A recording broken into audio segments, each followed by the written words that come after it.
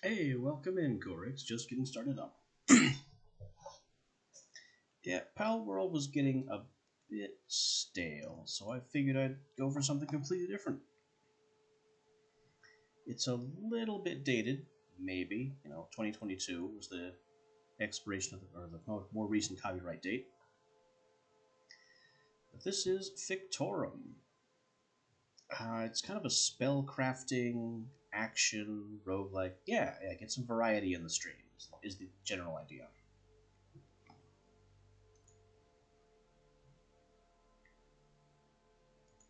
So we'll get going here in classic mode. And go ahead and step the difficulty up to hard. Why not? Which is not something I've done before, but we'll give it a try. There are a bunch of classes to choose from, which just choose your opening spells and inventory. The ones that have the solid borders are ones I think I've beaten before. So I guess I'll go Voidbringer, something else I haven't done. And we'll just jump right in and see what happens. Story-wise, the basic premise of the game is something to do with you're a wizard. I'm not entirely sure. Here we go. It was impossible, of course, but Melric was a Fictorum, the last one, and by stretching the very limits of his power and of creation itself, he survived his own execution. Such power comes with a price, however, and his body was warped with corruption, his mind scarred with the brief, blazing glimpse of the world that moment gave him, of the horrors within the miasma, and of the Inquisition, its endless armies already stirring, a hound scenting the magical trace of his miracle. Melric could not run away, not forever, but he could run toward. He cast his vision onto his map, marking the way to the Grand Inquisitor, marked with red, marked with blood. It was the Grand Inquisitor who had decreed Melric would die, and it was death he would receive.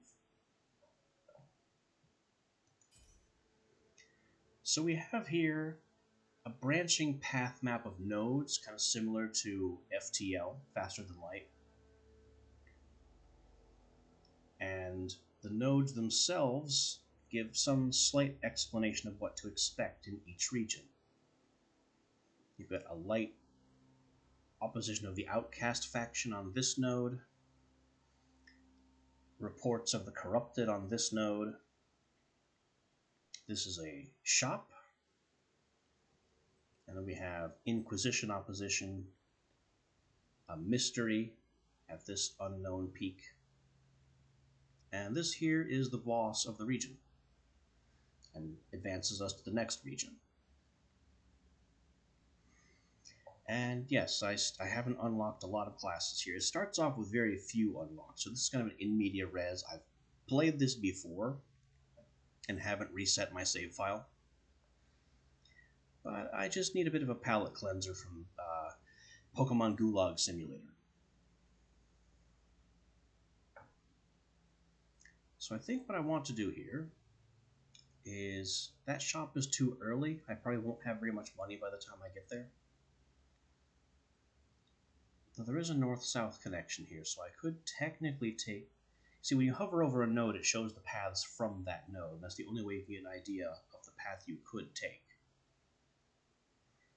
So if I make my way here, then I can jump to the north branch, and then make my way to this shop, and also see what that mystery is about. So that feels like a pretty good route to me. So we'll go down here.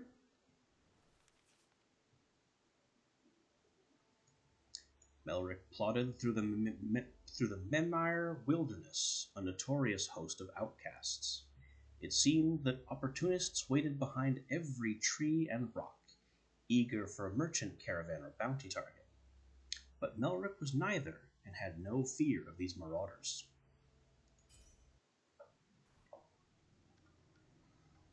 And then we get into gameplay proper, which is a third person, wander around. There will be enemies to face. They're already on their way. And my job is to sling what spells I have to survive them.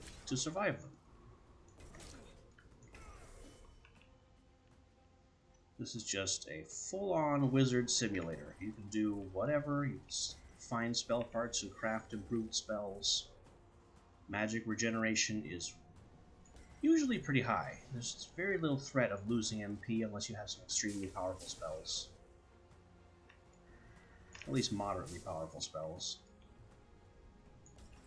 I can hold down mouse button for a preview of my spell's trajectory. Oh, this one auto fires. I wasn't expecting that.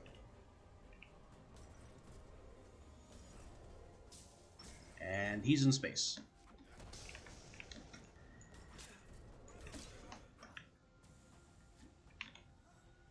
I have abilities on Q and E. I don't know what they do.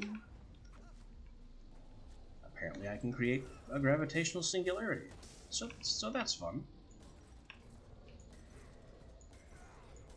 We'll just blast the people in that singularity and finish them off. There's my inventory. Okay. So what I have here is Eldritch Blast, which is a projectile of the corrupted type. It just flings a sliver of energy and it has a bunch of stats.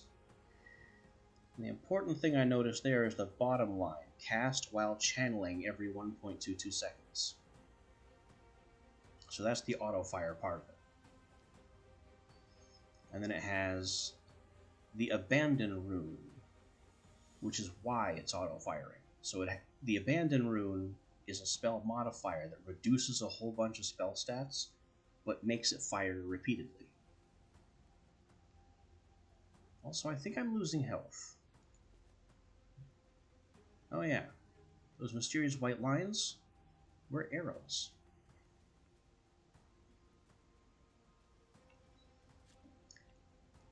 This isn't actually a D&D tie-in per se.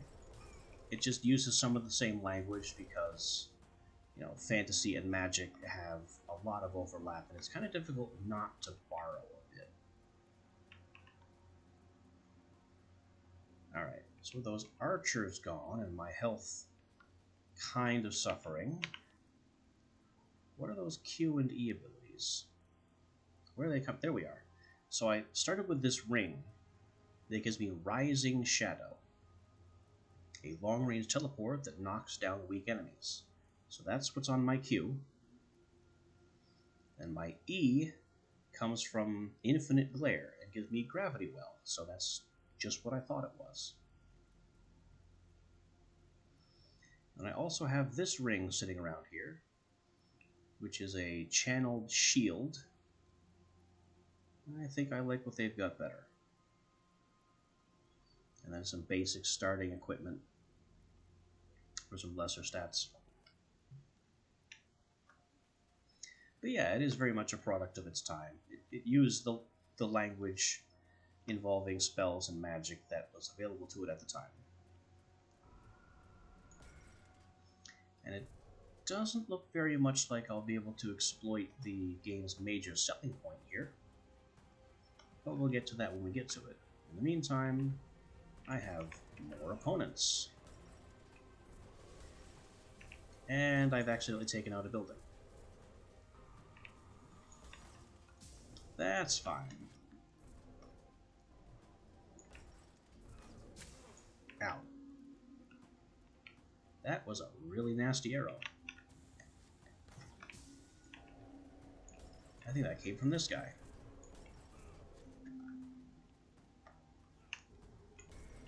Just make sure he's finished off.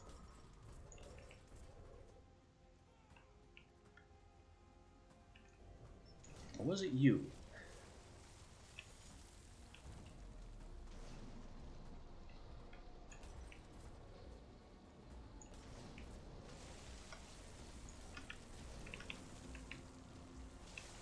Teleport to knock him down. and then blast him a few times. Maybe hard difficulty was a mistake. I've never gone up that high before.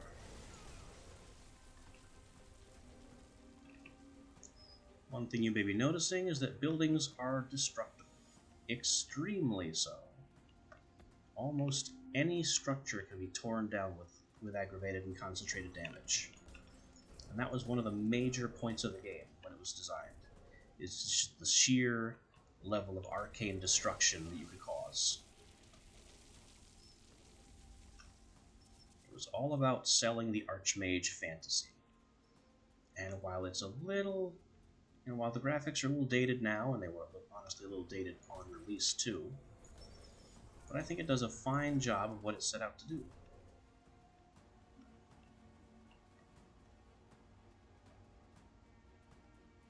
Now I've got to get in here.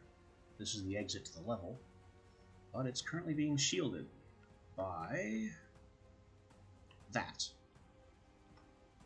So that tower with its purple beacon is producing the shield on the exit. So by removing that obstacle, we unlock the way out.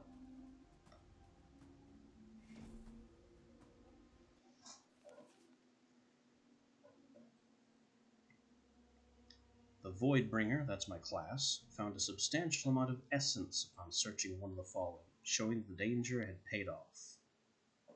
I don't know about 9 essence being substantial, but that was our first node.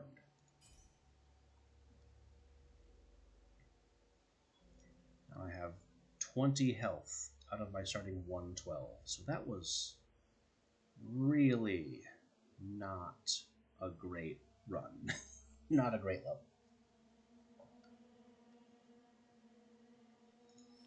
In my inventory, I have the ring I saw earlier and some new gloves, which are an improvement. Extra health, extra mana, same physical resistance, no downside. So I'll just throw those on, which I've actually forgotten how to do. There we go.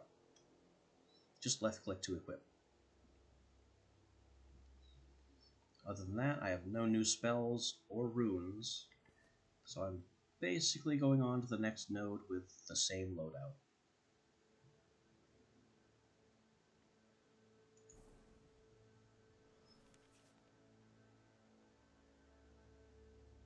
Melrick knew that before the Cataclysm, the Mabel Valley had been a destination for artists and young couples alike, entranced by its deep and shimmering beauty. But when he reached it, miasma choked the valley depths, and the surrounds were claimed by 2 rival forces, both of which were hostile to any outsiders. Now, here I have a choice. I can choose, whether it's the northern path or the south is not really relevant and has no game effect. But to the north, I'll be going against the Debilor Wizards, and toward the south, I'll be going against Outcasts. Outcasts are the same enemies I've faced before. Debilor is a separate faction of wizards.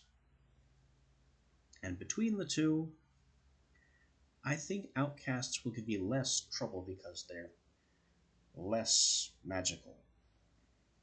I really don't have the health to take on some fellow wizards. And I may not have the health to take on these guys either, but if we die, we die, and we've learned something. The levels themselves, as far as I can tell, are not actually randomized. There are several basically set-piece zones that you can be thrown into.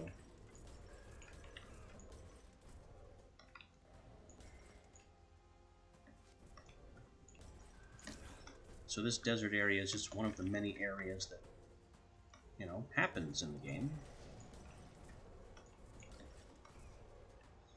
Be a bit much. Ow.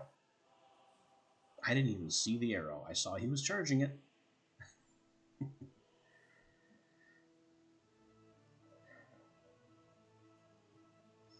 It is unknown for certain, but the historian Gregor claims that the Fictorum happened upon a formidable group of outcasts here. It is known that Melric met his end here. The Fictorum was ultimately unable to repay the Inquisition for their injustices to him and his order. With his death, the knowledge of the Fictorum order is lost to the ages, never to return, and the Inquisition maintained their stranglehold on the continent for centuries to come.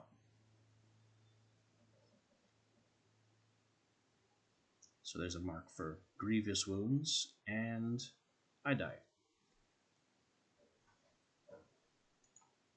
I'm not entirely surprised at this outcome, given that I was using an unfamiliar class at an unfamiliar higher difficulty.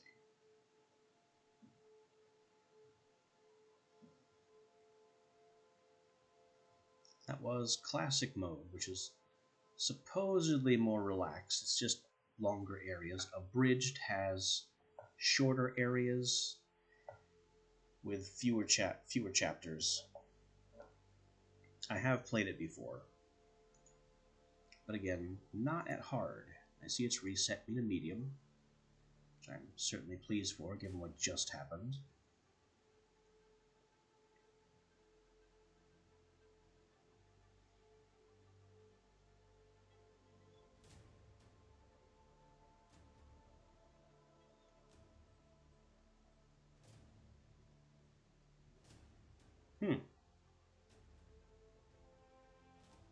This is another interesting and unfamiliar class.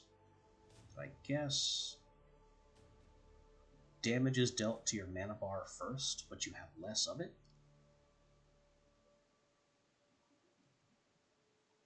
And I've got various other classes that I could unlock, like this one, which I have to cast 500 abilities in a playthrough. This one beat the game as the Firebrand, the Frostbound, and the Tempest. That'd be interesting to shoot for. I have a Firebrand victory already. Frostbound and Tempest are not yet completed. Tempest sounds like my kind of playthrough, because I do love my lightning spells. So, Tempest at medium difficulty.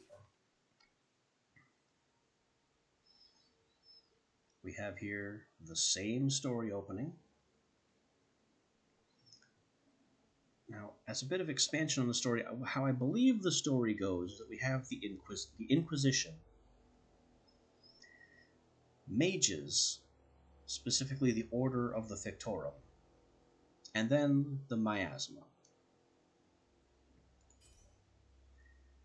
So the power of the Order of Fictorum, they were very powerful archmages, and they were feared by the Inquisition, who are basically trying to destroy all practitioners of magic. And so the main character, the last of the Fictorum Order, defies death on their execution, returns from death to go and take down the Inquisition. But that doesn't really do anything about the Miasma, which is this strange white mist that covers the entire map, except for all the mountaintop nodes. Which is an interesting conceit for having these mountaintop nodes.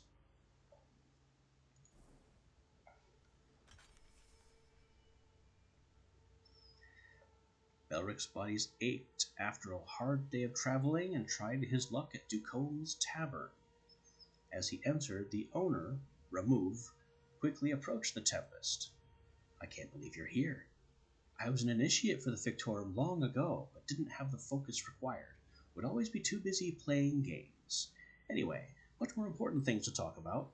The Inquisition is occupying this town. I've got some supplies from my travels. Hopefully these will help. Also, I can bandage some of your wounds before you head out. You'll need to fight your way forward from here."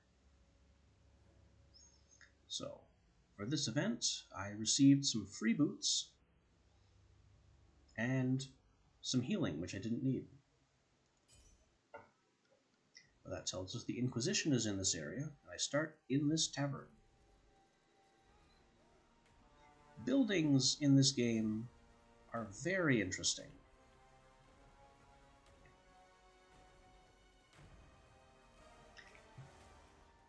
Because of the destructibility mentioned earlier, but they can also be entered and searched.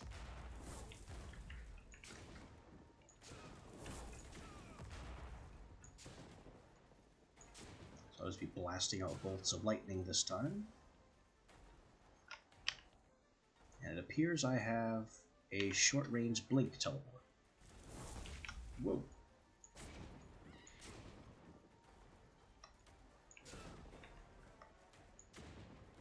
We'll just blast him out. Alright, now we'll search this building. If there are any items to be had in here, they'll be very obvious. Usually you can just press up against something that could be a container, like this dresser, and something like a potion will pop up. But this building seems to be empty. So there's no reason not to bring it down.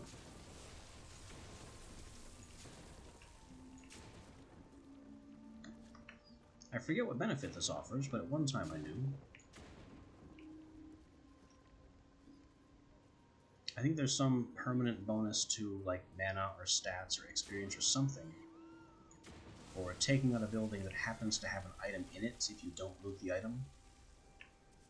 So if you fail to enter a building you don't loot, then you're not exactly at a total loss. You do get some consolation prize for doing so.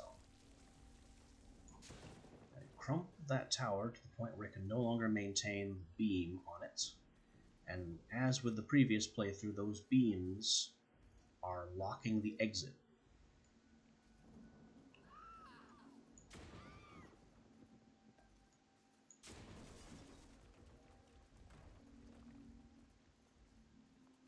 Ah, there. We see that blue glow shows there's an object in this dresser. And it's a marvelous silver ring. Something to look at later.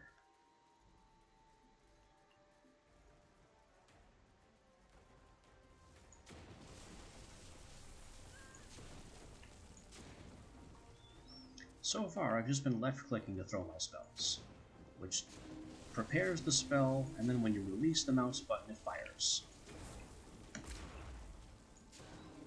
Pretty simple and effective for quick casts.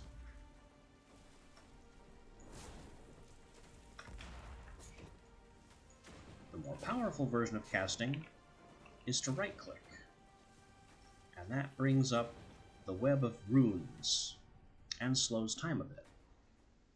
So I have on this spell a bounce rune, which I can empower, and a spread rune, which I can empower. And that gives me a triple cast that bounces. It must be emphasized that holding a spell like that must be done for short periods of time because your mana drains just for having that rune window up.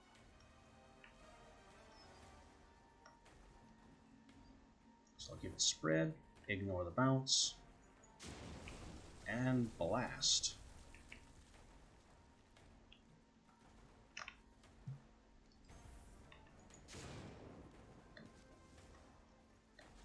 So in doing this, holding right-click allows us to charge the runes as you've seen. Then the modified spell is ready, and you left-click to actually throw it. We become the Scourge of Buildings, the ultimate demolitionist.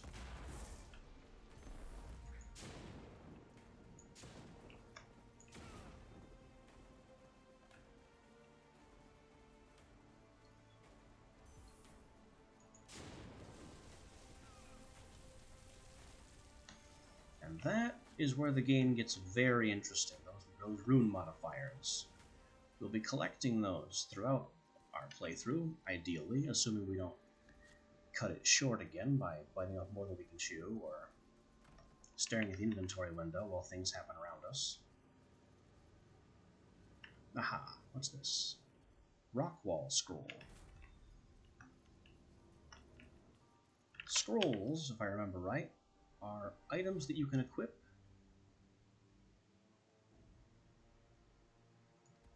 Yeah, so this will give me a another spell ability.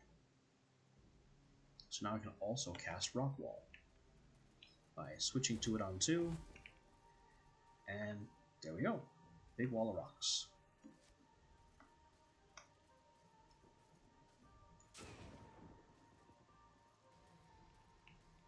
And that can be held, prepared, and put anywhere.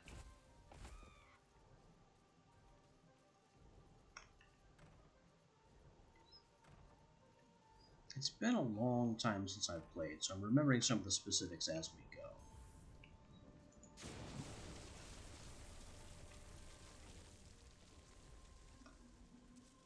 It's also worth noting that the physics objects, like exploded buildings, do deal damage.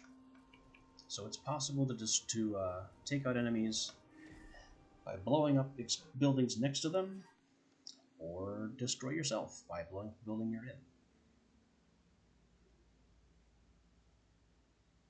The Tempest found a substantial amount of essence, so I've received an essence reward again, and then I received this tag because I blew up a lot of buildings.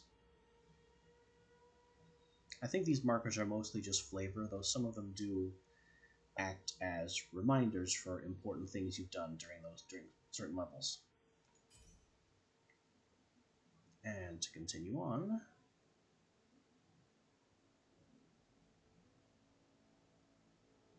I think I'll move on this way and hit this shop. But first, I picked up several boots.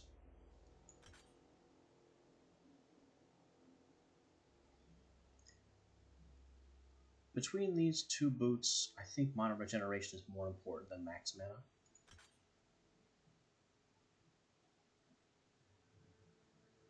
And then this silver ring is worth 11 mana, which I can put in my empty ring slot. And the real fun begins with all of these extra spell runes I've discovered.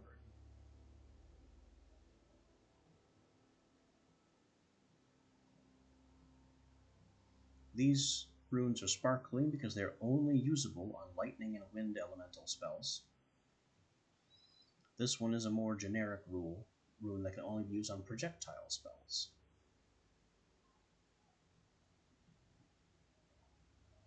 So my lightning bolt currently has that spread rune, this one here, and this bounce rune.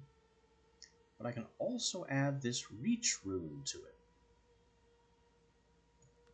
to give it additional range.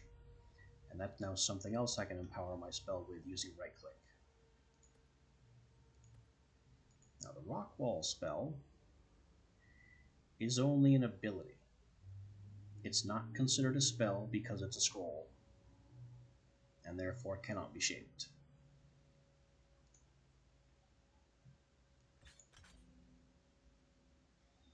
Now the other thing I can do with leftover equipment is I can hold shift to destroy them, called disenchanting, and that effectively sells them because it's turned into essence.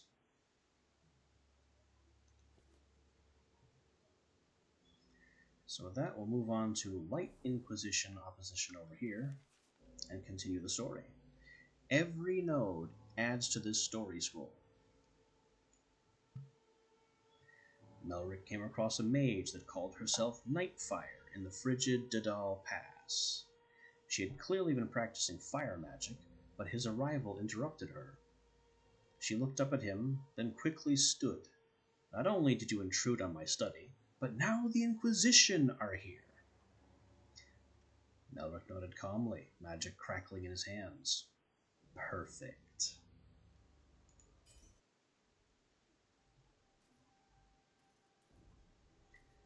So here I am defeating Inquisition captains. This is another standardized map area, and unlike previous levels which had various structures locking the exit, this one has an objective. I have to kill what is currently an unknown number of Inquisition captains. So let's just go and find them. Make some new friends.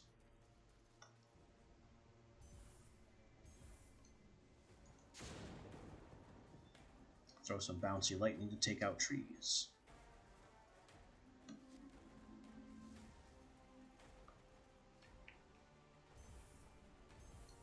And here we have some Inquisition. They keep using this pillar spell on me, which is a bit irritating.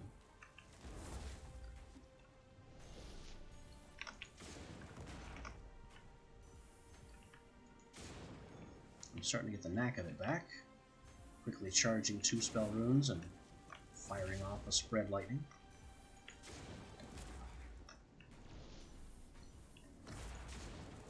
I don't really need to add the distance rune into it because they are uncomfortably close.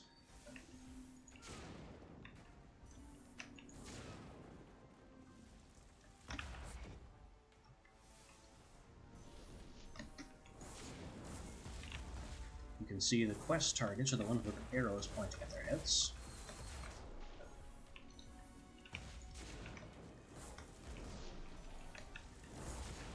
But really, everyone in the vicinity is a problem. Maybe Rock Wall can give us a slight breather here. No, they are lobbing fireballs over the rock wall.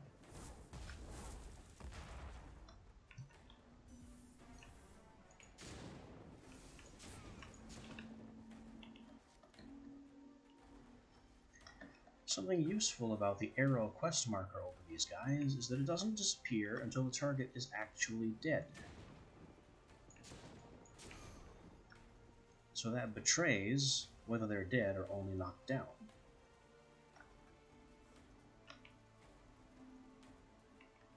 That, I'm seeing arrows coming in.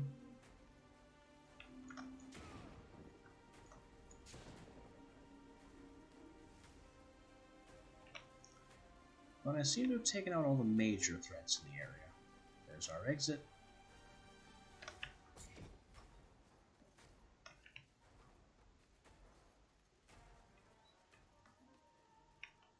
The blink spell is very useful for mobility. It has a short cooldown, fairly short cooldown, and all it does is teleport you a short distance forward based on your camera direction. So I can go up, I can go down, I can go anywhere.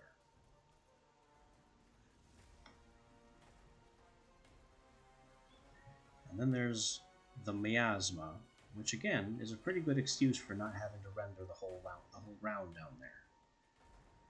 This fog is lethal, so taking a dive into the smoke is not recommended.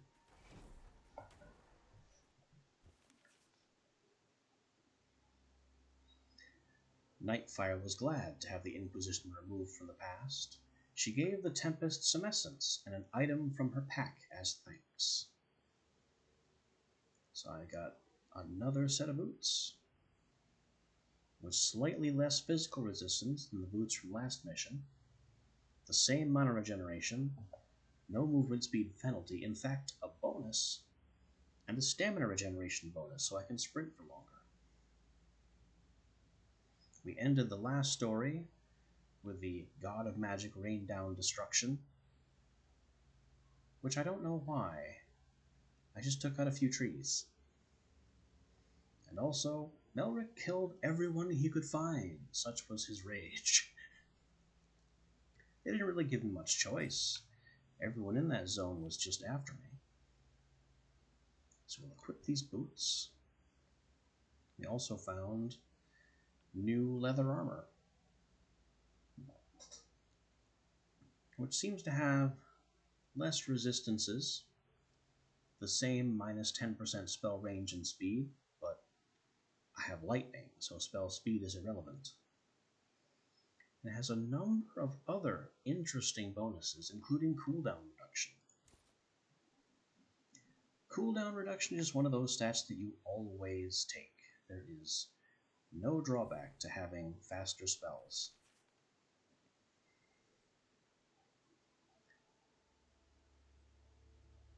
Bridgeholm. The sound of heavily armored footsteps alerted Melric as he arrived on the path through Bridgeholm. A mortally wounded Inquisition paladin rounded the corner, clutching his midsection, trying futilely to keep his guts contained. Galahad saw Melric and collapsed. Fictorum, the Inquisition ahead. They've gone rogue. All the citizens are criminals. They are tormenting the local area. Please put an end to. I can either ignore his plea, but take on the Inquisition anyway,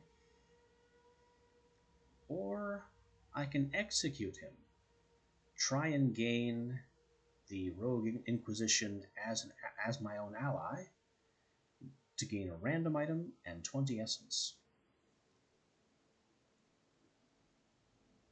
Of the two options, an item and 20 essence is a pretty good boon. So we'll try this. The Rebel Inquisition greeted the Fictorum with open arms. They encouraged his rampage and provided what supplies they could. So that's 20 essence and a superior pair of gloves. Good choice. I made some new friends instead of slaughtering everyone in the vicinity, which is usually how these encounters go. Now, proceeding toward this shop, I can go through Outcasts or Corrupted. Well, we haven't seen Corrupted yet today, so let's show off these boys. Melric stumbled across Iugalare in Chasto. Don't ask me about the names. It's some made-up language as far as I can tell. He wasn't sure whether the corruption drew him to it, or it to him, but Iugalar was nearly as corrupted as he after years of research and personal experimentation. She coughed and hacked as she saw him, wheezing ragged words at him. You, the Tempest, are the secret to everything. Come, be one of my experiments. With our power together, we could easily rule this world. But even as she spoke, a miasma storm blew up, unnatural thunder erupting around them. Ah, my friends are... So, my only option here is to interrupt her rambling with a quick spell. He had neither the time nor the patience to figure out if Buglar had profound knowledge or insane. Whether these corrupted were her friends or not was of no concern of his, but they would meet their end today. So the character of the Fictorum is kind of typical RPG protagonist in that they are very demonstrably bloodthirsty. Like, just by default, with all the options you have available, what you have is a very angry man. One might say justifiably so, given that the entire world is out to get him.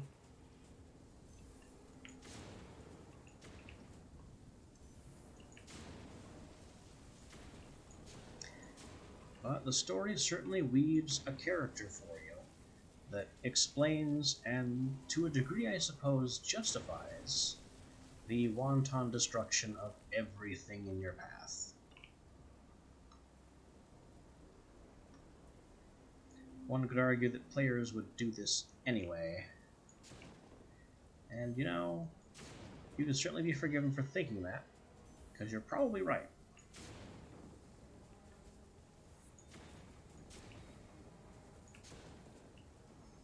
You don't exactly give your typical gamer a set of tools like this and a destructible universe and expect them not to blow up every building they see.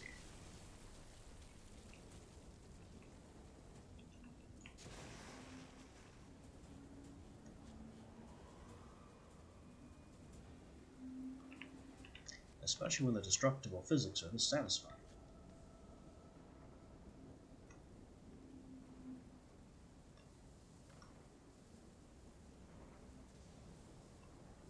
I don't see any items shining in here to be collected. So we express our disappointment. And get bonked. Just casually get bonked by the building exploding.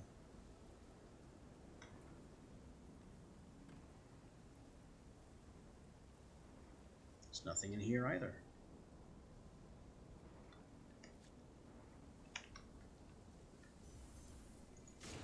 But at least since I'm not being attacked, I have the leisure time to explore these instead of blowing them open and hoping for the best.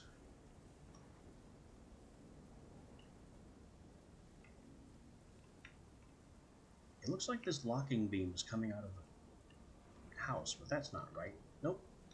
It's coming from that tower behind the house. Go down. We even have an upstairs in this one, but still no items. But there is a very confused and panicked citizen. Oh, he's harmless. I don't need to harm him.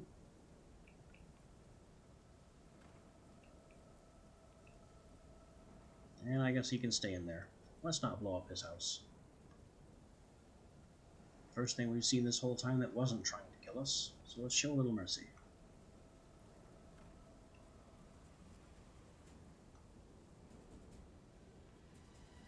There's nothing in here, but I am hearing battle music, which means there are more enemies in the vicinity. Whoa.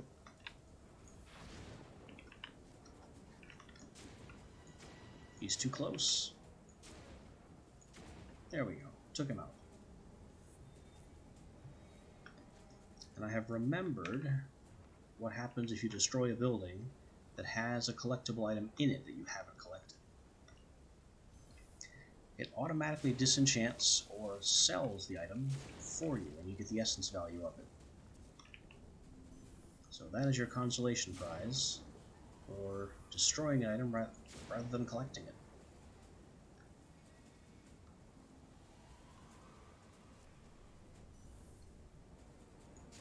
Snipe. We'll use our reach rune and just tag him at a distance.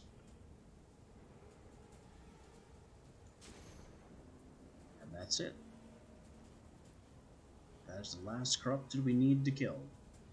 It may not be the last corrupted on the map, but that satisfies our objective. This is still locked, because that tower still exists. So let's give it 3 blasts at extended range. And that takes it out. Something else that I like about the game is if you watch, whoa, and dodge the falling stone. So I showed you before that holding a spell shows the indicator of the path the spell will take. So we've got that. But if I hold right click and then move up to add the spread rune, you will see that it adds 2 additional paths to the preview. And it does that in real time, so if I only went slightly closer to the rune instead of all the way, it would only add 1 extra spell fork. It's just hard to see due to the third-person camera's angle. In the piles of research scattered around, Melrick discovered a spell token. Fire Wave. Alright, so now we have an actual spell. And 2 scrolls of Rockwall. Where we got a second one, I don't recall. So Fire Wave is actually a spell. So I can add runes to it.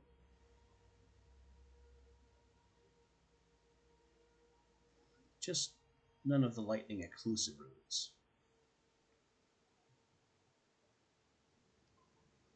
So we have a bounce rune already in it, and I'm not really sure how that affects Fire Wave. I guess it's technically a projectile.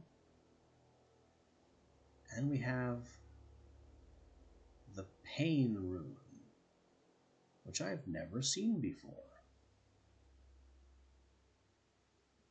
So if I take damage, a spell with the Pain Rune is automatically cast at the source of the damage, but I can no longer manually cast the spell.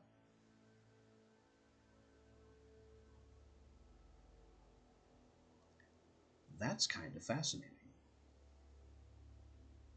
but maybe not particularly useful here.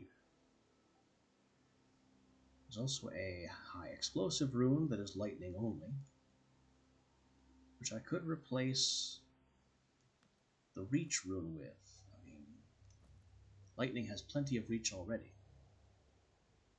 If I add the high explosive rune, then I can gain additional size for these bolts.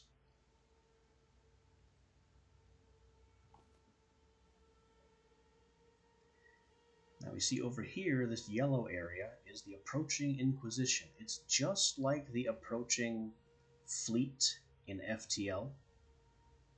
And you can see that the nodes that this covers are now bright red. They are an Inquisition Legion hazard. So those are very dangerous areas right now. Excuse me.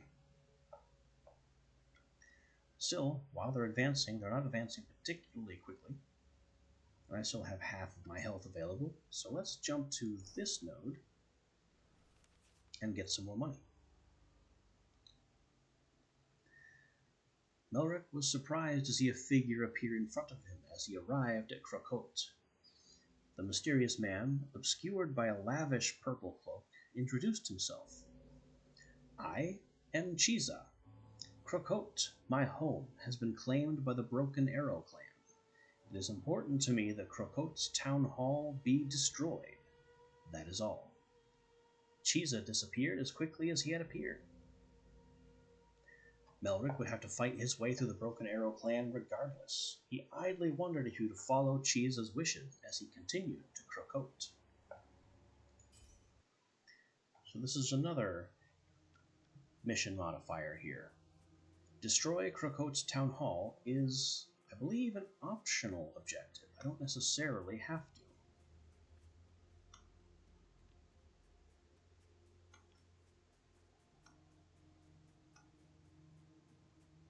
But really, why wouldn't I? There's no downside. So we'll get spread. That improves the blast at the end of the fire of the lightning bolts. And we'll just throw that toward town. Maybe I did need the improved range after all. Let's see what Fire Wave does with bounce. So it looks like it travels along the ground. And then pops.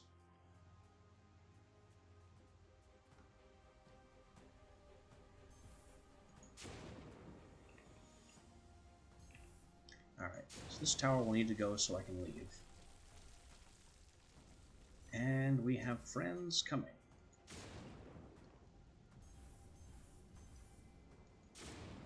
Just hit him with a fully charged blast. Whoa! Where did you come from?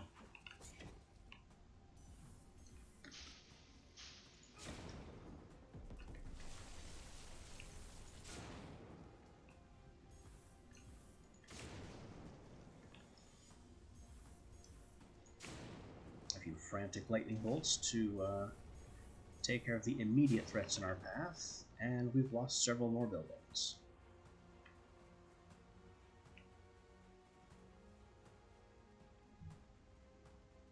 If there was any loot in these buildings, it is well and truly gone now.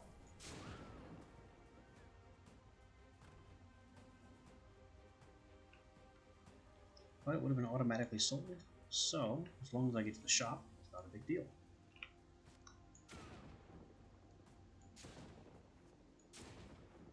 Double tap, just make sure he's out.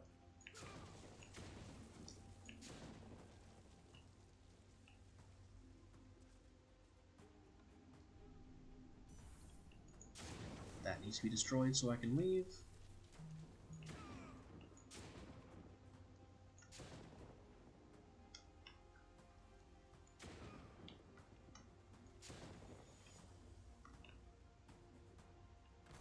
double check this building. There's a man in here. But no items. Excuse me. Oh dear. That's actually an enemy. So since he's blocking the door, we may have to make our own door. Or bring down the building from the inside. Either will do.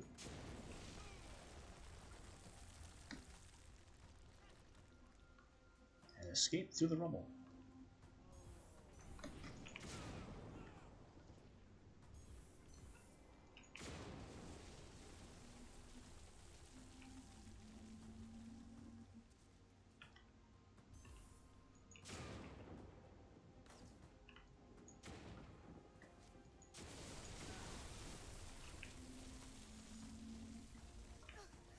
This looks like the town hall that he wanted, that the Chiza wanted me to destroy.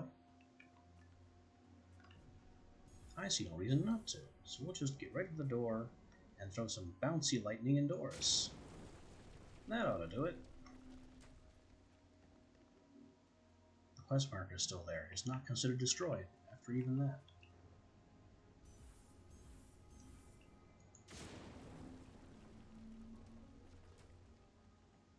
I guess it really has to go.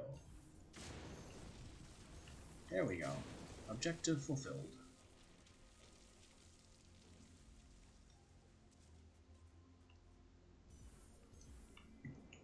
And we've done so much damage already. Why not knock out the rest of the place?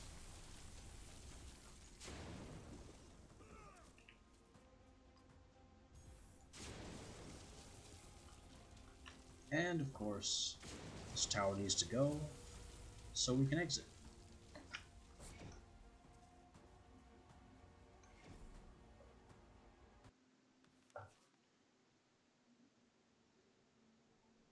After passing through the Nexus, Melrix felt a sudden weight in his pocket. Reaching in, he found a rune. So we have Magic Reach. It's a volcanic rune, which means it can only be used on fire spells. Which is good, because that 638% range bonus is going to give us better reach on Fire Wave.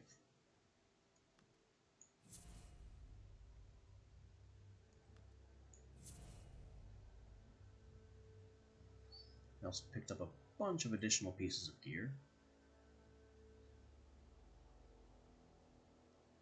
This is the same leather gloves with slightly more health.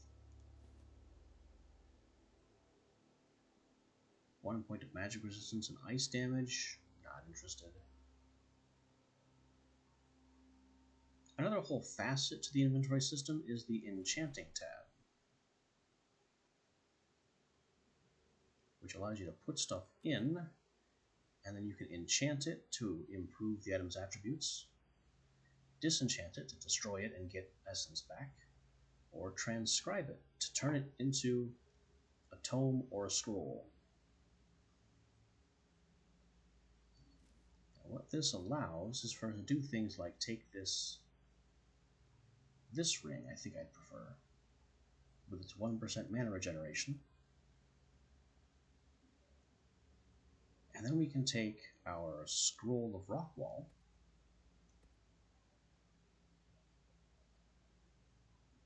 and imbue. Now the ring has Rockwall built into it, and this is now our E ability.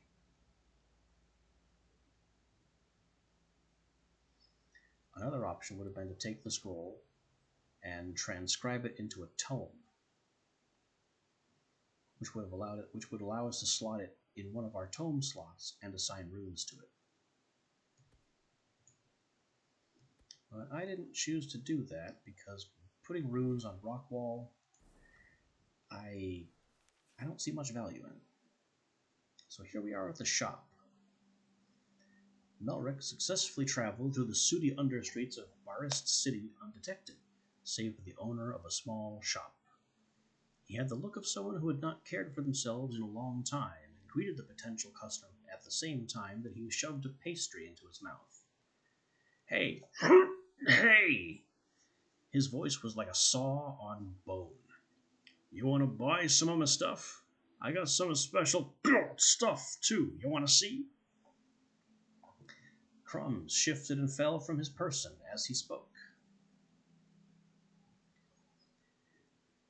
I can continue and go directly to the shop, or I can ask about what this special stuff is, which I think I'm going to do. Yeah, I got all kinds of rare, special stuff. Nowhere else but here.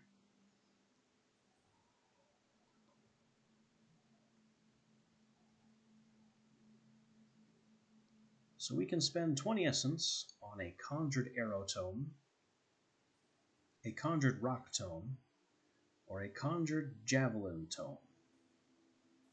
All of these are very, very weak spells. It's just an arrow, a rock, and a javelin. These are simply physical objects that I can conjure and throw. Actual spells are simply more potent. And here we have the shop interface. I can buy Boulder, which is definitely bigger than Rock. Oh, the rock walls. Let me just sell this rock wall tome. It sells for 11. So it sells for 11, and I think it would disenchant for like 4. No, I think the sale value and the disenchant value are equal. I don't know. Maybe it's better to hold off for the shop. Maybe it's better to disenchant them yourself. I don't actually know. But I'm just going to sell all these for essence. And have a look at what he's got. More Rockwall scrolls. Light plate mail of the snake. You can see that the item naming schemes have that kind of Diablo affix quality to it. Another semi-borrowed mechanic. Doom. Spell is automatically cast when you kill someone, but can no longer be directly cast.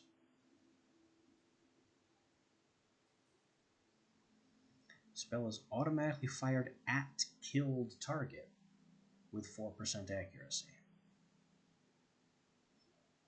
We have Persist, which increases the strength of damage over time.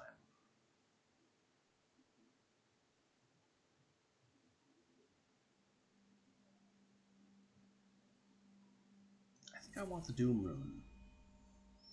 And yep, it can go right in Fire Wave. So now Fire Wave will automatically happen whenever I kill someone with lightning.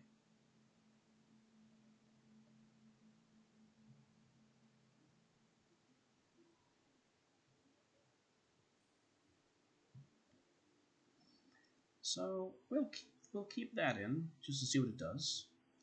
Buy the full heal and move on from the store. As the Inquisition encroaches further, as in FTL, you can see the area that they have taken over, and in this lesser circle is the area that they will take over after I move.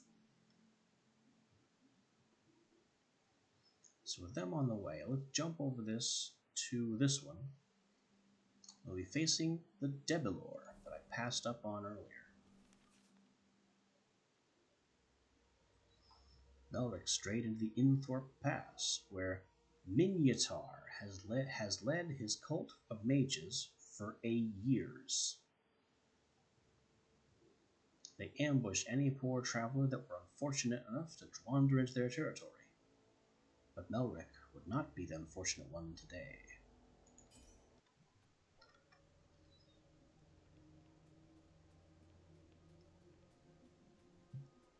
Here we are, and this looks like where I died on my last run. So as I said, there aren't an infinite number of maps. we will see the same landscapes from time to time.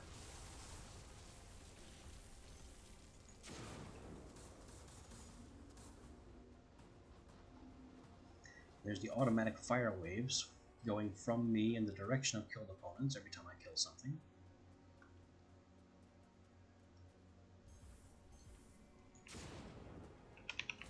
Get the rock wall up. And peek out to blast this guy.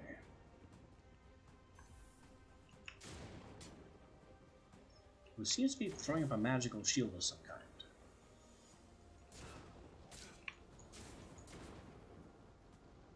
Where'd he go? Did I vaporize him?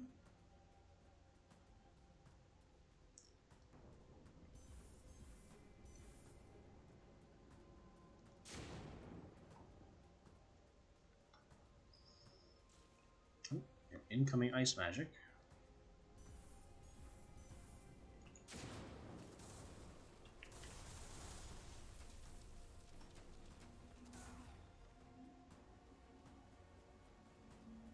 That couldn't have gone better. We knocked out the paladin, automatically threw a fire wave with the death rune, and blew up a building and a second guy with that rune.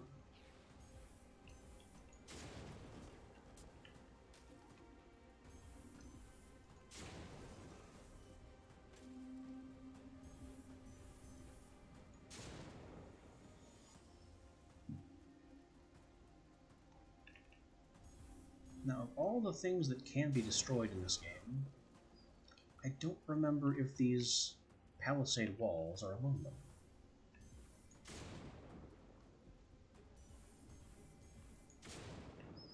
It certainly looks like you can blast wooden chunks off these walls, but the walls themselves don't appear to be... Oh no, I am breaking individual logs in the walls, aren't I?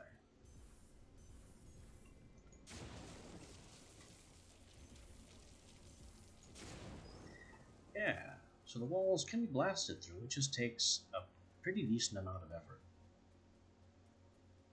Anyway, proceeding along the path, we have the one watchtower, blocking the way out. Away it goes, and the exit is clear.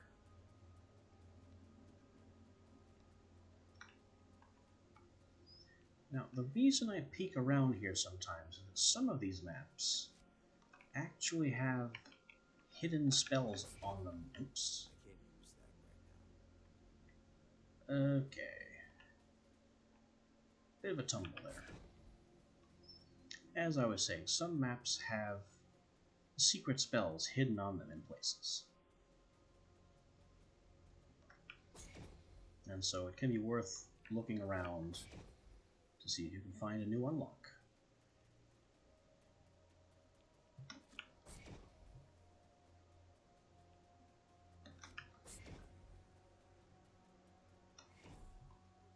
For now, though, we're just heading out of this area and on with the story.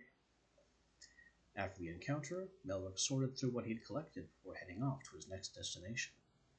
5 whole essence. Killed everyone he could find, and God of Magic for my destruction.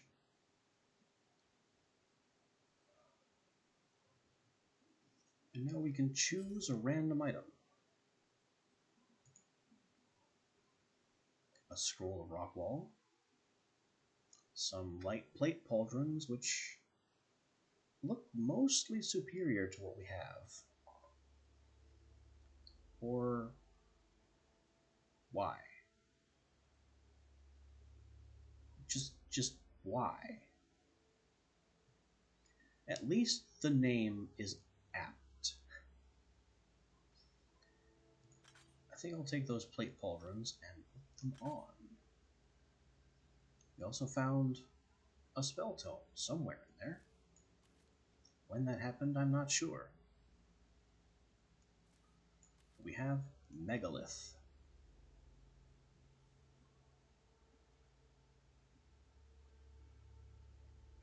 Which also has the bounce rune on it by default.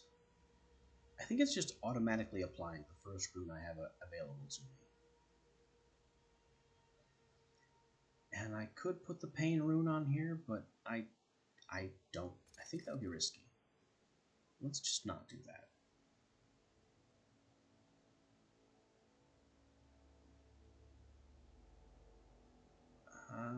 I don't think this plate mail of the bat is worth using. I mean, it only being worth 1 is certainly something to look at. Anyway, on we go to the next shop. Actually, rather than the shop, let's have a look at this mystery node. We didn't get to our last one before I died. Belwick's journey took him through Malkavir jungle, his path eventually becoming overgrown by brambles and fallen trees. Navigating around the natural barrier, he found a chest made of black metal sunk in the earth, but strangely, plants did not cover nor even grow near it. He found himself kneeling in front of it and his hands moving under the lid. What power could be held within? So I have the opportunity to take a few things, all of which are at some pretty severe looking costs.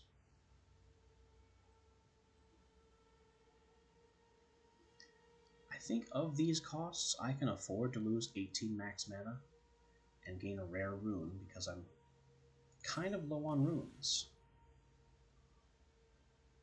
And this rune is Trap. Preserve an area spell until an enemy is within range.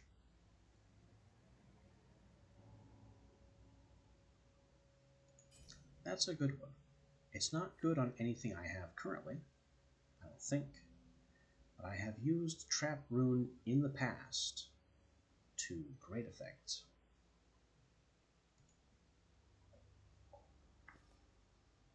For now, let's move on to the shop. We have the same choking man again, with special stuff, which are the same garbage physical object tomes.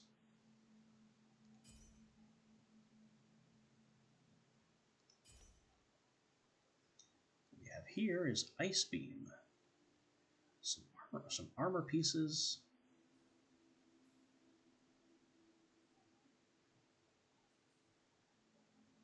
this one is purple tier.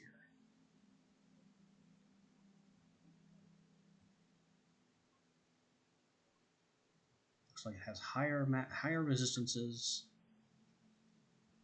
and doesn't have the health bonus. So it's not really all that better than what we have. Manifest, only usable on fire and corrupted spells.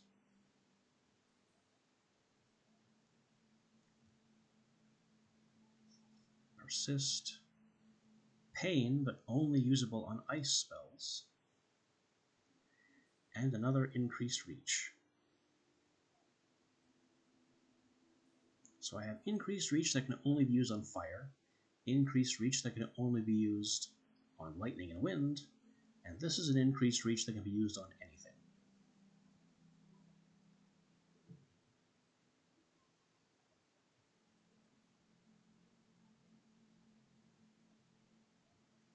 I think we'll take the Ice Beam.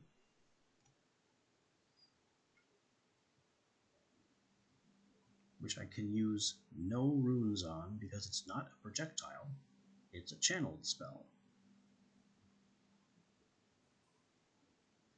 I'll add... Oh, I can't afford Magic Reach.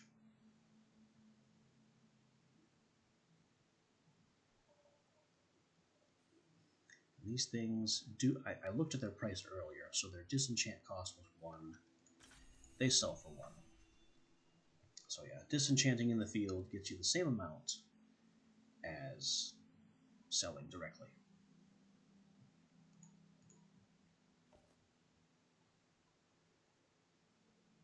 With that kind of disappointing shop, we'll move on. We'll stall a little bit because we have plenty of Inquisition time left. So let's go after these Devilor.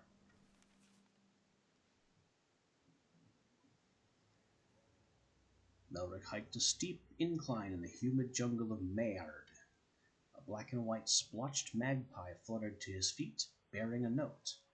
This was no ordinary messenger bird, but the emissary of the dark mage Corvidius, one of the few that could have found him in such a remote place. I can either go to meet Corvidius, or I could ignore him. I think I will come and find Corvidius. The Tempest reached the trailhead just as dusk turned to twilight, there finding Corvidius and his followers at the end of the trail. Come, we have much to discuss, the Dark Mage said, gesturing to a fireside seat. I can refuse, with the knowledge that Corvidius only want what they can get. Or I can sit down and discuss our common enemy. Perhaps Corvidius, despite his implicit untrustworthy nature, may have something to offer us. Corvidius smiled, his cracked yellow teeth gleaming in the firelight. We are always happy to meet other wizards during our travels, especially those interesting enough for the Inquisition to offer a bounty for their head. We could provide some aid in exchange for essence, if you were so inclined. It was clear this was not a request. So I could pay 75 essence, if I had it, for a unique spell. Unfortunately, I have no choice but to attempt to leave after being given this offer I can't refuse. So we'll refuse it. And now Corvidius and his mages are attacking me. So here I am in yet another standardized map. Nothing's after me just yet. A bit of divorce between the narrative and what's actually happening.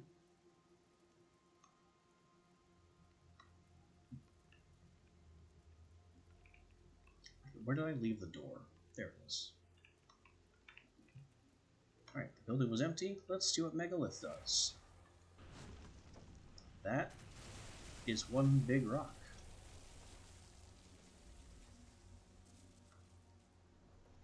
Let's make it a bouncy rock. It didn't bounce. And yet ran out of rock. That one didn't bounce either. It just plowed right on through.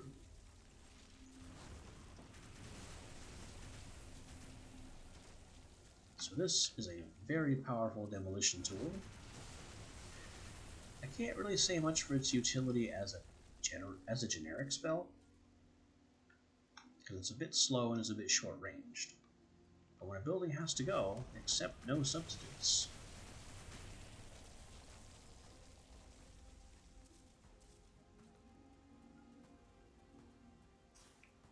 Here's someone with magic. Here's another someone with magic. Have some rock. That rock immediately flattened him. I guess Megalith has some utility if you lead your targets a bit.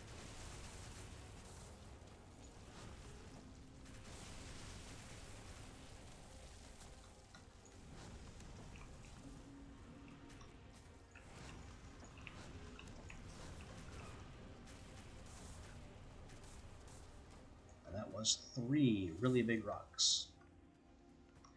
You have a shield. I have a rock.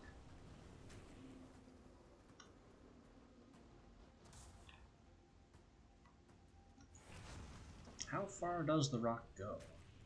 Not very far.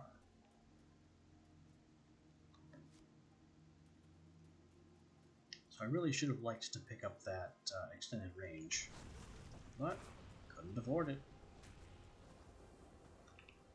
Even so, this rock is really pulling its weight. Oh, hello, goodbye. Have a rock. He's not dying to rock. There we go. And the little flame waves that we passively throw on kills took care of the other guy. We knock out that tower, and we can leave. After hollowing out pretty much every house in our path.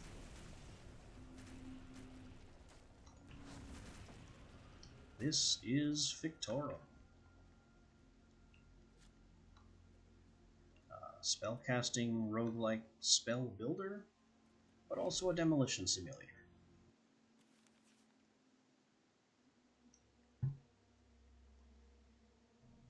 And after slaying Corvidius, we find Earth Slam.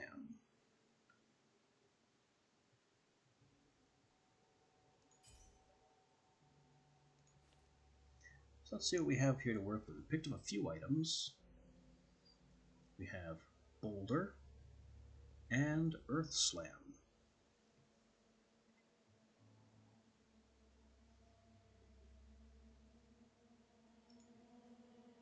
Now I never cast Ice Beam.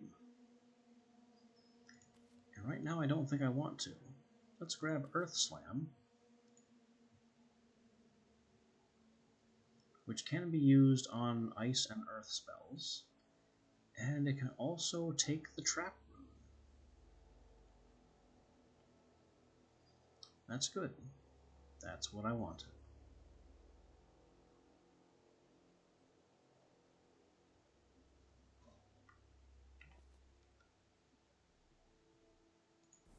So we'll move on, wasting a little more time as the Inquisition approaches.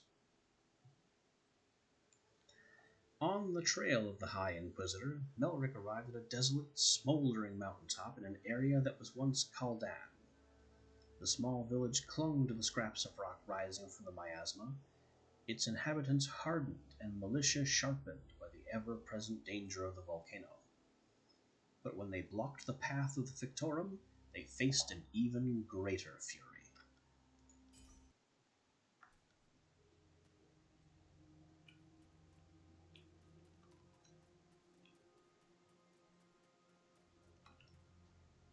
So we have our slowing trap, Earth Slam. That can go right there. And while that big circle keeps watch for any trouble that may show up, I'm going to have a look at these buildings. I think that was a health potion. Nope. Earth Slam triggered itself as the trap component ran out of time. Plate Mail of Disappointment.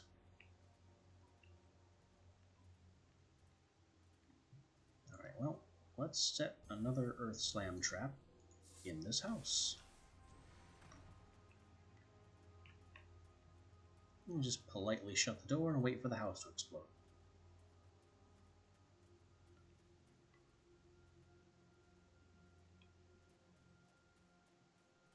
Get a good view of it. Boom.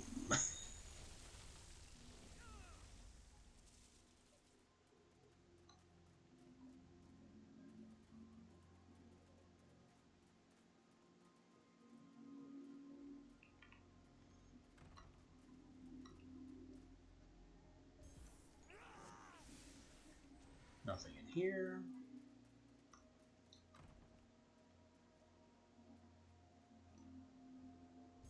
I'm liking this spell. Just set a little demolition time bomb when a house disappoints me so I don't have to throw spells at it. You can just walk away and trust that the house will take itself out in time. Now we have actual problems. So I'll just set that and run away. Come find me. Here they come. They're going around the trap. Plant a new trap, which goes off immediately and kills just so many people. You can tell, because for every kill, I throw off a fire wave.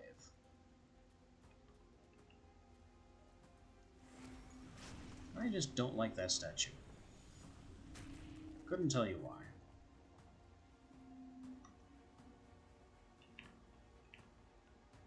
Nothing upstairs.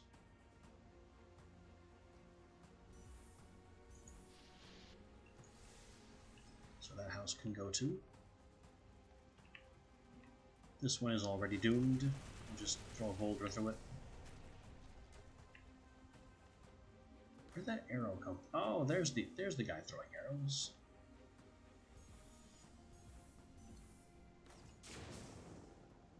I don't think my lightning has the reach to get him. So I'll grab these marvelous leather gloves. And I am inside a house that is being destroyed. No, don't drop roof on my head.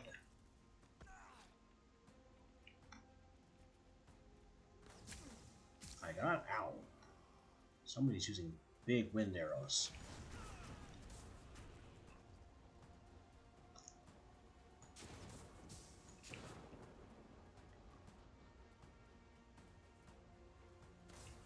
There you are.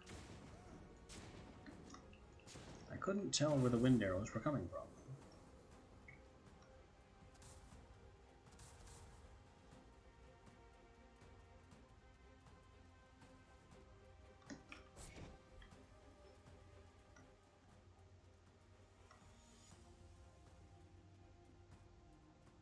Wait, why is this locked?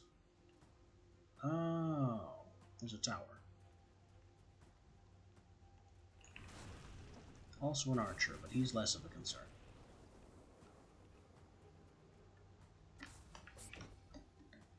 And I have made a mistake, and I'm going to die. Teleport is on too high a cooldown to pull me out of this. I'm just going down into the mist. Oh. It teleported me back to the beginning of the level. Did it always do that? I don't recall.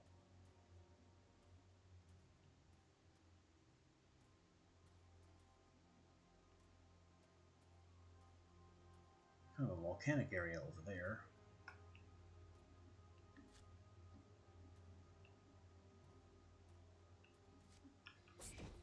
Oh well. I thought I was going to find some goodies. Instead, I only melted myself and then made it worse by not just diving into the hole.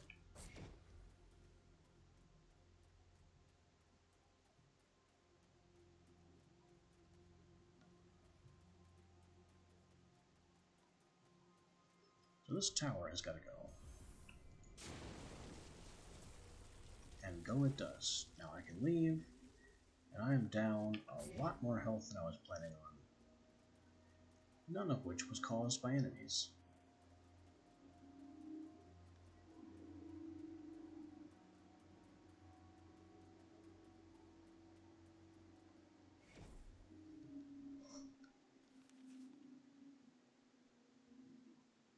Found essence. Took more hits than a normal man would have been able to withstand, and suffered grievous wounds.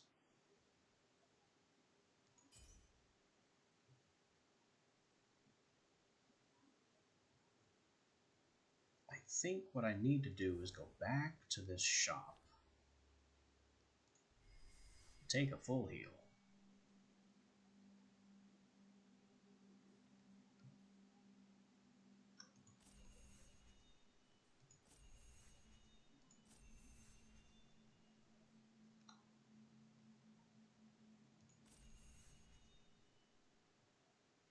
You can sell off, especially this plate mail of disappointment. That's just trash.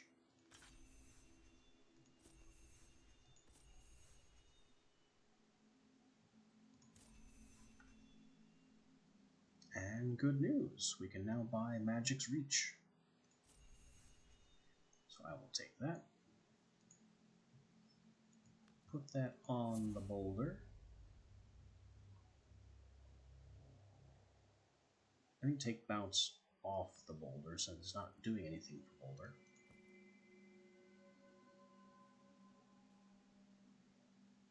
And slow, it's a boulder. Adding slow to the boulder doesn't seem to do very much. Yeah, I added that last night.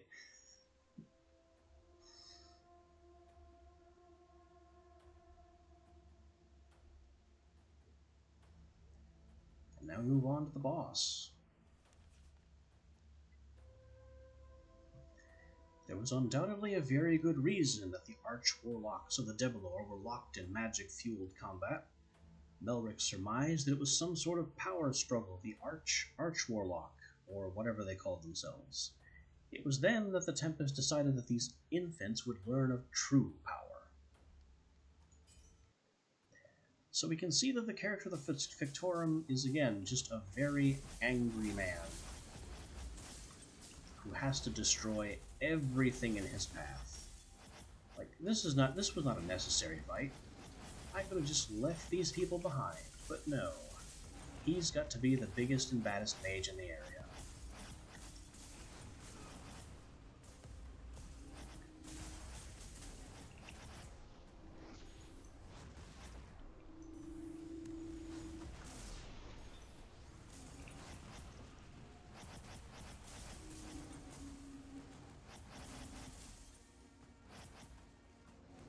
This is one of my least favorite boss encounters, not because it's particularly difficult, but because I have to kill everyone, or at least ensure that there are no mages left standing. And that can be tricky, because they don't always come looking for me. See, that's all the visible mages, but I'm still not done. There's still one or two somewhere. I have no idea where they could be hiding.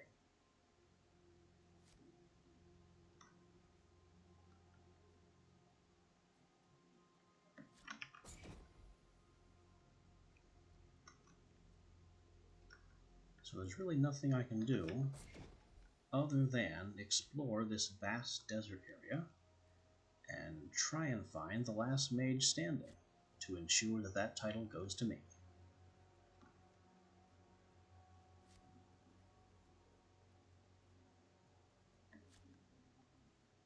Now, the only reason this is necessary, I'll remind you, is because the player character, Melric, without my consent or consensus, just decided that he had to be the scariest guy around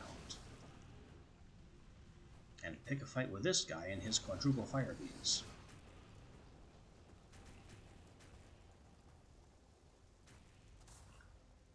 And he wasn't the last one either.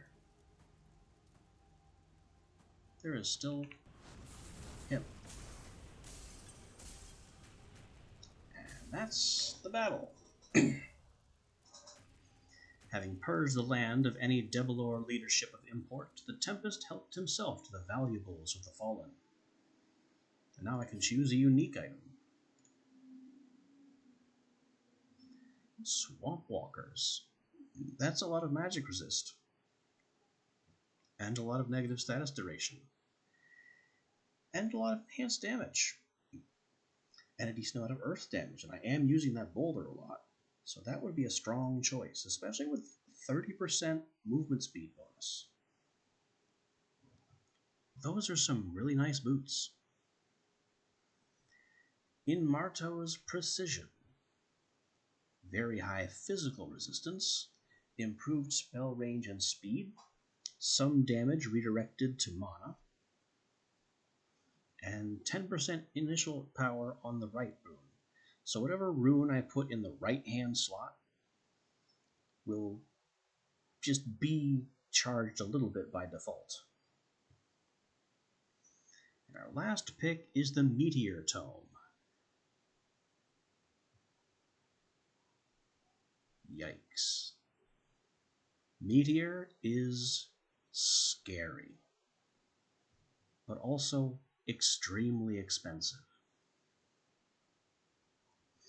And as much as I would love to play with that, I don't think I have the runes to make it really good.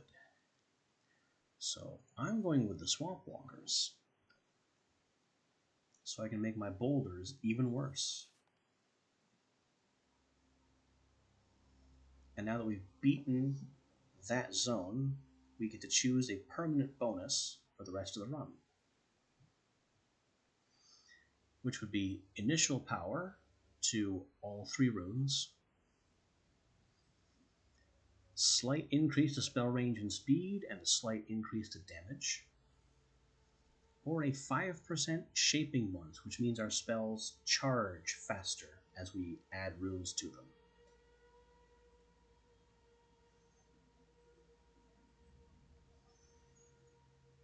And I think these are not the best things that I could be offered. This one in particular is essentially nothing. But a shaping bonus will allow my spells to come out faster and waste less mana. And now we are in the second zone, with the final boss. Yeah, that's some lightning going on over there. I suppose we'll figure that out when we get to it. In the meantime, I'd like to plan a route through these 2 shops, ignore this upper area, dense as it is, and just make our way forward.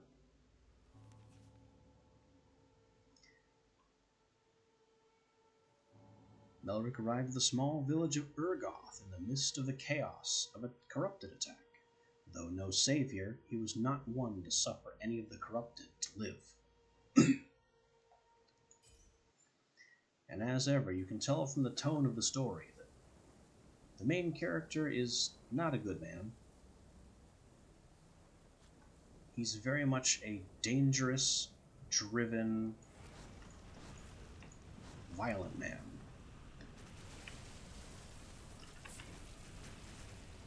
Who has been thrust into circumstances that he's not happy with.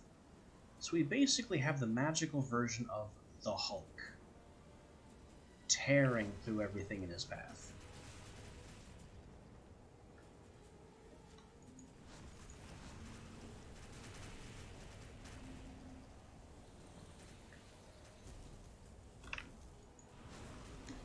Oh, that was an explosive guy. And this one's throwing bombs.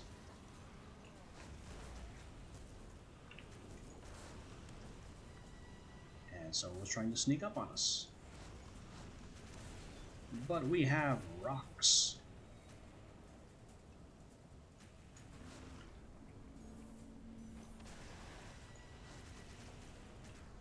Let's really lean into the mage's reach on these rocks and throw them as far as we can.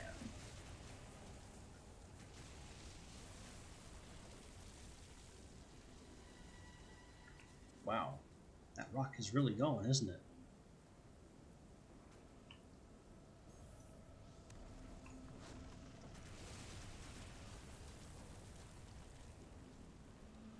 It seems to be rolling a little more slowly. But the range on these rocks is now pretty extreme if I feed it that rune.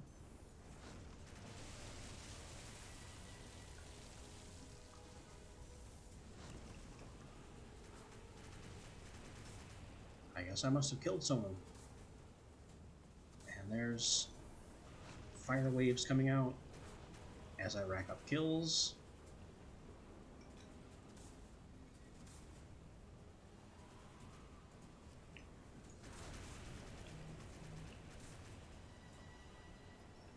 Oh, that giant essence icon shows that there was an item in that building when it was destroyed.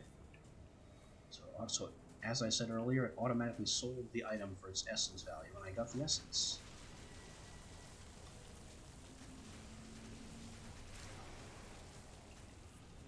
I have no idea what just exploded on me.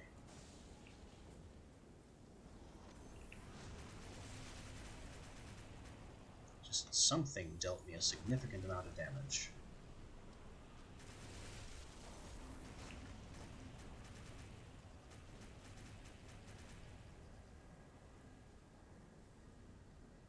There's the tower that's keeping this nexus closed. And we have a rock wall scroll. It's a rock wall scroll.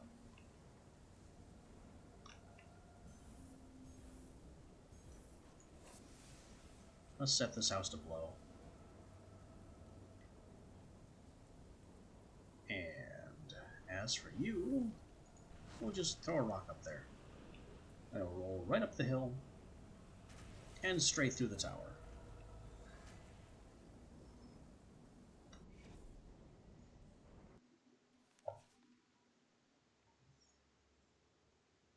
I suffered grievous wounds, and more hits than a normal man would have been able to withstand, and killed everyone.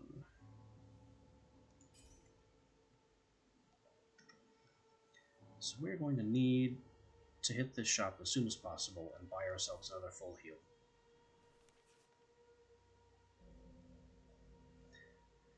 On his way to the small, impoverished village of Varellus, Melric caught the sound of soft whimpering behind a large rock. He approached carefully, ready for anything, but found only a frail-looking boy weeping by his dead, emaciated mother's side. He also spied a small purse clutched tightly in the mother's hand. So I can help bury her, gaining 5 maximum mana, and the Pursuing Inquisition advances an extra time. I can growl at the boy and steal that wallet, or just ignore it. I think I'll gain the 5 max mana, which is permanent, and I can afford for the Inquisition to advance. I have the time. The sun set as the Tempest buried the boy's mother, and afterward he gave the dust purse to the boy. They stood in silence for a while, and when finally the boy looked at Melric, "Thank you," he croaked, as he turned toward the village in the distance. His eyes glowed as he spoke. So apparently, something about the boy increased my power. This is a strange world indeed. But now, I can jump right to the store, and it's a different shop. When summoning the Garinth foothills, Melric nearly missed a cave with torches shining from deep within. He cautiously ventured into the crevice and discovered a chubby, turbaned merchant humming a tune to himself as he waited for his next customer. So at least we don't have the coughing man and his useless tomes. I never put my boots on. Look at those swamp walkers actually on. Sell these boots, these robes. Another rock wall scroll. Getting tired of those. And hey, I have a high explosive rune that I can put on my rock. Make it a giant rock.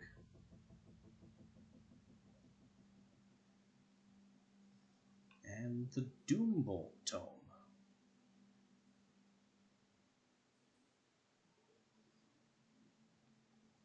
I don't think Doombolt is particularly good, especially not with the loadout I have. Speaking of which, let's put the Megalith in slot 1, because I use it so much. Earth Slam in slot 2, same reason. And then Lightning Bolt. I'm not really using Lightning Bolt very much. I might want to keep it on hand, because it's fast, so if I meet any fast enemies, I'm going to want a fast spell. Then we have Fire Wave with the Doom Rune, which is it's just doing some work. It's being kind of helpful here and there. So we will sell Doombolt. And we don't want to buy another Fire Wave. Certainly not of the same rarity value. I did not mean to take that off, but I didn't have... The rune setup is the same, so it doesn't matter.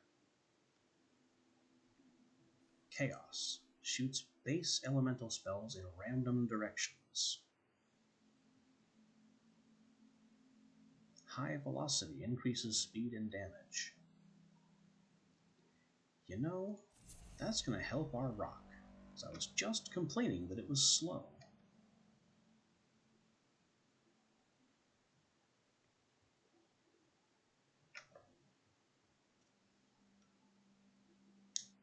full heal. And that is a very productive shop.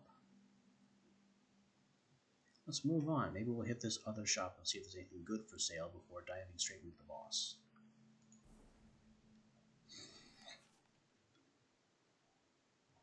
There's a long climb to the top of the Grand Mountain of Vizier, full of broken roads and sheer rock walls, rough enough to tire even the Fictorum before he crested the summit. There the road forked, one branch leading to the Nexus and onward, and the other to a village where the lights of an inn twinkled invitingly. Normally he would ignore such trivialities, but it had been a very long climb. So I could go to the inn and heal, but I've already paid for a full heal, so I don't need this. So I guess I'm heading directly to the Nexus, which allows me to skip whatever encounter was here.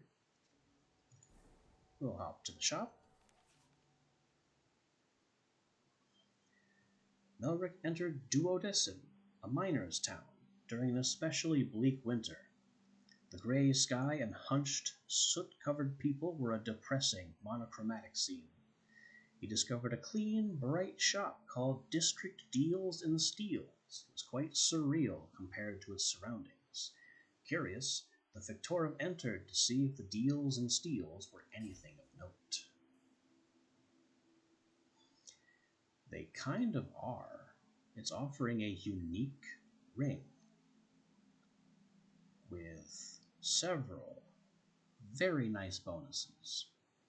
Unfortunately, it costs 75, which is a bit out of my price range.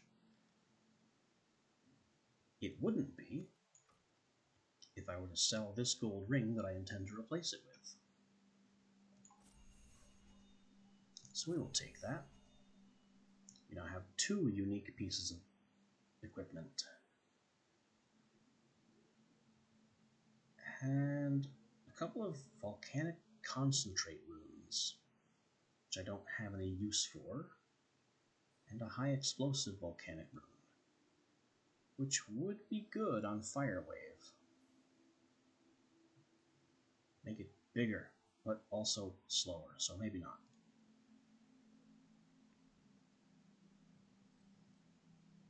More rock wall scrolls. There's just too many of these. I suppose with that, let's hop over here to stall a bit, gain some more essence, and then we'll go to the boss.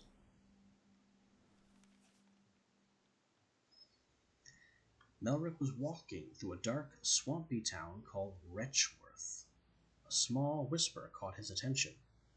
"It is I, Alice, and today is your lucky day, for the Inquisition faithful are meeting here today. I highly doubt you'll escape this area unnoticed. However, killing them all should cause disorder and chaos in this area, slowing their pursuit of you."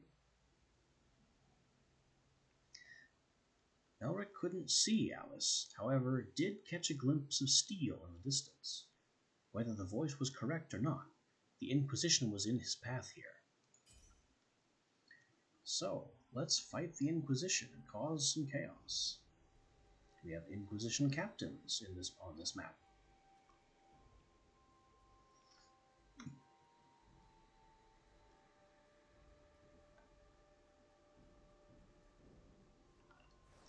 Let's test out high explosive makes big rock, distant rock. I forget what that one was. High velocity rock. It doesn't seem very high velocity.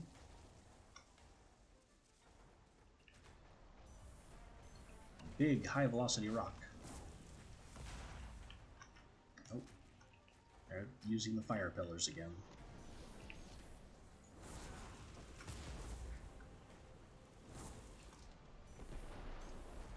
Fear my high velocity giant rocks.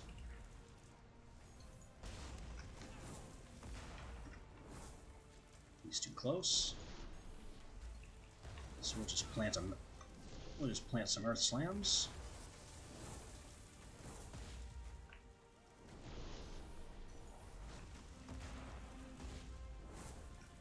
The captain keeps dodging my rocks. Dodge that.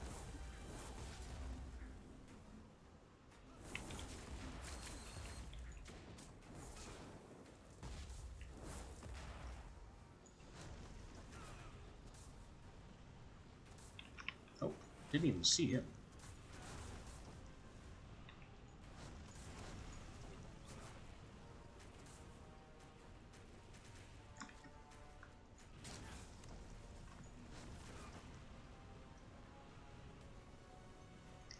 One of the costs and limitations of the magic system that I'm kind of running into a bit here is that when you run out of mana, your spells are cast from health instead. The conversion rate isn't bad, honestly, but I just prefer not to spend health on spells in the first place.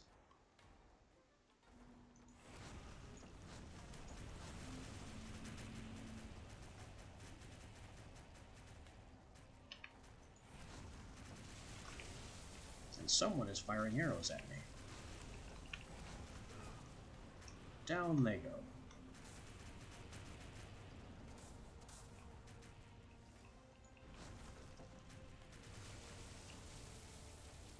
From the looks of the quest target, we've only killed half of the captains that we need to. Where could the rest be lurking?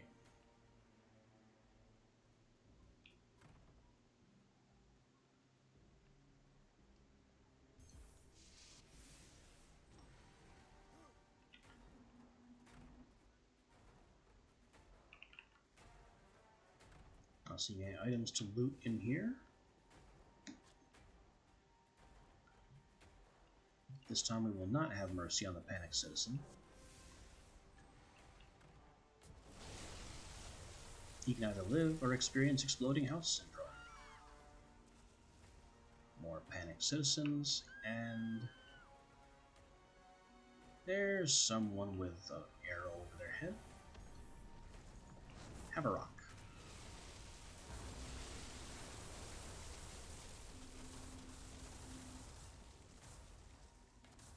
So much destruction from just one spell.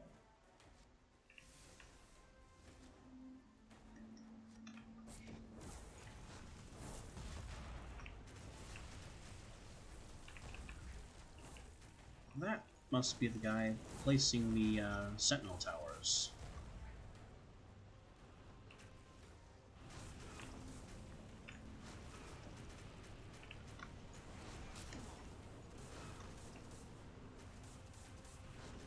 I'm noticing that it's difficult to hit someone directly in front of me. I guess only the leading edge of the boulder does damage. Having the boulder spawned inside your person doesn't. Up they go.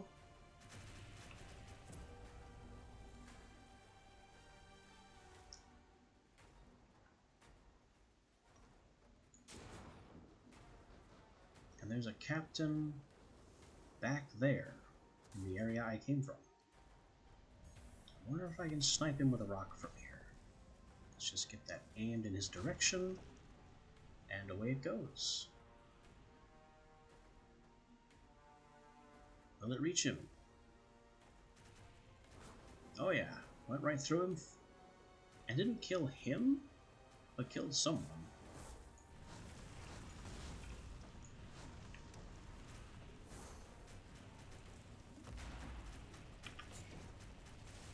Now I've taken out all the captains.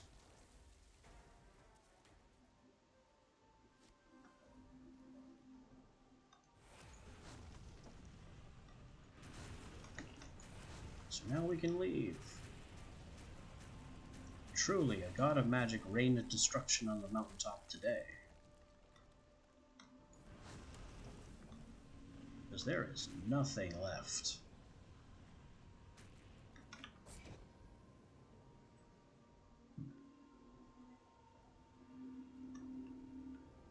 So let's not fall down into the miasma today. Already did that once. We'd rather not repeat the experience.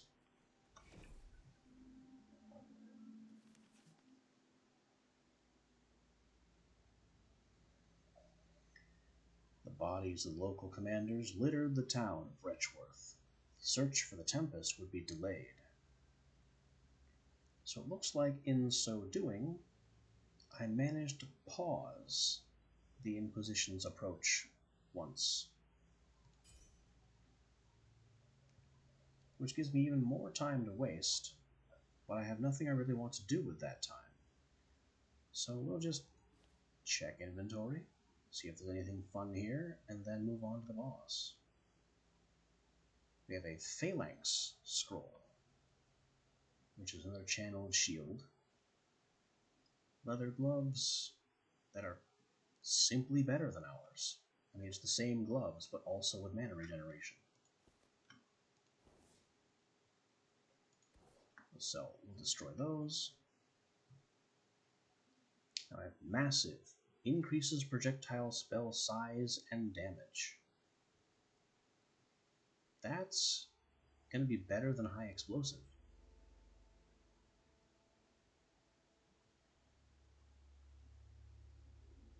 High velocity. I'm not really seeing the benefit from high velocity. So it only offers 20% speed. So let's put massive on it and pull out some truly gigantic boulders. Earth Slam can't have massive because it's not a projectile, but it can have high explosive.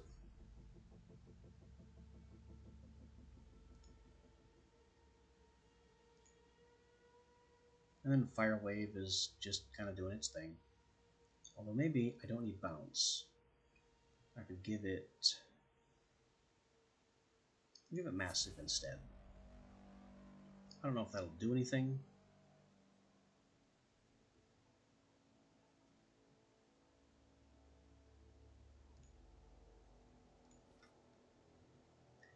But now with our truly gigantic rocks, let's face this lightning boss. When appealing to a god, one should keep in mind the god might answer. These three men pledged to Ventus, god of storms, for reasons best known to themselves, and their pledge was received. Their names burned away. They were empowered with the spirit of lightning and the power of thunder. Now they are bolt, flash, and strike, neither friend nor foe, but the living incarnation of the god's will, maintaining or opposing by its whim.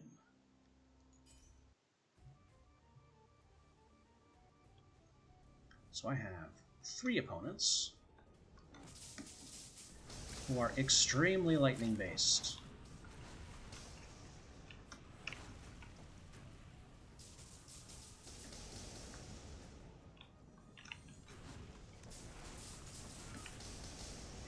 And they are placing lightning traps. I don't know. I'll just go ahead and say I have no idea what's going on.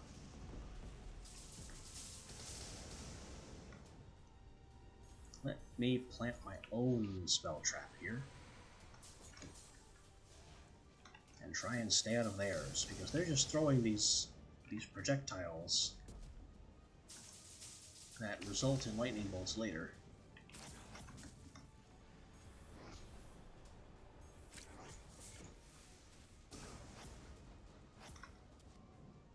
And somehow, amid the chaos, I seem to have killed most of them.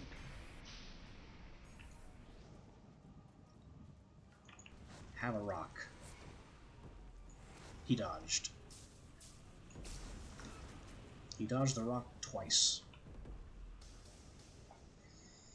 A god's favor means little when one must face the tempest, however, as the Ventus' chosen lay slain before him.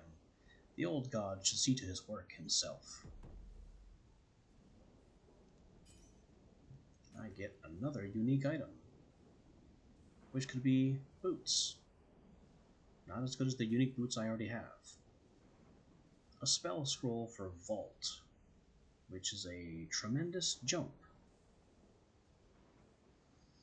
Or Grandmaster Vacuum's dressing gown.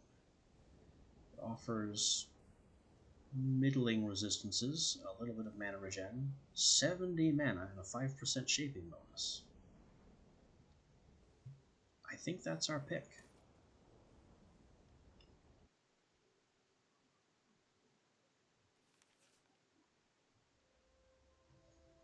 And now for my permanent end of chapter bonus.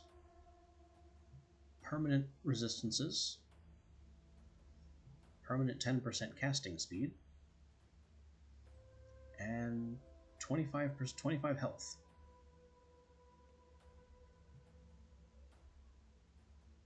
I think of the lot, I could use some free resistances.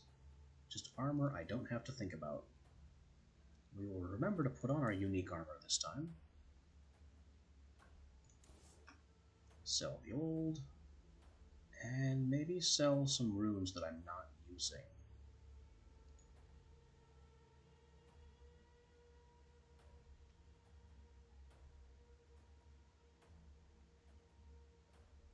Like high velocity instead of high explosive here. That might be wiser.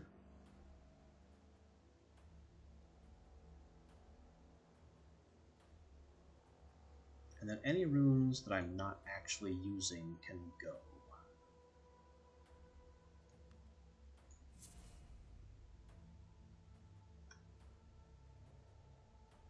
So this bounce, high explosive, pain, I guess I'm just not using pain.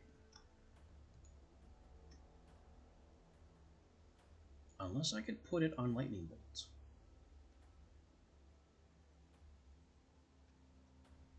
Because bounce isn't doing too much for me on lightning bolt. So we will put pain here.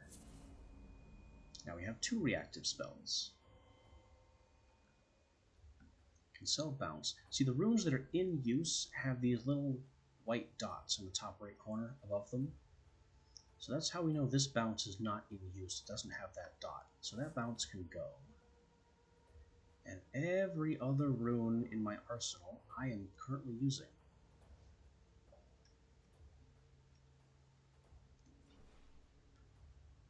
Let's see what else we can do here. Let's take the Megalith Tome, and I can afford to enchant it. So we'll take it from normal up to minor enchantment for some small enhancements. I think I saw it add like 3 points of base damage. Not much, but in a roguelike, every little bit helps. Now we can go south through 2 shops and 2 large encounters. Large groups of corrupted and heavy inquisition. Also large corrupted. Or I could go north through several mystery spaces and have a shop right at the end, which I think is the better pick. So we'll go up here, continue the story. Melric stumbled across a farm on the outskirts of Ryham. An outcast himself, he recognized the trappings of another, and so was not surprised when Enoch opened the door to her cabin and invited him in without hesitation. The woman offered him a meal in one breath while complaining in the next about the local detachment of Inquisition who had been harassing her business lately.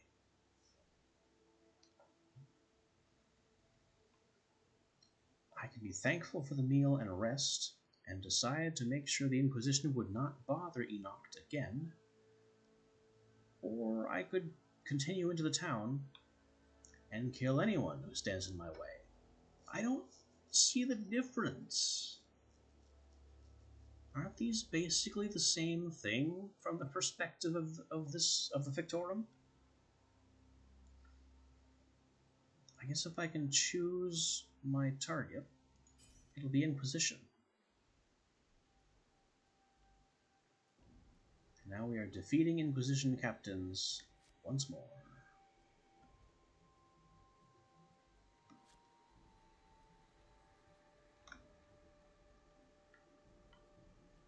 First I'm just peeking off into the abyss. Maybe there's a secret over there? Doesn't seem to be. I know secrets exist. I just couldn't tell you where they are, because I don't know myself. Now, let's get ourselves a nice big rock and say hello.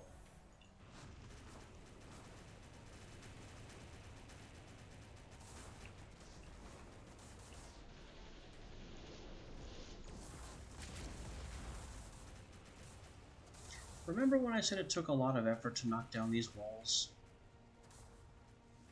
I have really big rocks.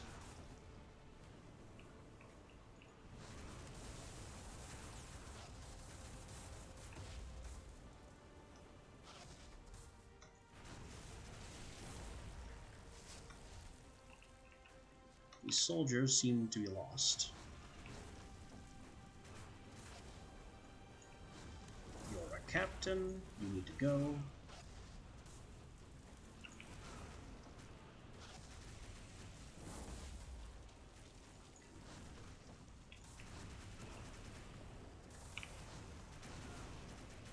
What I really need here is a spread rune that I can actually use with my rocks. That way I can fire a wave of multiple rocks.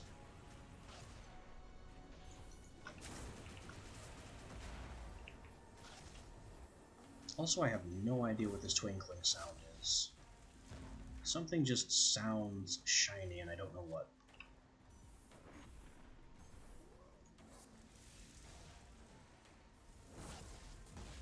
Oh, it's apparently something he throws. These little sparkly things that are very much chasing me. Boulder just blows right through his shield.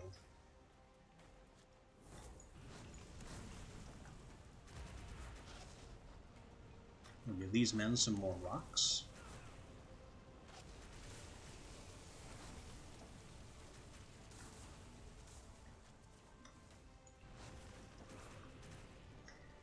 This isn't my favorite spell or the most broken spell that I've ever had. But given how absolutely devastating it is to people and landscape alike, it's gotta be on the list.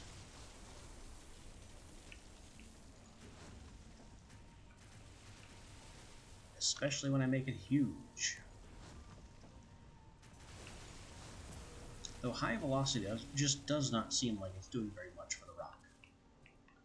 I think the rock's speed may be close to fixed.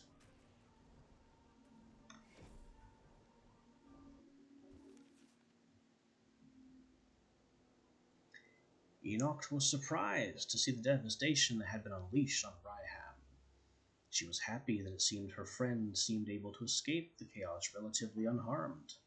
She gave him a package as he left. I found this buried in my field. I hope it comes in handy during your travels, and I hope we cross paths again. Well, it's boots. It's low-grade boots, so I'm going to be selling them. No hard feelings, Enoch. You also have a very small ring. Corrupted cloth pauldrons do interesting things to initial rune power, but are just not great. And no boots can really compare with my swamp walkers.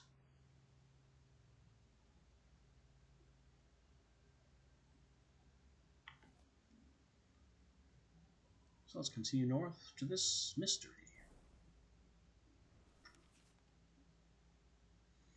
Melric arrived at Jedon's Peak, named for a masterful warrior who had overthrown the local Inquisition and repelled them for over a decade. When Jedon learned that the Fictorum was traveling through, he sought him out, encountering him on a forested path. "I'll be quick, mighty wizard. The Inquisition have an outpost up ahead. If you destroy it, that will weaken the Inquisition's efforts around here and slow their pursuit of you. So I can choose to fight the Inquisition, or ignore the request and just leave. I'm interested in fighting the Inquisition. Why not cause problems for these jerks? We have quest enemies killed and quest structures destroyed. So this is going to be an exercise in just... What happened to that boulder? How did my boulder bounce?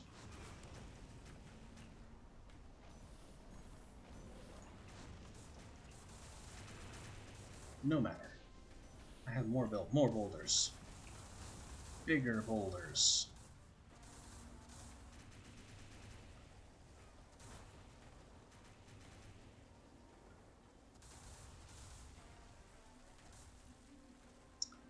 So, yep, that used to be an outpost.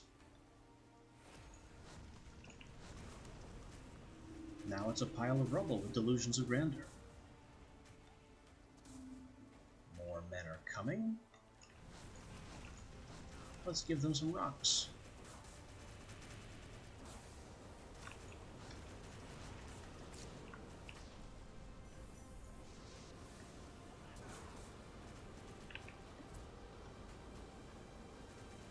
I have to switch the trap spell when they get too close. And the rock bounced again. I don't understand why or how it does that. It is kind of funny, but it's also a little frustrating. And now we can leave, having destroyed everything and everyone. Although our health is not looking the best.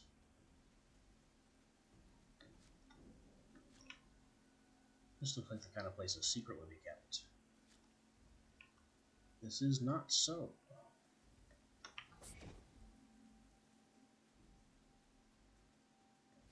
How about around this corner? No? No secrets to be had here either? I swear, there are secrets in this game. I just can't remember what the life would be where they are. The Inquisition stronghold lay in ruin. Their crippled forces would not bother Jedon's Peak or Melric for some time.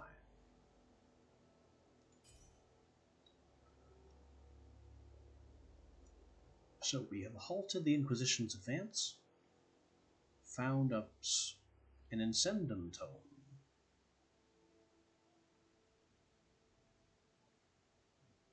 Which is an interesting little spell that doesn't do very much immediate damage, but explodes after it collides with the target. So you cast Incendum, strike the target, not much happens, but it marks them, and after 3 seconds the mark explodes.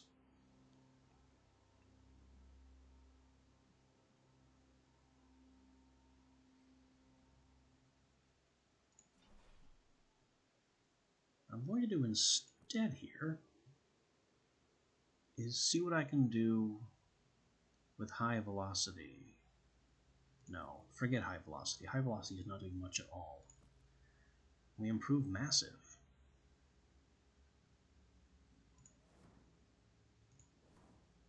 Let's just enchant massive a couple of times to bring it up to 161% projectile speed, or size.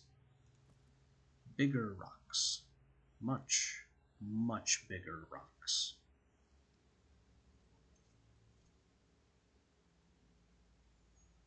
You know what? We'll try to boost high velocity anyway.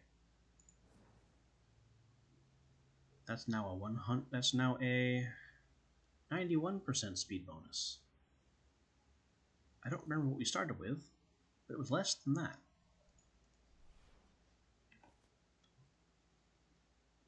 And we move on, freshly broke, to this mystery. No one paid any attention to the Tempest as he approached the town of Thaton, for its patrons were deep in their drinks, regaling each other with glorious tales of Vivaldi Highwind. Tales of Vivaldi's exploits included killing 2 liches with 1 arrow, saving a town by riding a wild boar as his mount, and apparently betting every woman he laid his eyes on. Melric did not care for the stories, but they did enable him to enjoy a meal in peace. That heal for 26 is certainly welcome. And to move forward, we have only 1 branch possible. I probably should have looked at that ahead of time.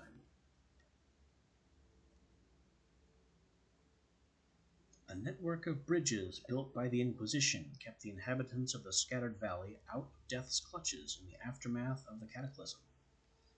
The shimmering quality winter dawn painted the valley in an ethereal light, belying the hostile Inquisition garrison which inhabited the village.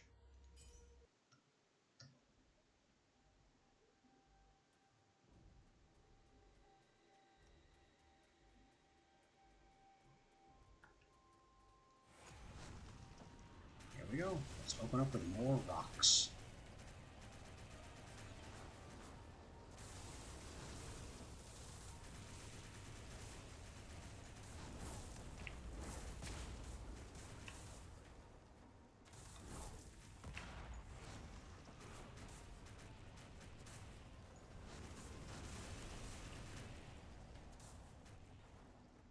Now let's see what the improved ruins look like. That boulder might actually be faster. But it's so hard to tell. That one is definitely faster. So the improvements to high velocity did work.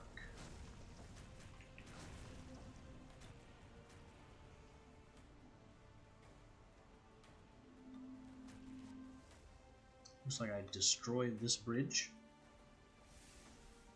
And now that bridge is my only way over.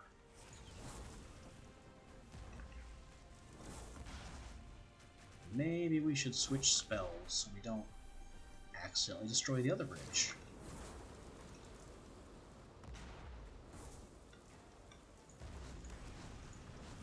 Or just keep our boulders away from the bridge. Can't say much for the fire waves, though. They kind of go where they want. Alright. Now I need to cross this bridge, preferably without incident.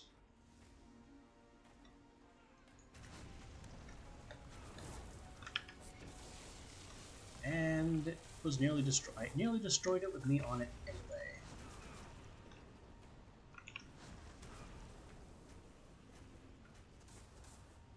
Oh, look. There's a path, in case both bridges are destroyed. That's a very narrow and scary path, but it exists. Now both bridges are destroyed, so rather glad for the path, even though I don't need it anymore.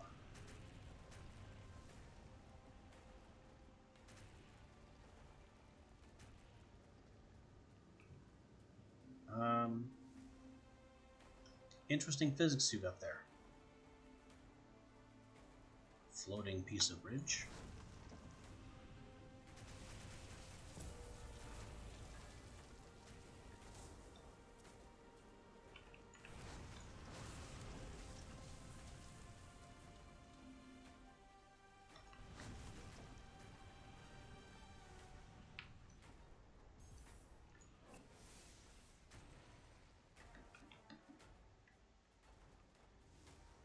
Hello, mysterious sir?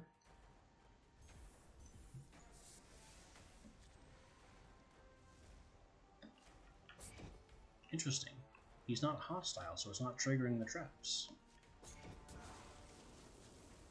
Now I feel bad about that explosion. This man with his magical glow, and the arrow that just appeared behind me, are less benign.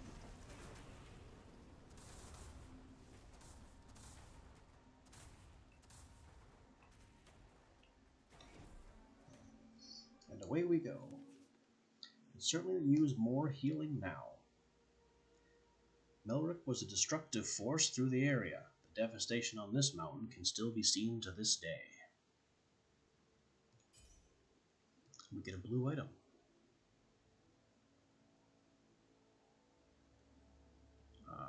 Arguably superior chainmail gloves. An inferior ring. Though if I could pull Blink off of my ring and put it onto this one, then it would be useful. Or a Phalanx scroll.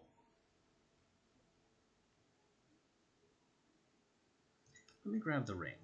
Maybe, just maybe I can do something. with Blink. So we will extract Blink from this do-nothing ring for free. Put in our unique ring of great power, and it'll cost 40 to imbue it. So for the time being, that was a mistake. But there was no way I could have known the cost in advance.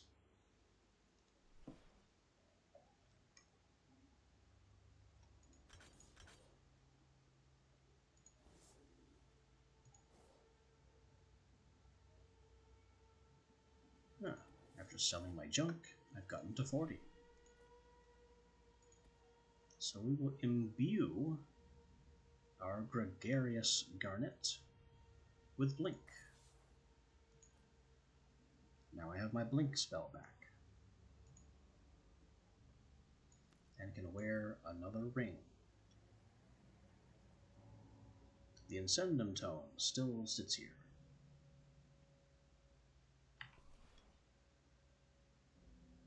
And hey look, I can jump all the way to the shop. I'm not going to be able to do much with 17. We're back at District Deals and Steals. He's offering the Banish spell for 93. We also have the Pierce rune, which is interesting, but doesn't really help with anything we have.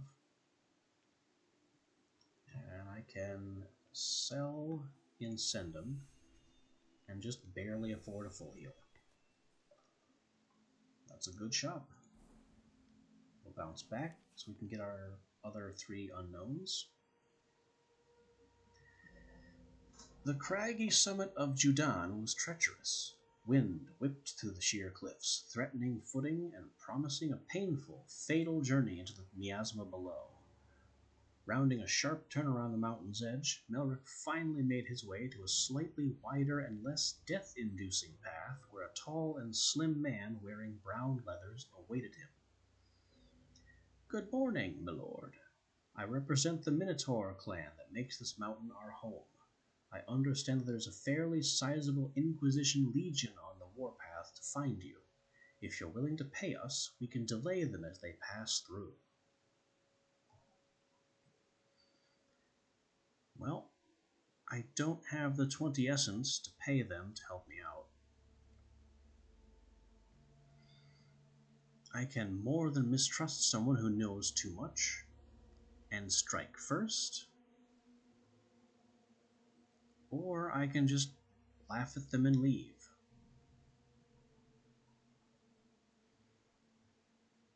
Both of these options further exemplify how very, very rude and bloodthirsty the Fictorum is.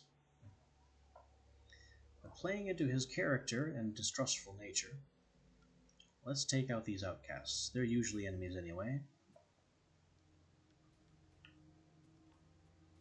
This will give us more resources in the future.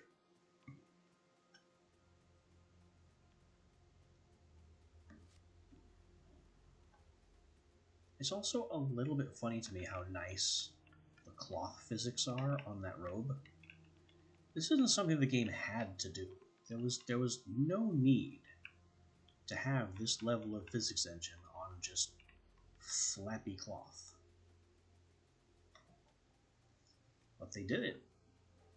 And it's just a lovely little detail that you don't even really pay attention to.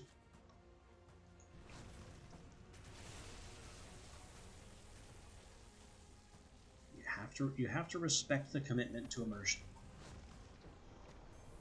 While you're throwing giant boulders at everything.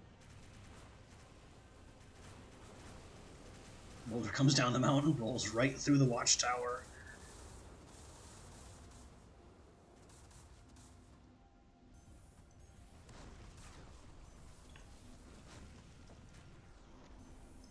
These outcasts should not have tried to extort me.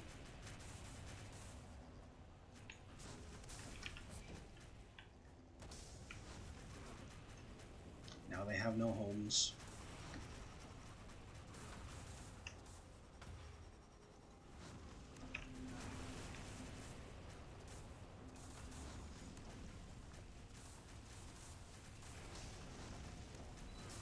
So it is very funny how I began this playthrough as the Tempest with lightning, and my big gun at this point is a rock.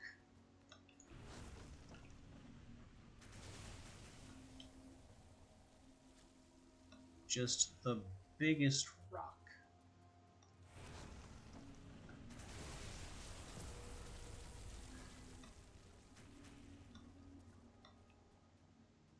Still no secrets hiding off the cliff.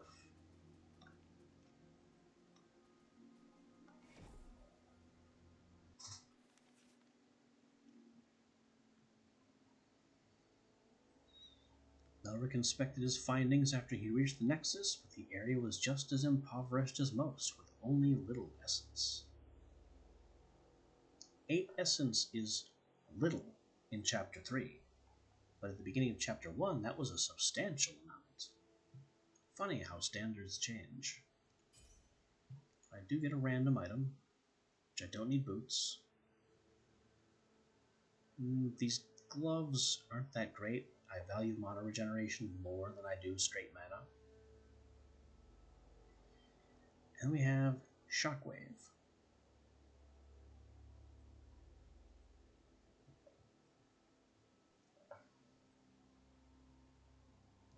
Oh, I can take Shockwave.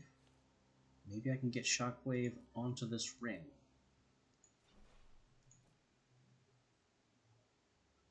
Now that would cost 20. What's this? Concussion. Lightning area of effect.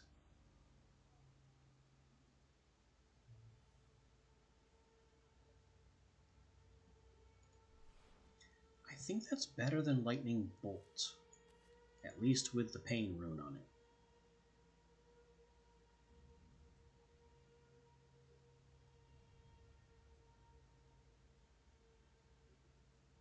There's an area of effect being used in retaliation for damage, so Magic's Reach is not a good play here. The more I think about it, the more I don't need the Pain rune.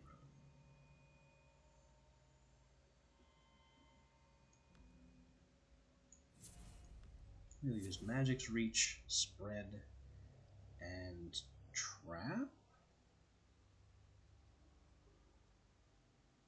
And Wrath.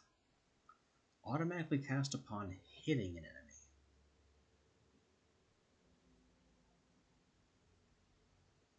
What is that?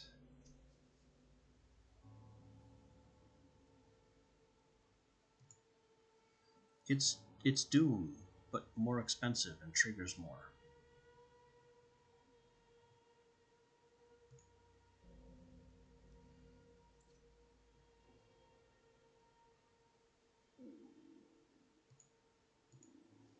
I don't see a use for Trap with Concussion. Spread, Magic's Reach.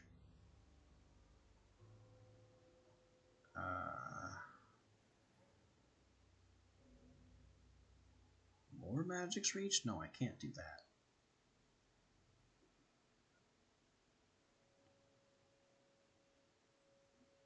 Like, this Magic's Reach is more powerful. It goes farther. Significantly farther, but at a significantly greater cost.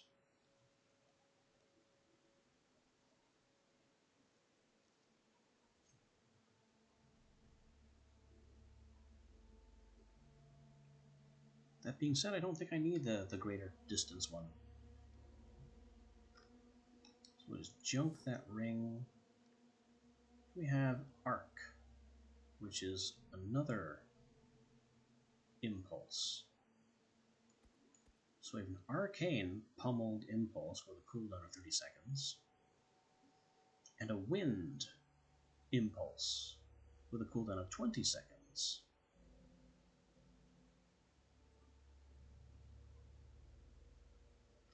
Difference being, Shockwave has a smaller splash radius and 75 knockback, whereas Wind has smaller radii, a range, and 2 knockback.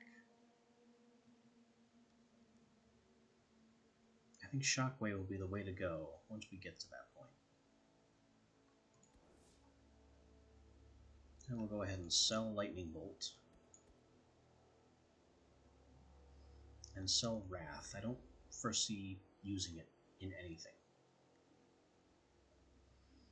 As for Concussion, we'll hold on to it in its current configuration and then see if I want to add Pain to it later. Let's explore more of our mysteries. Melrick found himself on a bridge crossing the Snake's Head ravine at dusk. The river at the bottom was no longer visible, the gorge below covered with a dense layer of miasma. But the Snake's Head Inn remained, standing on the far side of the bridge. So I can lose 10 essence to go to the inn, presumably to heal, or I can skip the inn, which I think I will, because I'm at full. We'll check this mystery. Melrick woke to a muted dawn and a silent snowfall. Stiff and sore from the hard ground, he unraveled himself from his bedroll with a string of curses that seemed still muffled by the snow. Not muffled enough were two voices, whispering from the edge of camp. "That's him," said one, and "Shh," said the other. It was far too early for this sort of nonsense. So I can immediately leave or investigate, and I want to know what this is about. Two young men, apparently brothers, with scruffy hair and boyish faces, looked up from the underbrush when they were nestled. They slowly stood, the grumpy wizard scowling above them with his arms folded. The smaller one said anxiously, "We're sorry to bother you, sir, but we need your help. Our big brother has a talent for magic, and the Inquisition took him last night. They didn't say where they were taking him, but we know that Fort Kalmire is just through these woods." Again, I can ignore them, or I can take this opportunity to spit in the eye of the Inquisition. So, let's go to Fort Kalmire. Kill Frim's captors. Now this is a place I've been before. We've seen this map. I completely obliterated it. The danger here is that man over there with the blue arrow on his head is Frim, and we don't want him to die.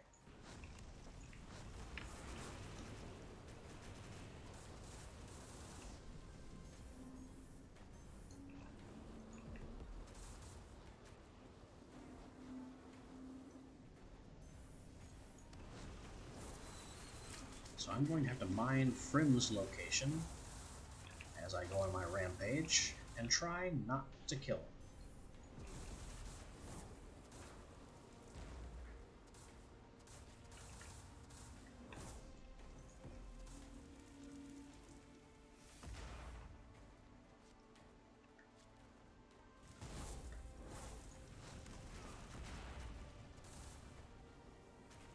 There he is over in that building.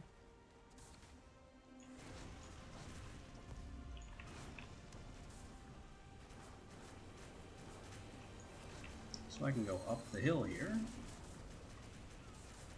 where Frim isn't, and just blast everything with reckless abandon.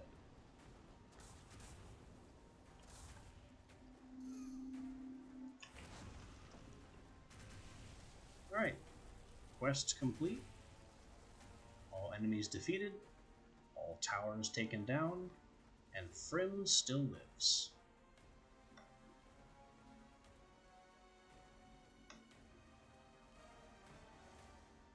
Anything in this building I've happened to leave intact? A health potion. There's our friend Frim.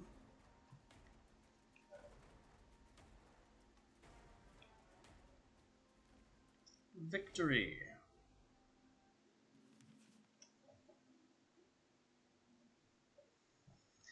When Frim was safe, he nodded to the Fictorum in thanks and showed him a secret stash that he had noticed in the fort before heading off. A quick search yielded substantial essence. So, 26.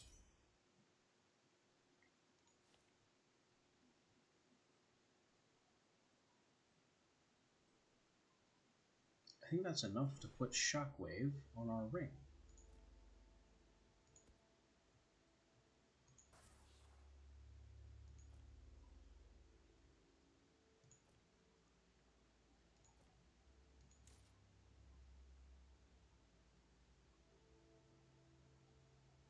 I can also enchant my dressing gown here. I think if I'm going to enchant anything, it'll be these boots. These boots are very nice. So we will boost our earth damage and whatnot. We also seem to have a storm rune, usable in ice and earth, and we have a spread rune, which we've been waiting for our rock.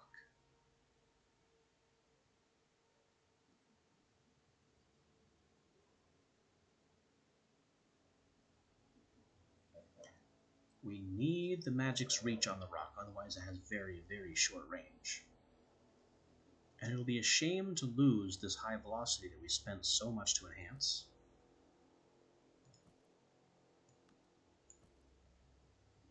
But adding spread gives us more rocks.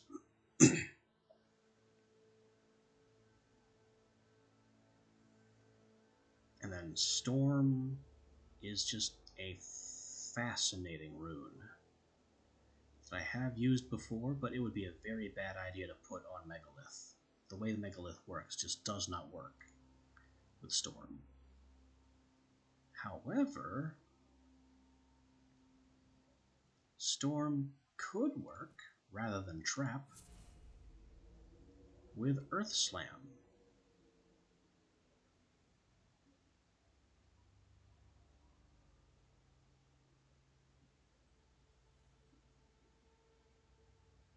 And we'll use spread on that as well instead of slow, which allows me to sell slow.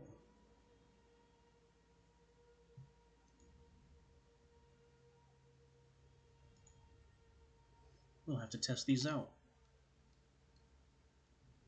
But first, we check our last mystery point. Melric arrived at the river town Rutilius, known to merchants as an accommodating rest stop. While crossing over one of the town's many bridges, a well-dressed man turned and spotted the wizard, recognizing him immediately. The man's confident demeanor vanished as the color drained from his face and he started stammering unintelligibly. "Please, sir," he stuttered, "we don't mean you any harm.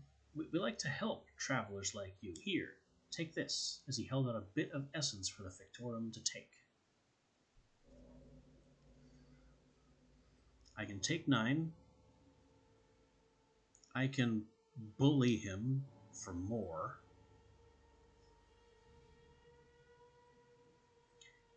But I think on this occasion, I'll just tell him no.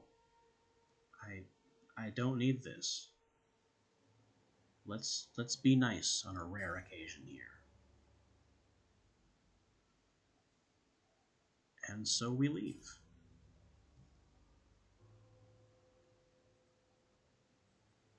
Now, the Inquisition is still quite some distance away, so I can stall by hopping over here. The outpost at Ione had been killed by the corrupted, dead as surely as the land beneath the clouds. But still they lurked here, one of the enemies of the Inquisition, blocking the path of another. The Fictorum had no wish to do the Inquisition any favors, but the corrupted were in his way, and with all such obstacles, he would remove them.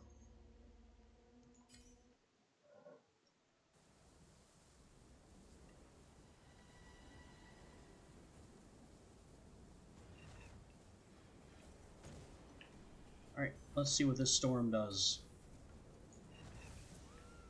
Whatever it is, it's extremely expensive. And we have Earth Slams just happening. I like it. Highly destructive, highly chaotic. Doesn't bother me any. It just continues to decimate that area all by itself.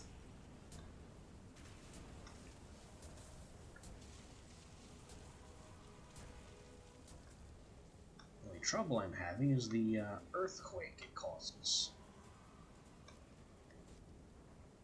Alright, another location. Storm, spread, high explosive, fire. And the giant earth slams just keep happening. That is a very satisfying spell. I've done worse, but this one is frightening. Whoa. Although I would like to not have giant chunks of building in my face.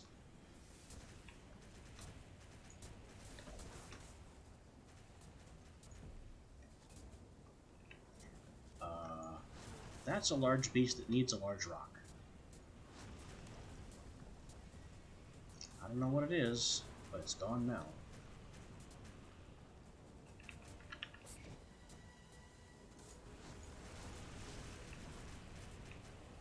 Let's fling out some more rocks. Crush a town hall.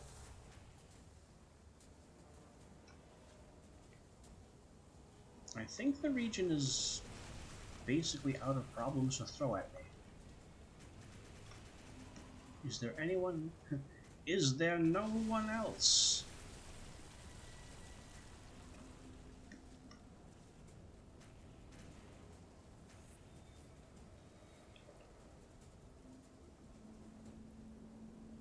I think that is what I've been talking about all this time. We slide down here, we have an actual chest. I am vindicated. I told you there were secrets. But now we have a hostile corrupted with a bow. So let's just cast our giant earth slam storm. And that should take care of any problems we have anywhere at any time. Except it isn't. You can have a rock.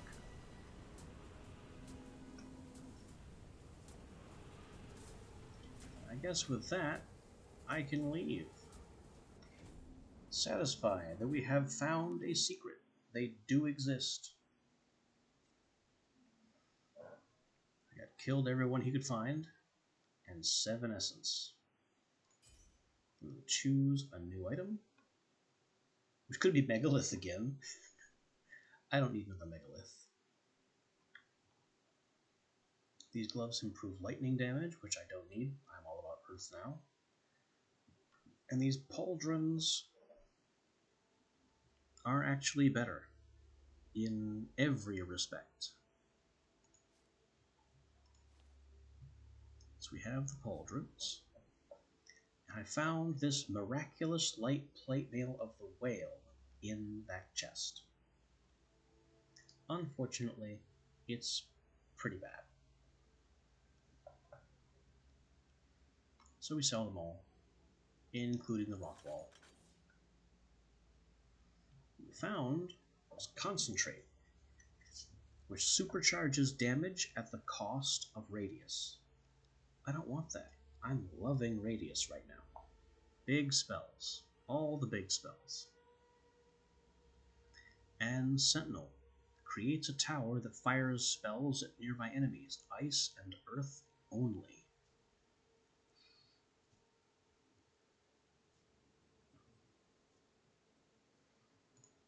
I think this could be better for our Earth Slam than Storm. As terrifying as Storm is,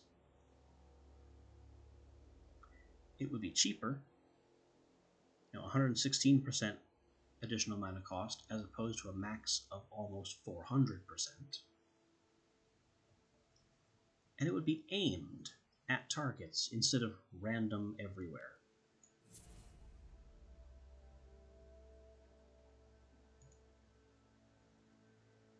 I still want to hold on to Storm, though. Storm can be a devastatingly amusing rune.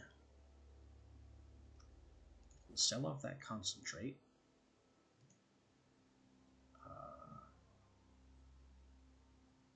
Concussion is not turning out to be a very good spell for us.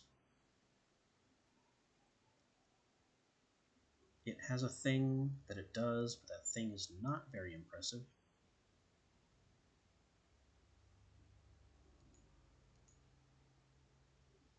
So, whenever it comes time to get rid of a spell, Concussion is on the block.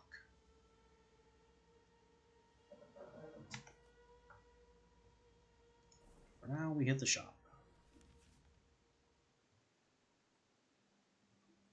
A worn old cottage stood ominously, shrouded by dead trees and overgrown bushes.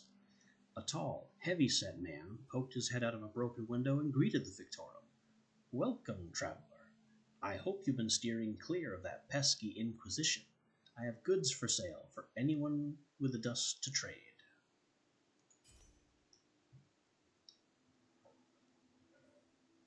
He is selling the same item I have equipped, with slightly different stats. Better in some ways. But it costs 90.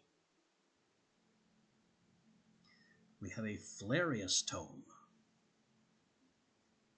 which I'm not familiar with the Flarius spell, but it sounds interesting. Certainly more interesting, perhaps, than Shockwave. A Nova Tome, usable on ice and earth, increased radius and damage at the expense of all range.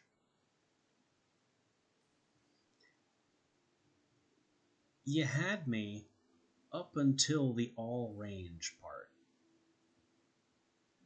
because I was looking at bigger rocks, but the rocks would just be on my head and nowhere else.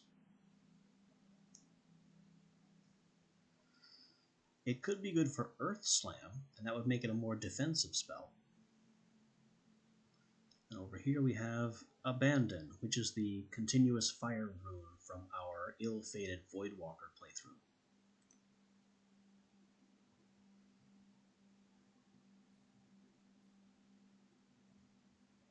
So I think I want Flarius, which is going to replace Shockwave.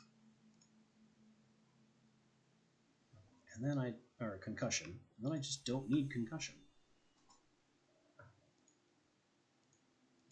And without Concussion, I can't use any of my Sparkling Lightning runes, so those can go.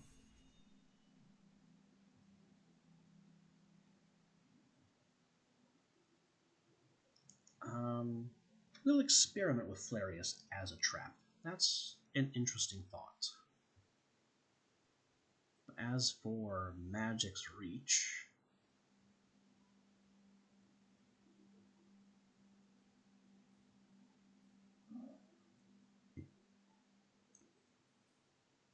I think the one tuned to fire specifically might be slightly better.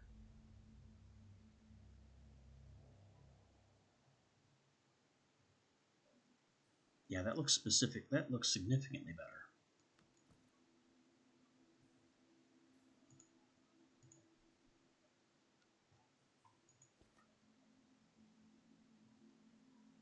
And now, while we're here,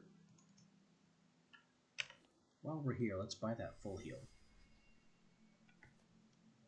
And go see the boss. Yes, with one experimental spell. I think our other spells are just fine. Unfathomable cold and wind greeted Melrick at the summit of Balehorn. As he attempted to find his way through the blinding snow, a low, rumbling voice like ice on stone bellowed.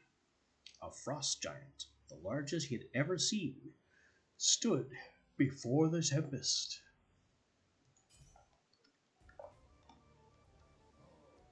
So I have a frost giant who is already placing ice spells at my feet.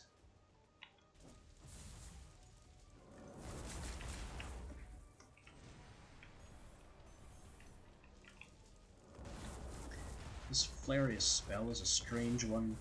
I think giving it high velocity was a mistake. Or maybe not. I seem to have killed him by mistake with the experimental spell. So what do we have for unique items on offer? Unspeakable Sorrow, which is a much more defensive piece of armor with more broad stat bonuses. And it looks better, especially since it has that reflective passive on it.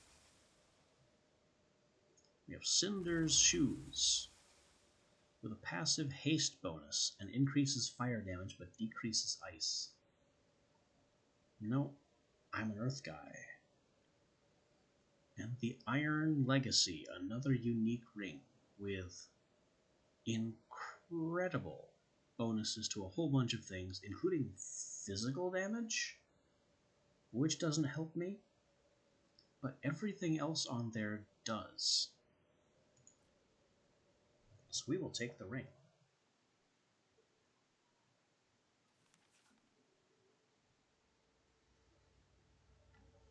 And our permanent chapter bonus could be Shaping Speed, Initial Power for all 3 runes, or Health.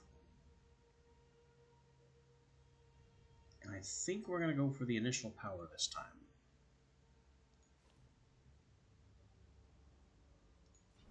And can I afford to put Shockwave on my new ring?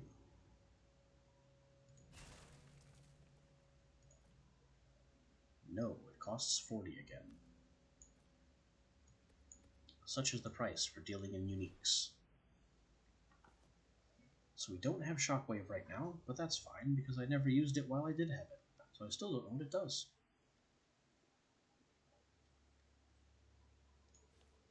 Also, Flareus. Flareus was weird. And high velocity was not good for it.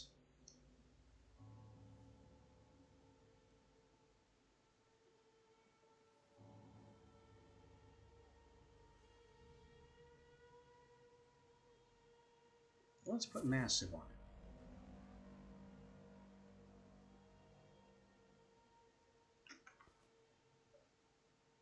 We will go play with the Heavy Debilor opposition. Because it's either Heavy Debilor or Heavy Inquisition. The winds of Malavar were so cold, it could have been the breath of Tierin herself. Don't ask me who Tierin is. The chill didn't seem to bother the Debilor, however, nor deter them from blocking the way ahead. So I have wizards in my way. First, what does this spell do? It throws in a bit of an arc and pitches sub-projectiles everywhere. And it just kind of hangs around there. And then it does it again.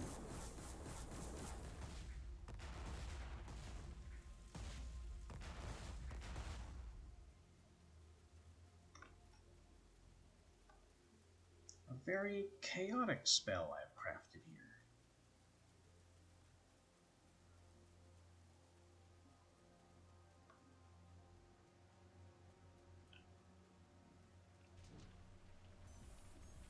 Let's shape it with everything and pitch it as far as it'll go.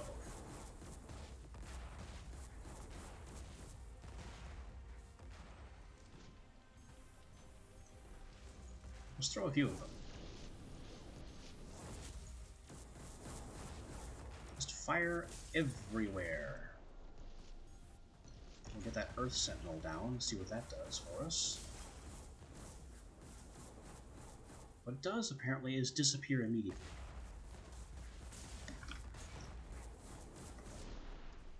Let's try that again. Earth Sentinel.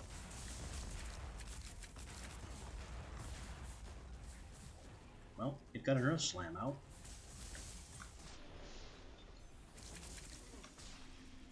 Let's place a couple of them.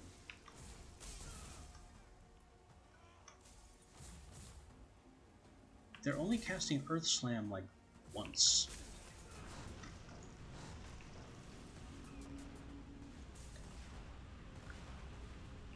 Here we go. Here's our real power. And I'm frozen. Definitely a risk in this game, overloading the engine.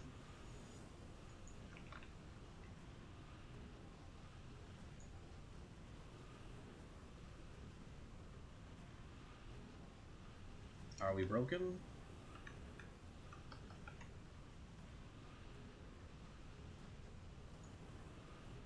Have I managed to completely kill the game?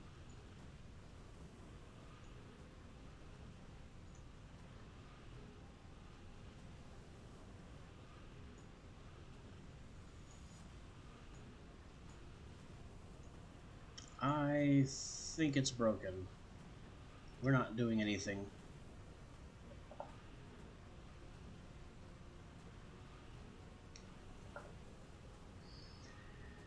So, I guess it's time to force quit and take a little bit of a lunch. It's about that time anyway. So I guess I'll kill that audio since it's not doing anything for us. Switch over to my BRB screen, and I'll be back shortly.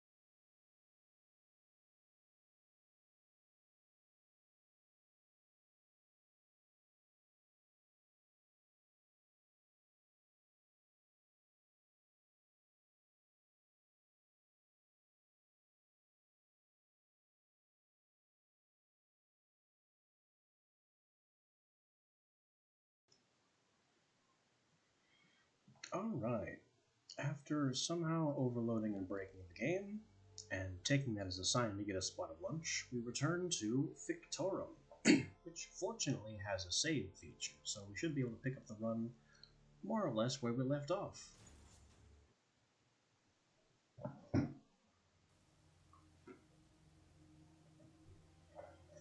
And it throws us right back into the start of the area where we destroyed everything.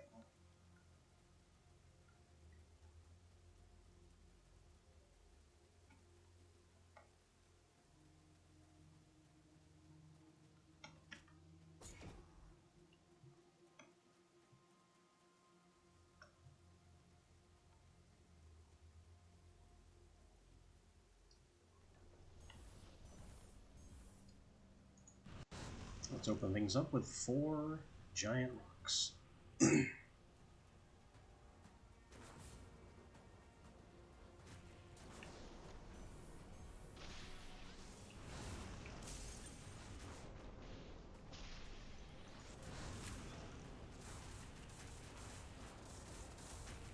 So many rocks.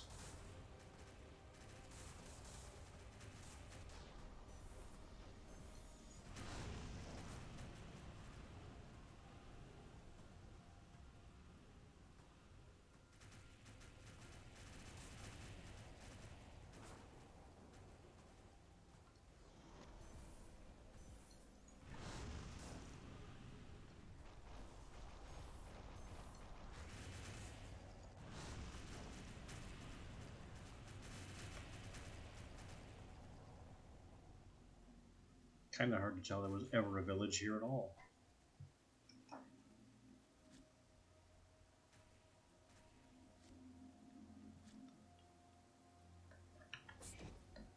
Oops, and I've fallen into the miasma. Well, let's hurry to the bottom so we can get teleported to the top.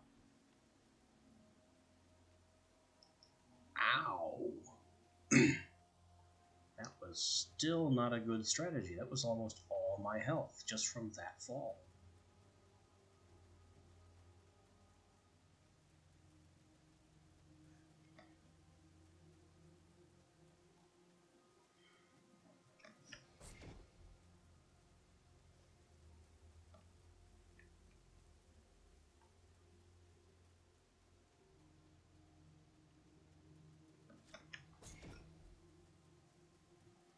Well, we've gone from basically a perfect level to basically crippling ourselves with one mistake.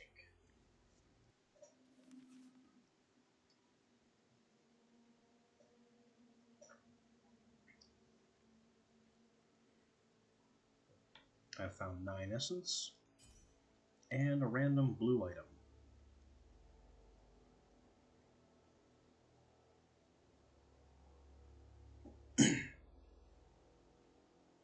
Basically, none of this has any value.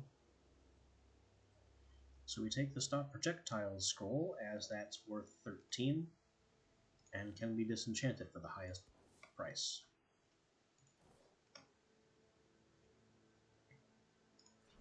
Now we have enough to put Shockwave back on our new ring. We might finally get to use it and see what it does.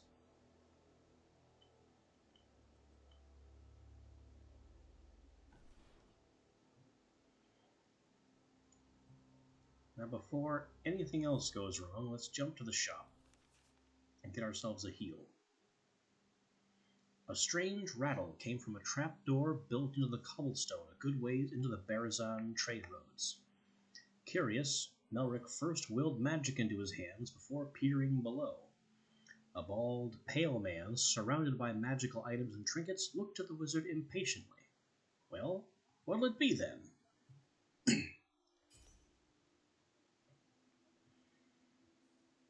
We can't afford the full heal. There's a frozen spear tome here. Some runes specific to ice and earth.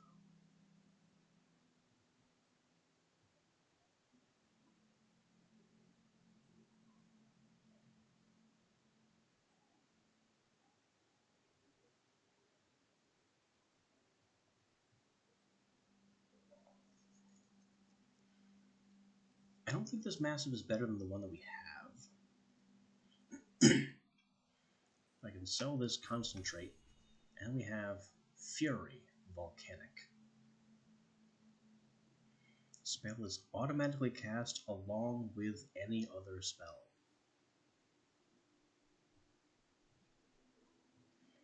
Well, let's put that on this crazy Flarius.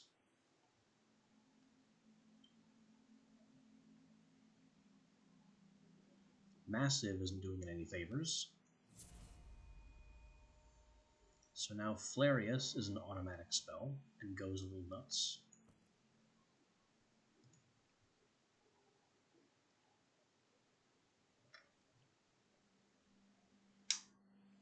And I guess we have to sell our improved high velocity, which is a real shame. May as well sell pain too. It's not helping us anymore.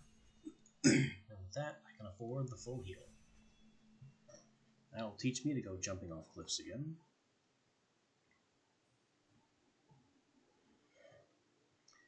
Now, I think we'll proceed north. This will keep us away from any shops for a bit, but I need to build up my essence again before I try going shopping.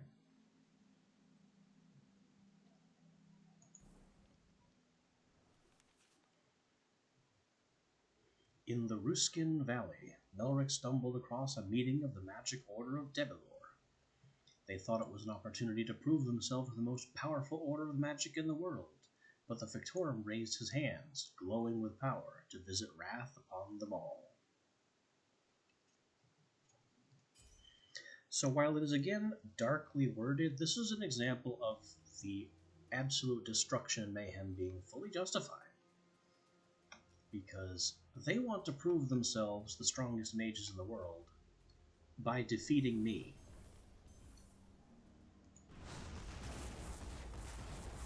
I have a small problem with that.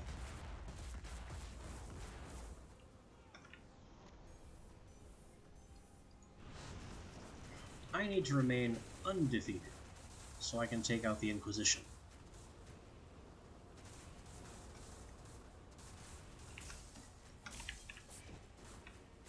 But that shockwave.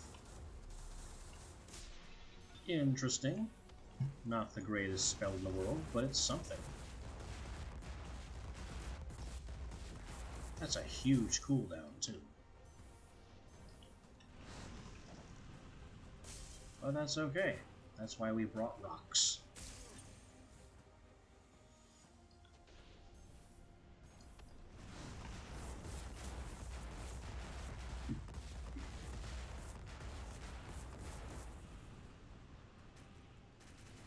The rocks are not very good at long range. Ow.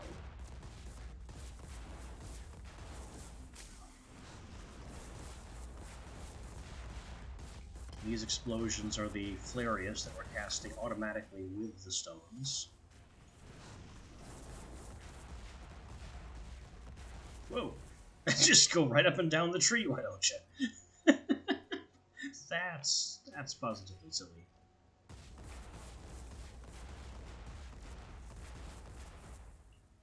Okay, so the Flarius isn't quite working as an automatic add-on.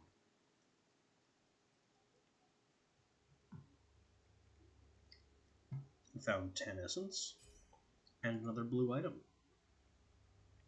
Pauldrons, no good. Gloves. 7% mana regen could be something. Or a scroll of arc.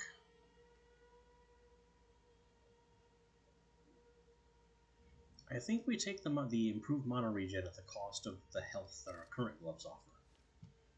Let's put those on, sell the old, sell yet another rock wall,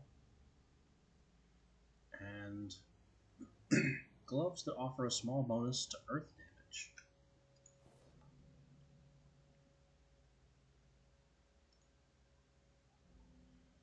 So, Flarius Fury Trap is not really working out.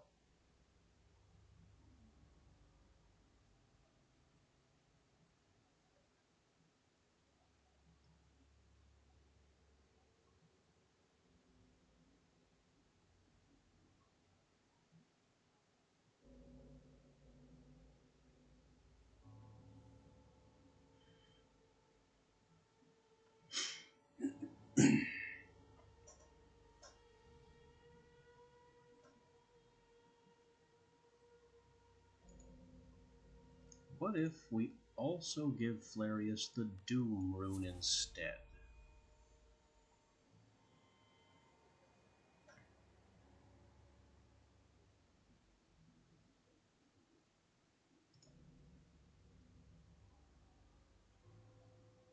As for Earth Slam, Sentinel is kind of a huge disappointment.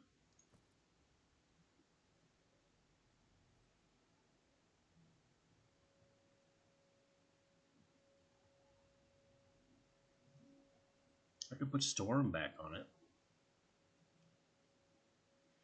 That wasn't really great either.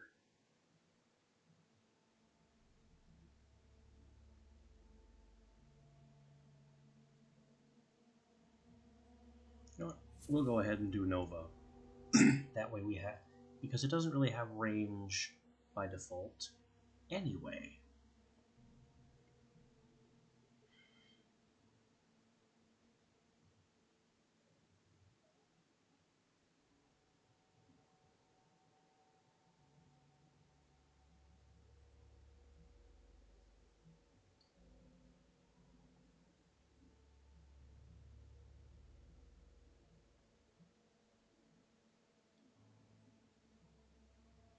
Storm could make this really frightening.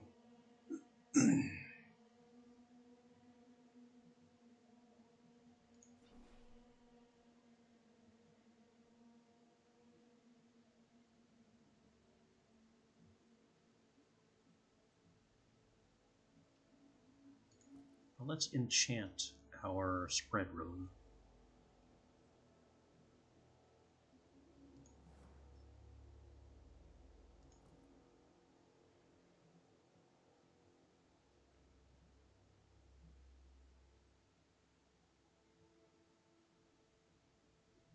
I want the two of these together for the blast radius.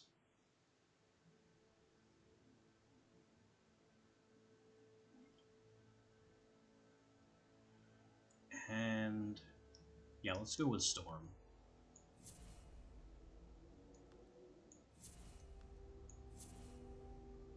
Arrange them like that since I shaped bottom right the last. Sentinel can go. Sentinel is rarely useful, and it's certainly not useful in this case. Fury, maybe Fury could have something happen for us. Now, do we want Corrupted or Corrupted? Reports of Corrupted or Corrupted Spotted? I honestly don't know which one is more corrupted, since this is a much larger house visually. Let's go with They've Been Spotted. When Melric approached the settlement of Fastan, neither he nor they were expecting corrupted monstrosities that appeared nearby, but that was of no matter to the Tempest, for he had enough wrath for the both of them.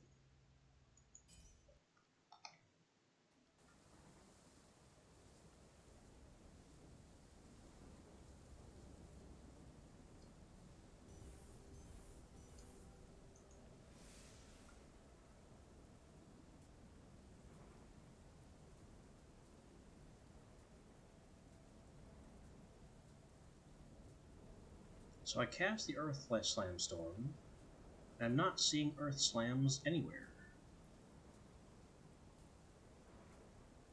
We are getting the screen shake from the blasts.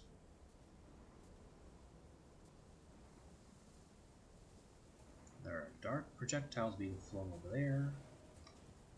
Alright, let's throw in another one. Earth Slam Storm, go!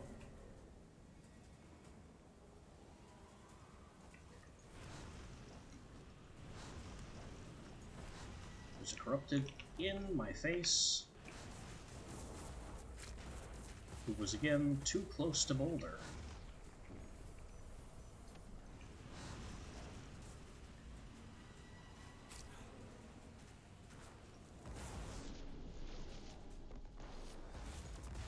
Oh, I figured out what the problem is with the Earth Slam Storm.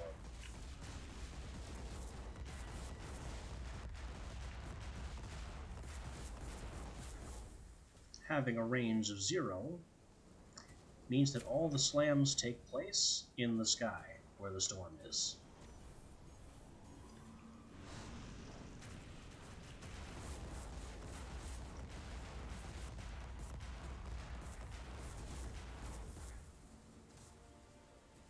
And having Flarius with Doom isn't helping us either.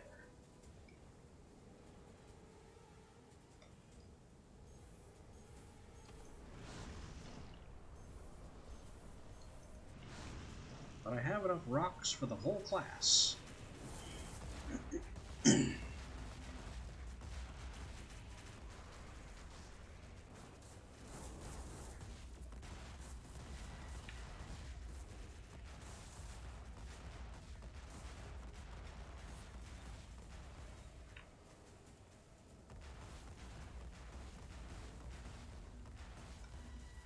We still need to take out that tower.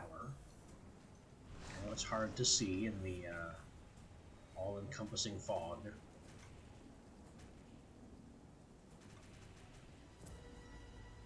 But now we can leave.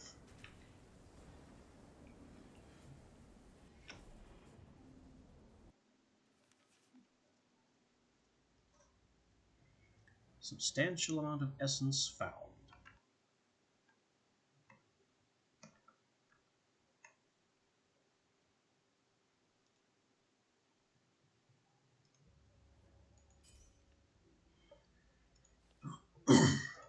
Alright, so the high explosive Nova Storm isn't working.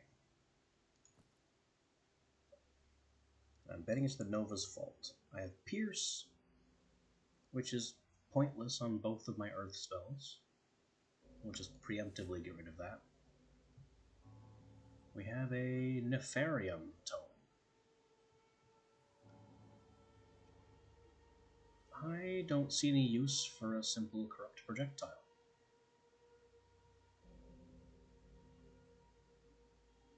And Flarius isn't doing us any favors either.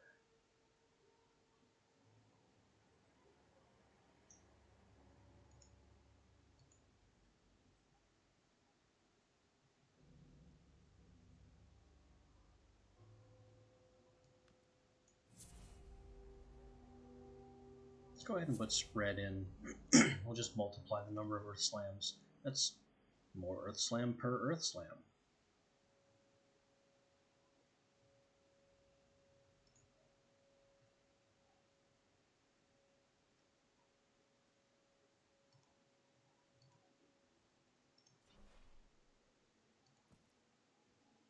We can't improve Spread further. Too expensive.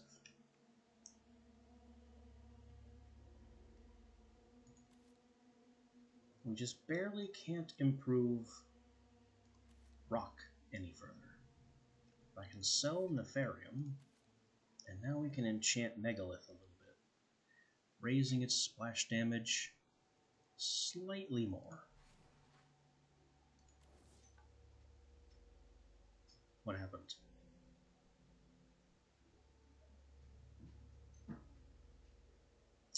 My brain reverted to Minecraft and I held shift when clicking it, so I just sold it from that slot. It's gone now.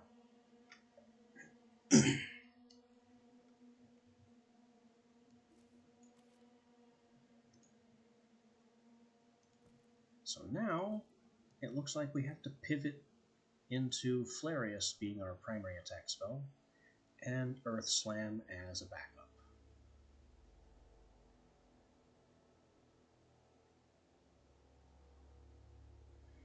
What a foolish move.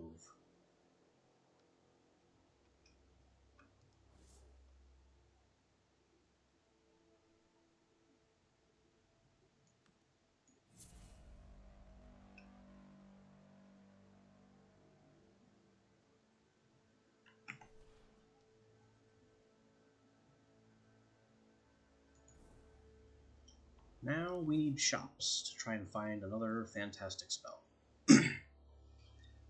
Though the corruption occasionally fogged his mind, Melric's senses immediately recognized Stagholm as he set foot in it. Melric saw a note lying crumpled on the ground. He picked it up and read, "I, Epsilon the Voidseeker, have found the secret to the illegible. My research must be kept hidden. The corrupted are... They're coming. I know it. I must hide. They can't."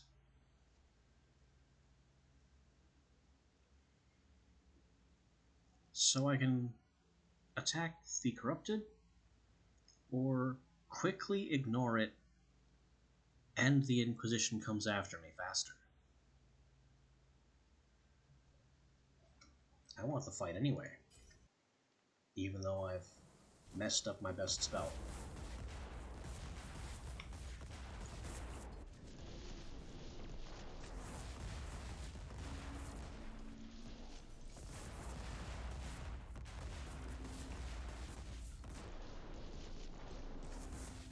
Today's destruction will be writ in fire rather than stone.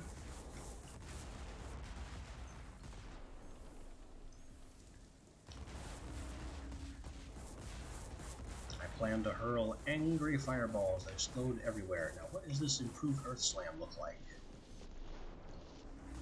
It is large.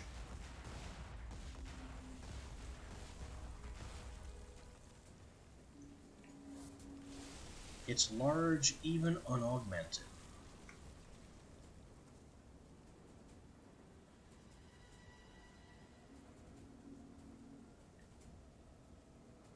Now there's the exit.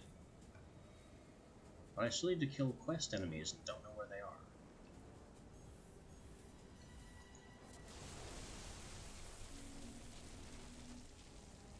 I'll just explode buildings with my rage until the enemies show up.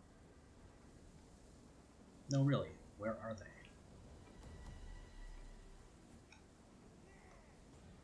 Raw? It can't just be you.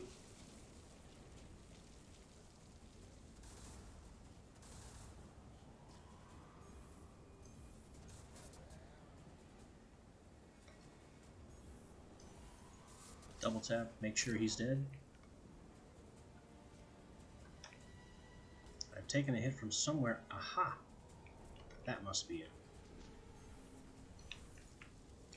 Lob some flaming death. Oh, boy. And he's gone.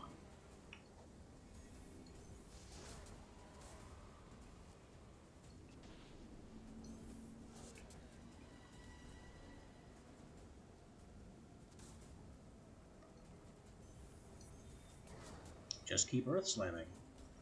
We found our quest enemy.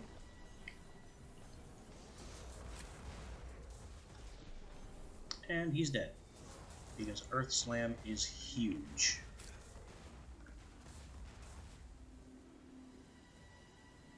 But somebody keeps throwing homing shadow bolts. Maybe I've killed them. I guess that means it's time to go, as there's nothing left here. We'll just explode one last house before we go.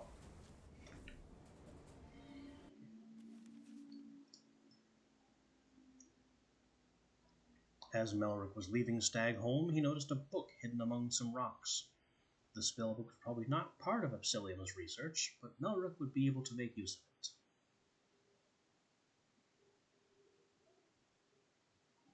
We have a tome of Firebeam.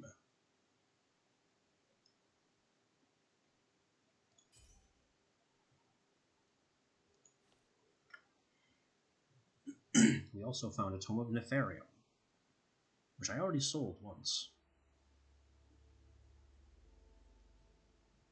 Inferior pauldrons can be sold. Vastly inferior boots can be sold.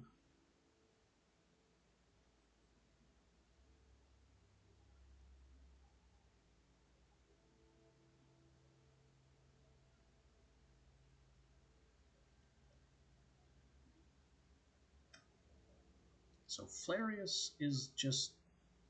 it's not a very good spell.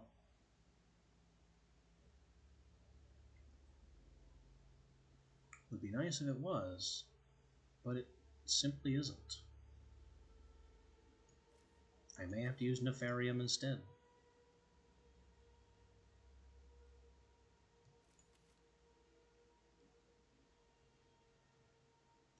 Even though Flarius is higher rarity.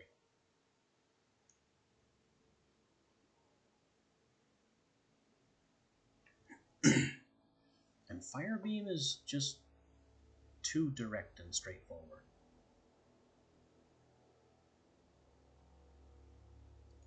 Maybe we'll find room for it. Double Magic's Reach, and that's the only thing that can go on it. What could go wrong?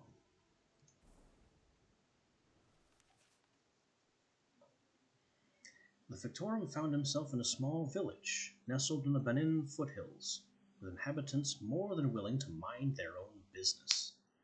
Though almost entirely mundane, he could sense magic items calling out to him from a tiny shop, where a creaky old shopkeep smiled at him from behind a smoky pipe. We have a Windshot tome,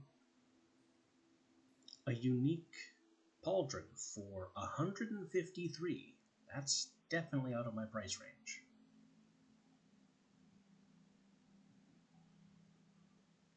A storm rune that works on lightning and wind. Ice and earth slow. Pain. High velocity. And bounce.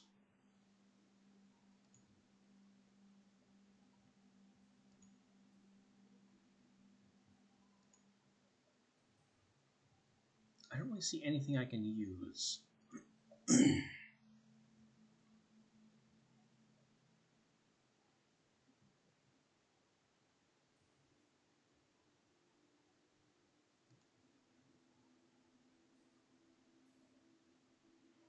So we'll buy the full heal.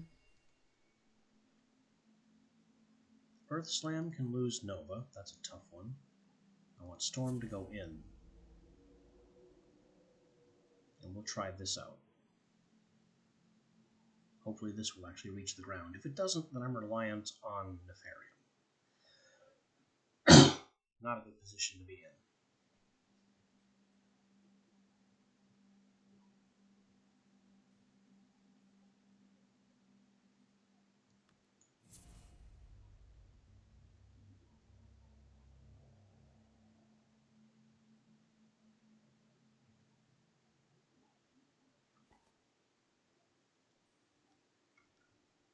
And away we go. Maybe there's something of value with the next shop. Melric found himself in Virent, one of few areas to escape the cataclysm and miasma relatively unscathed. The expansive green plains had the makings of a fertile farming community, and a small Inquisition detachment had been deployed to defend this valuable resource. A defense ill-chosen, for the Tempest would not hesitate to devastate anything in his path.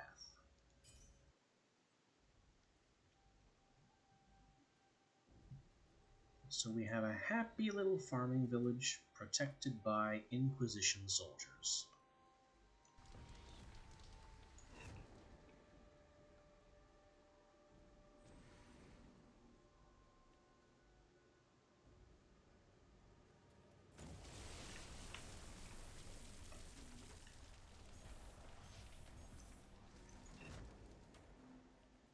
Nefarium is hard to look at. How am I supposed to aim this if I can't see past the brightness?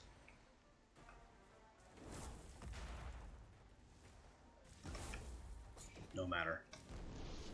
Get the storm ready.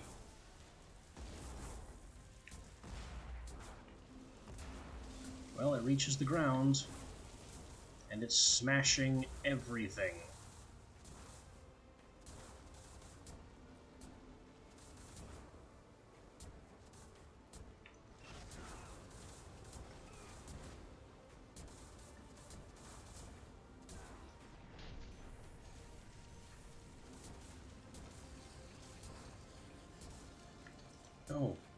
Jeez, Fire Beam costs way too much mana. That just drank a third of my health.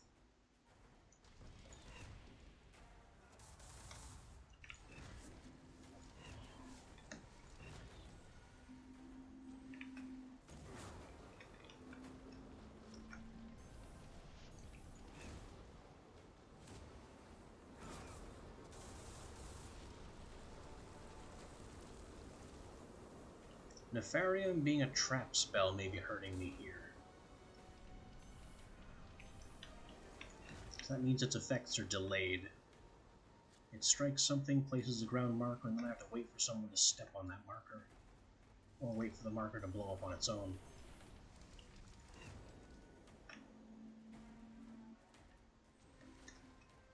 So basically, I need to kill and destroy things, and I have 2 spells I can't control.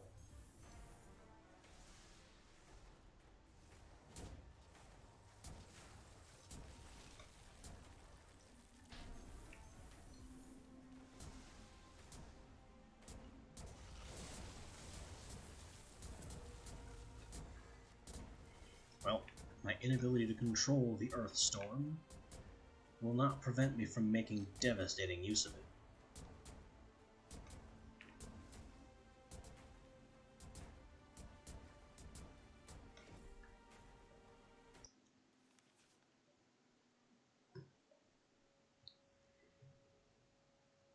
Eight essence and an item. Spark Whip. That might be more fun than our current spell loadout. I don't need rings. I don't need worse gloves either. So Spark Whip it is. Definitely Spark Whip over Fire Beam.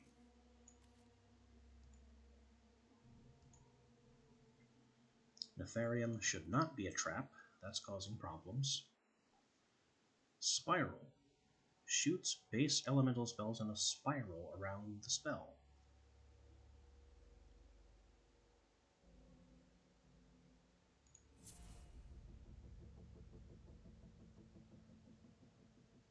No, you know what? We put Flarius back. And we use Flarius with Spiral. And Extended Reach. And yeah, we'll stick with Massive, though I don't know what Massive does. What Massive does for it, I should say. Sell off Fire Beam. Fire Beam is way too expensive to maintain. And we'll hold on to Nefarium in case we get something good with it. As for Spark Whip, yeah, Spark Whip can be a massive trap. Why not? No, Flarius back.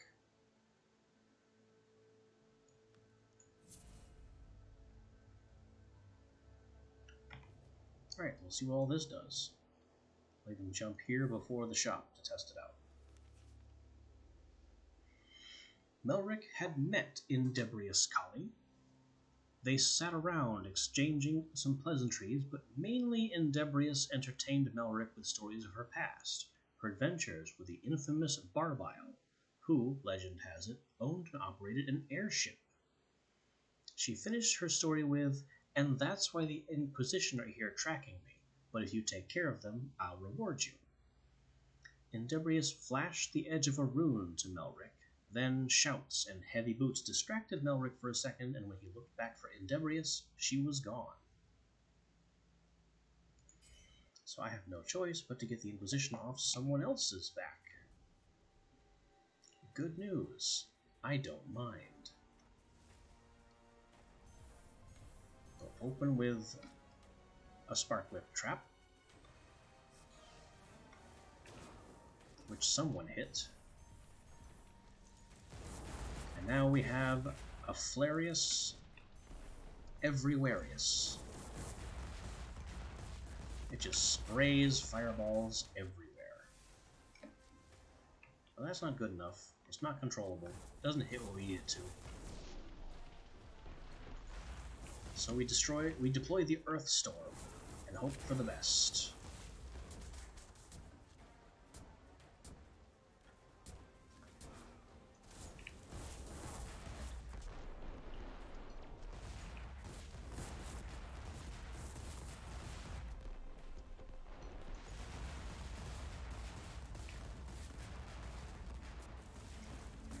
My spells are beginning to get extremely expensive, and I don't have increased max mana to support them.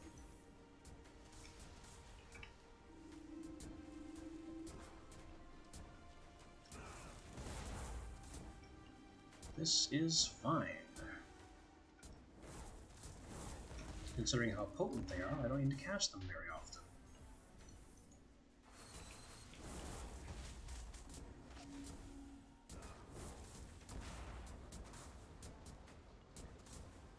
We just show up, cause a massive earthquake, and then go on with our lives.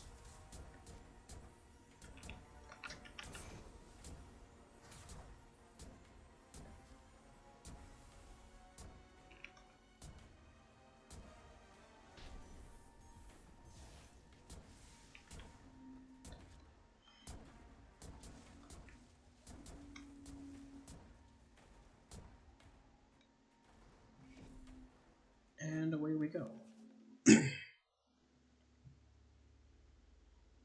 The rune he left for us was Stun, only usable on lightning and wind.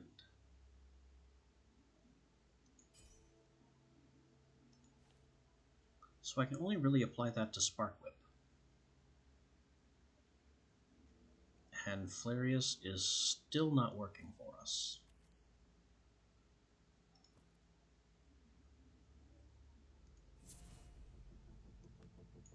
So we will instead go for a high explosive Nefarium.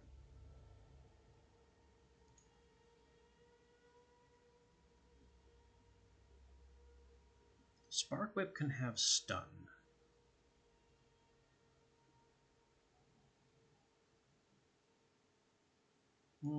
Rather than Trap.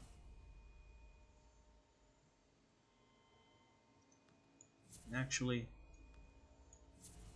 rather than Massive. Massive doesn't do anything for it.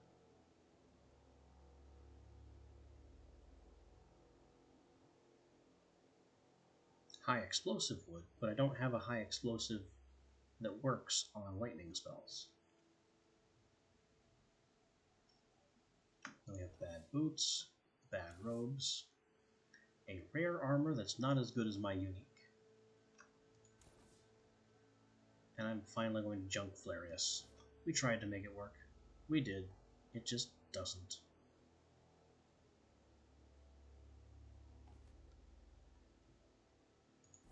We go into this shop with over 140 essence. We have another district deals and steals. He's selling Earth Slam and Stalagmites.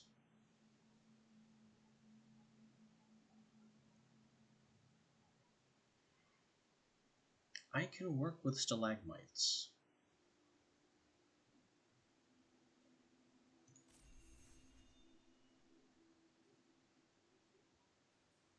Certainly better than Spark Whip.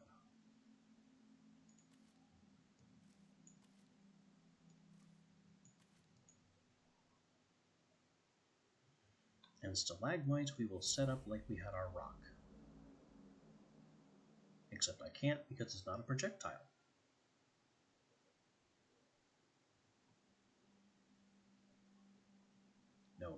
No Nova. Bad. We don't want a Nova. I will take High Explosive and Magic's Reach.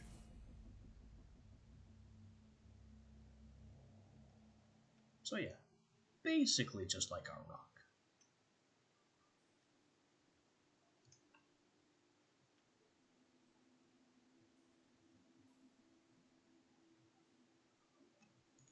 Goodbye Spark Whip. Goodbye Spiral, which is a funny rune, but not a very useful one.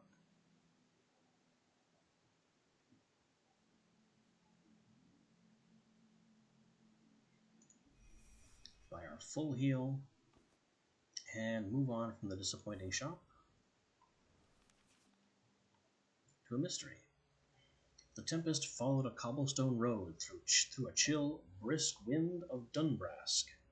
Smoke rose above the trees, and soon enough an abandoned wagon hove into view, its owners and escort freshly dead nearby. Fire crackled, already biting into the timbers of the wagon's bed.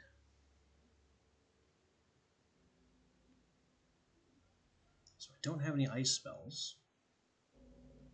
I can ignore the wagon, or I can jump in, which presumably will damage me. Let's go ahead and jump on in. He hopped into the wagon, Flames licking at his heels, and tossed a few good stashes of goods out the back before following himself. Within moments, the wagon was completely engulfed in flames, and Melrick turned to the rescued supplies. There was a surprising number of values in the charred boxes and sacks, which he took before continuing on, leaving the burning wagon behind. 18 essence, and leather gloves with slightly better mana regeneration. I will take those.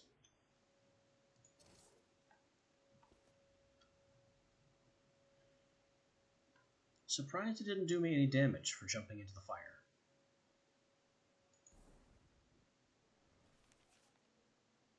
Now on to the boss.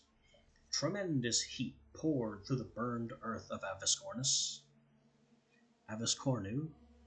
Its belched flames and spewed sulfur burning his lungs with air stale and rank. It was there that Melrick found the infamous Archmage Rintara, a burning, shining beacon of Inquisition wrath and purity, hungrily waiting to purge the world of the Tempest. So we have an enemy fire mage, and a fresh stock of earth spell. Let's begin by making her regret approaching me.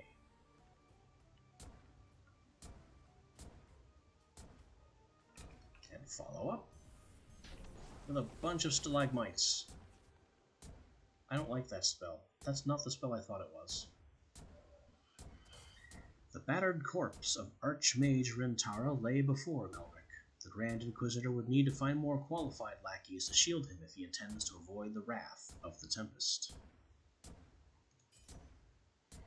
We get a new unique item, which could be pauldrons. Which could be a spell, Lightning Strike. Which could be Air Wing, a scroll.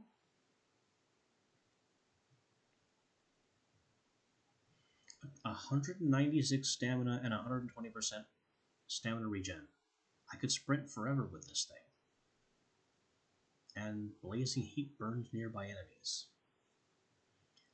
But what I really need is a primary attack spell I can use. And that's going to be the Lightning Strike tome.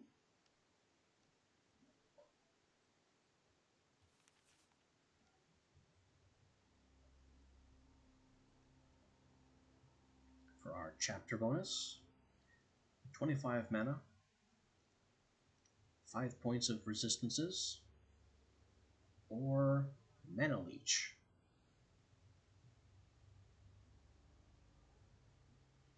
I don't think that's enough Mana Leech to really be great. Let's give ourselves some resistances. And stalagmites. Ugh. I thought it was something else. I honestly did. We'll grab Lightning Strike. And there are only 3 runes I can put on it. Reach, Trap, and Stun.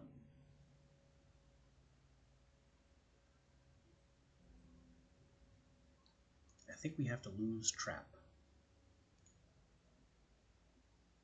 But what I can do, which will be kind of hilarious actually, is put Trap on the Earth Spike Storm instead of High Explosive. As fun as 150% spell size was on it, I think we'll be better off having a storm place a whole bunch of traps around.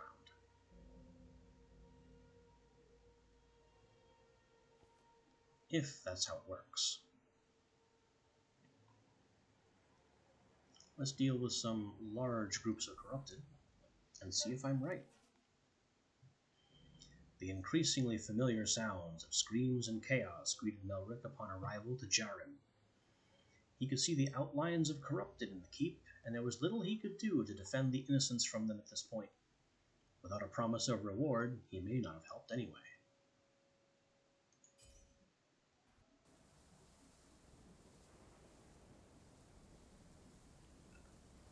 Now we are back on a snow map. I hear things being flung my way. Probably by him. Let's get this storm. This guy is not actually hostile. Oh, wow. Look at all the trap runes.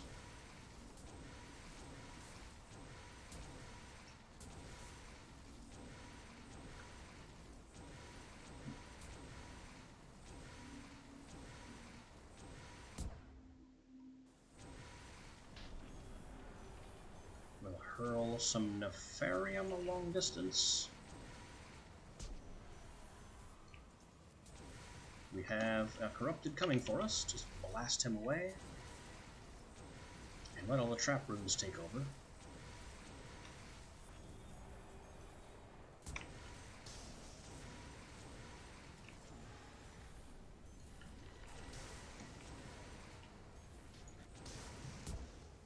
And I have lightning strikes to deploy.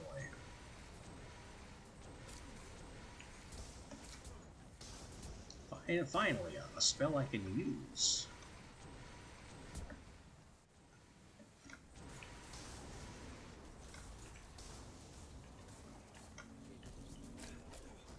Ow. Too many things in the area. Too many things. Deploy the Earthstorm. Trap blast everything.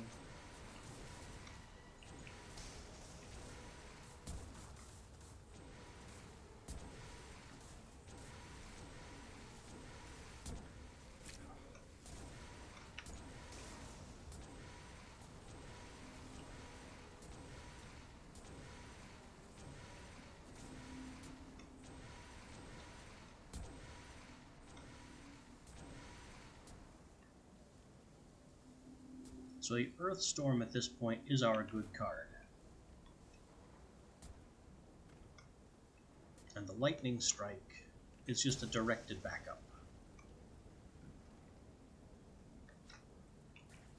Something I can place more precisely. That can also, in theory, stun. But I'm hoping it just takes him out. I don't have to worry about the stun component. 12 of Essence, and a random item. Ice Blast. Pauldrons of the Bear. And gloves that don't really help. So what's the most expensive? Ice Blast, which we immediately sell. We have gloves to sell, a ring to sell, robes, which look rather similar to our robes, but kind of a pale echo of them. Twice as much mana regen, though, which is surprising for that to be above a unique. Still, sell it. And remaining, we have another Nefarium and the Stalagmites tome, which we need neither of.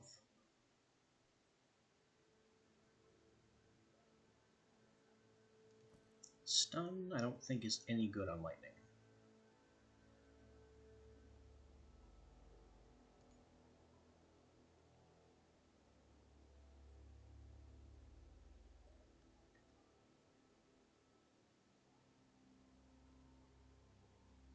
This, though, let's replace Spread with High Explosive. We'll make them bigger and have fewer of them. Maybe they'll have a greater duration.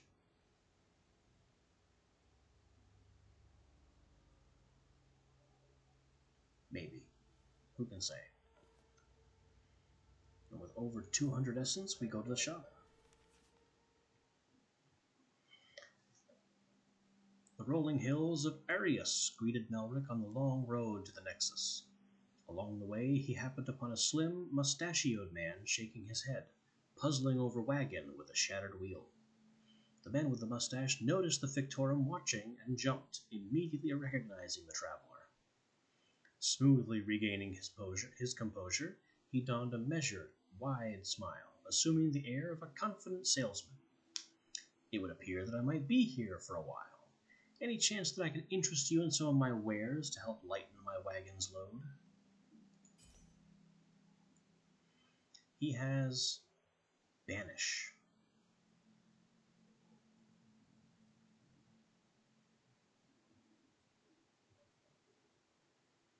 It only costs 93. Maybe I can use Banish instead of Nefarium.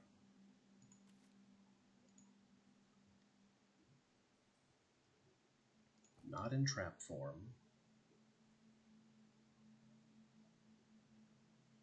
Long range, massive, which will be hilarious with it. We'll switch to the other long range, which is better. And we'll put high explosive on it. And Nefarium can just go. I'm sure it's a good spell, but I can't use it if I can't see while aiming. We have Familiar. Creates an orb that follows the caster, firing spells at nearby enemies. This, like Sentinel, is an interesting idea, but then you have to rely on the spell's AI to aim.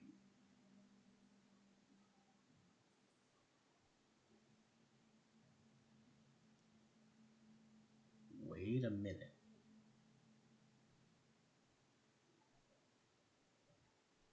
Maybe this could be salvaged.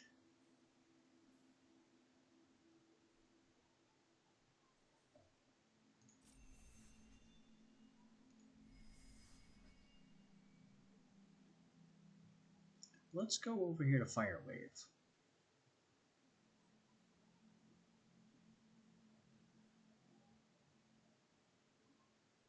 And give it Familiar instead of Massive.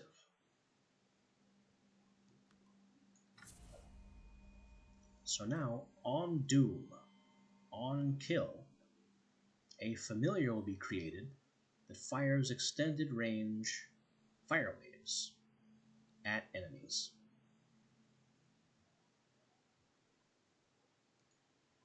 That will be worth looking at, I think. And now we move on.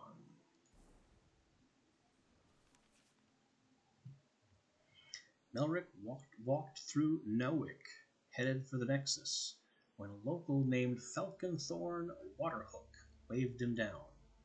"Traveler, there's a miasma storm coming.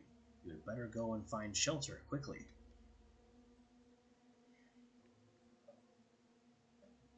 Well, let's defend Nowick from the corrupted with our terrifying spells.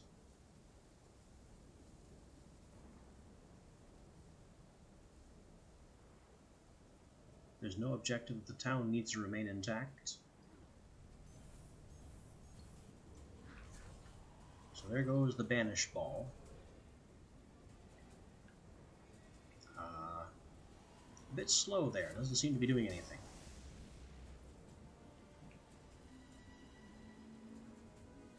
We do have our Fire Wave Familiar, so that works at least.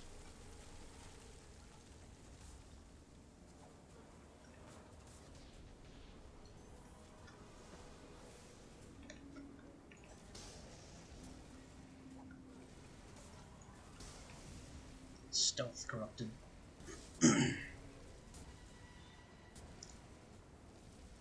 Some of the corrupted melee type enemies are invisible until they come within striking range.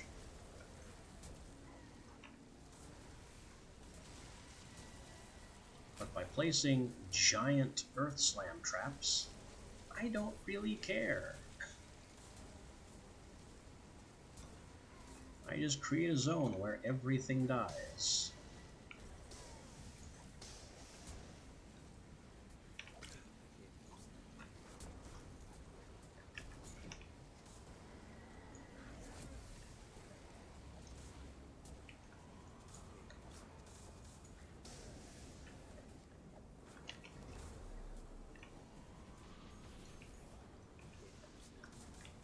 Banish is unfortunately a very expensive spell that I haven't been able to fire off. This guy, though, deserves it. And it got countered somehow.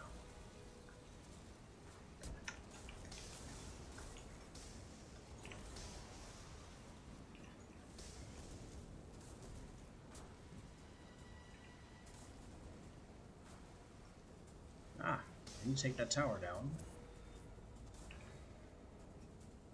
And now we can leave. Although I'd also like to take out that tower and that guy. And have I frozen it again?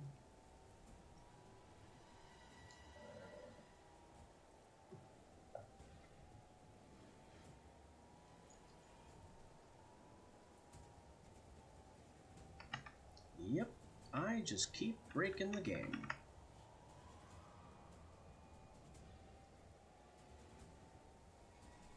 So, I'm not going to go anywhere this time. I'm just going to put us on BRB for a moment as I shut down Fictorum and bring it back up.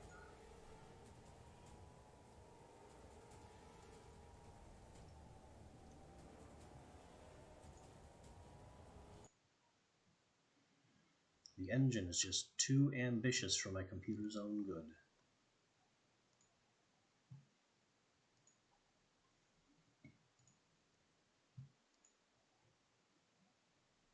Whoops.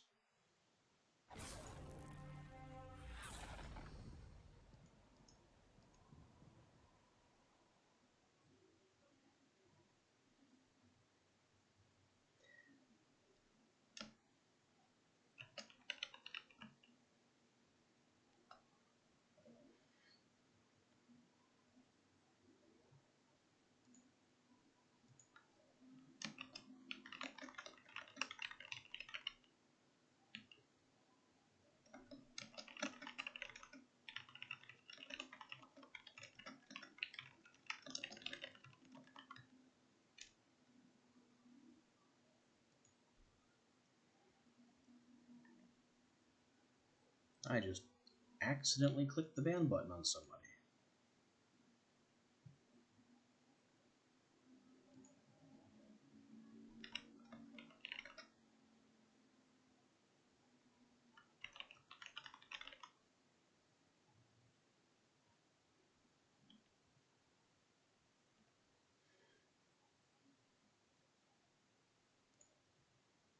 Alright, let's unban him immediately and try and send an apology notice. Yeah.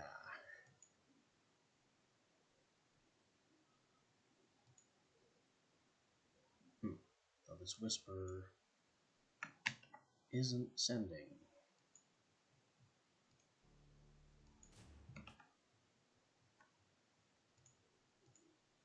I don't know what's worse. The mistake, or that I can't quite make up for the mistake. I don't know what's going on with that whisper, but hopefully it goes off.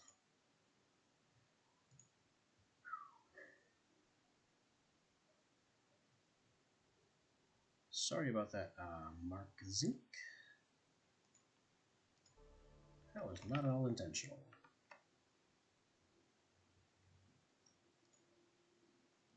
But we are now back.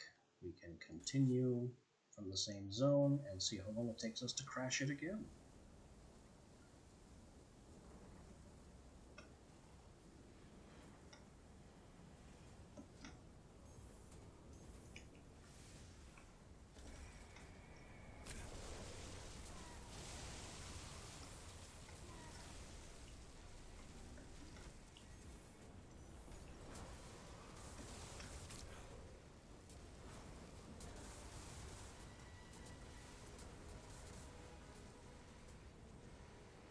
We'll go with our usual modus operandi of sprinting around and throwing down earth trap storms.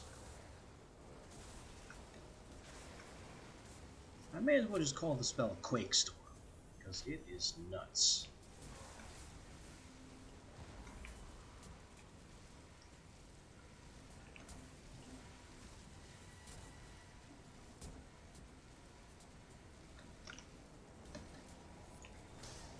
Would you believe, still not the wildest spell I've ever used.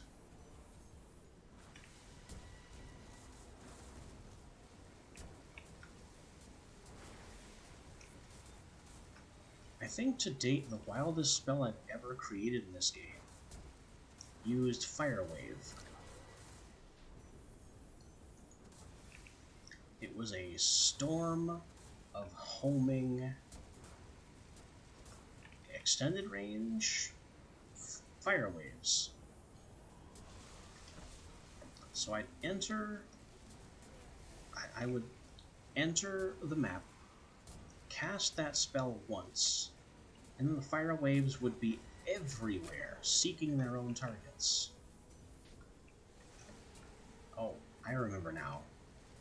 It wasn't extended range, it was splitting.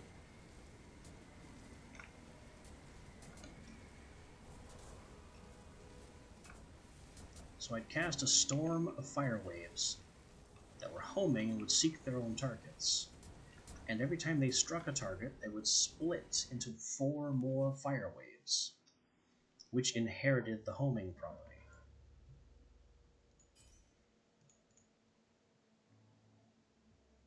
Here we have another fire wave tome, which we don't need.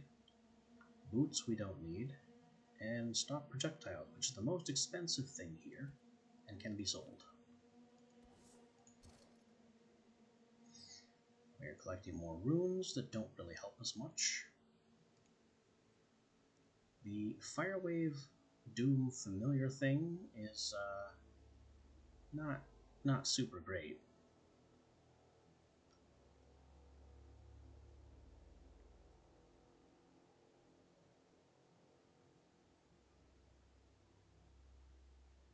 I can switch it out for Fury instead and just get more of them.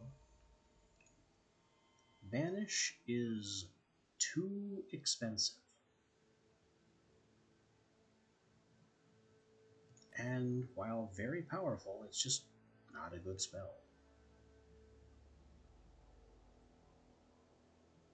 I can't use Massive because Lightning Strike is not a projectile.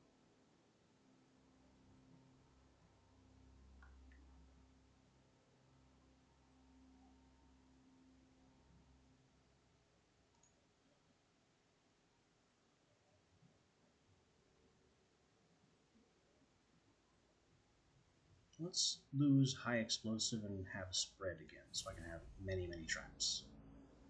Better area coverage.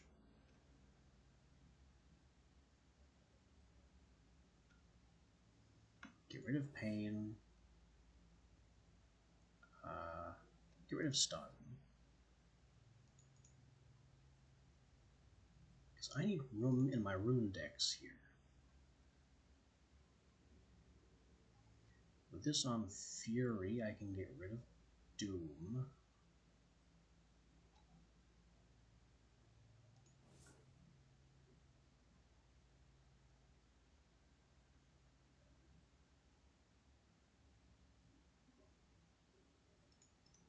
Others we definitely want to hang on to.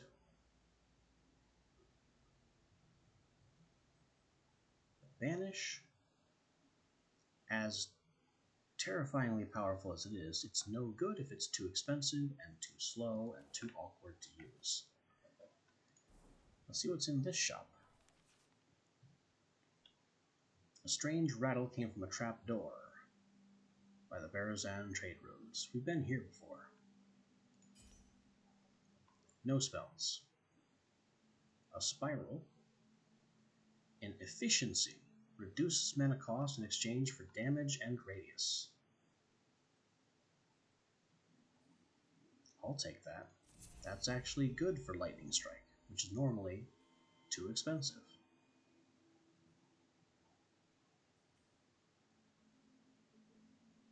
We have some glove options, which are okay.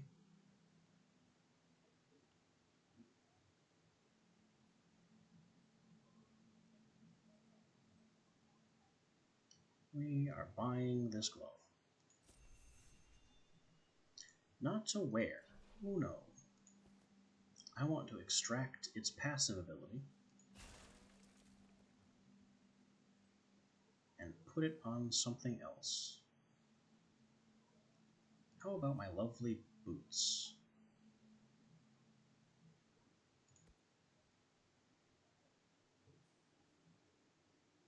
I can't use that right now. It won't. Oh, it must be imbued on gloves. Well, I guess I'm holding on to this until I find some better glove. Actually, it's cheap. There we go. Attack and casting spell speed increased by 25%.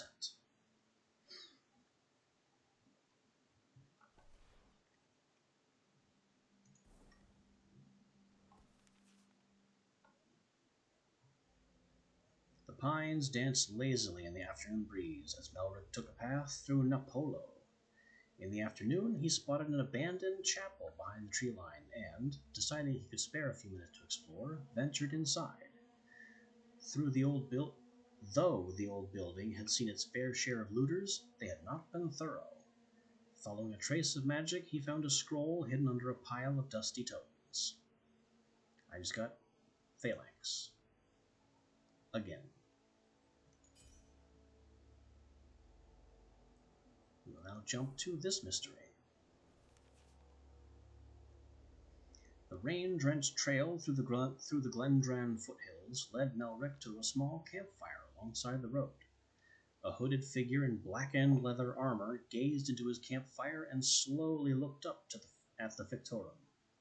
His eyes glowed a dim purple, a conjurer's trick, not enough to impress Melrick. A hollow voice said, "The Tempest." His eyes glistened as he spoke, but did not illuminate his features. "The villagers of the Fire Glen must die. The reason does not matter.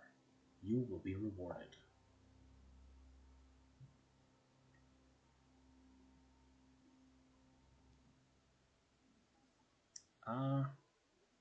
No. Let's keep some semblance of our humanity. And that's just it. There's no encounter. Fine by me. A faded sign declared the name of some small village nestled in the trees, a name that no longer mattered with a village so quiet and empty, abandoned, scoured clean, stripped of life and future. But it was not safe. Melrick could tell there were outcasts, waiting just out of sight, and they would not take kindly to any intruders.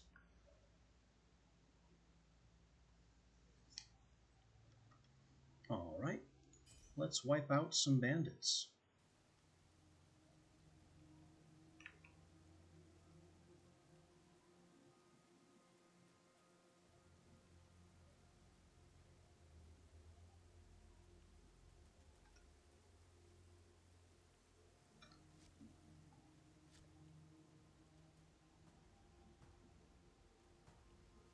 There are our targets.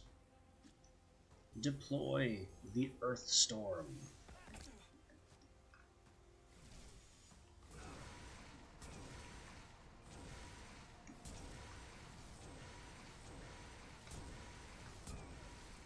There's a short delay before Quakestorm first comes online.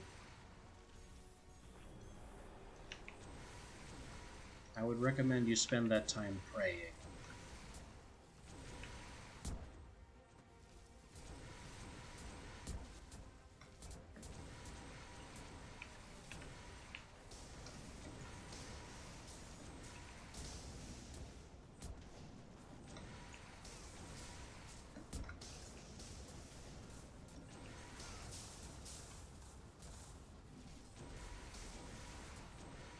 We'll call down lightning as our flame waves servants are summoned.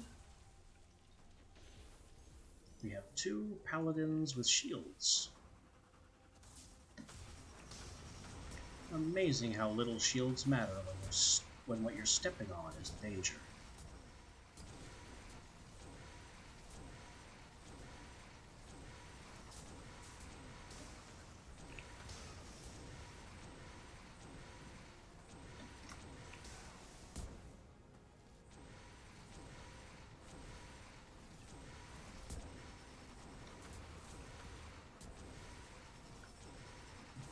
Someone is throwing some very loud air spells.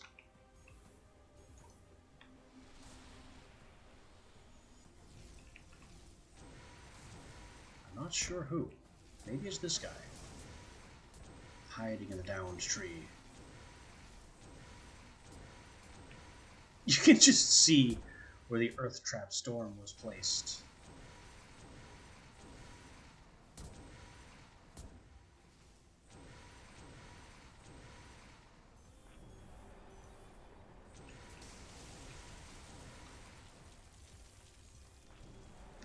Efficient lightning at extended reach.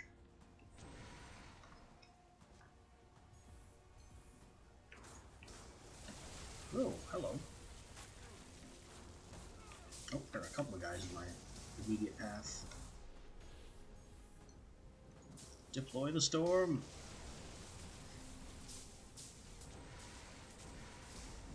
Their traps and twisters do not matter to me.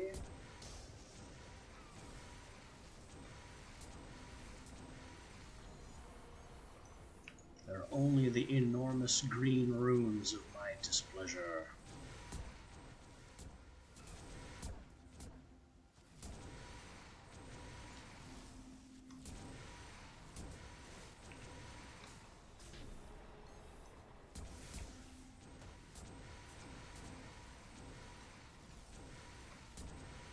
What we have crafted here is essentially a spell that solves all problems. It just takes a short moment to do it.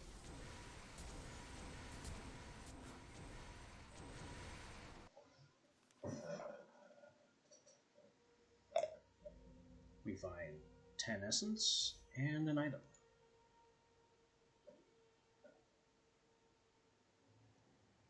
Which is going to be another stop projectile scroll to sell. What's this? Concussion.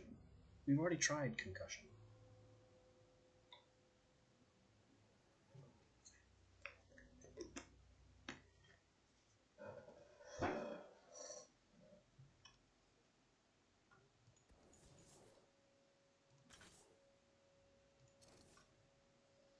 We have here Manifest. Creates a manifestation based on the spell school.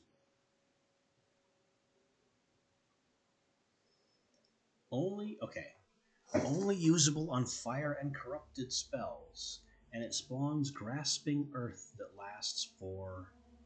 Oh, maybe because I have the Earth spell selected. On Lightning, it creates a whirling ball. On Fire, it spawns a bonfire.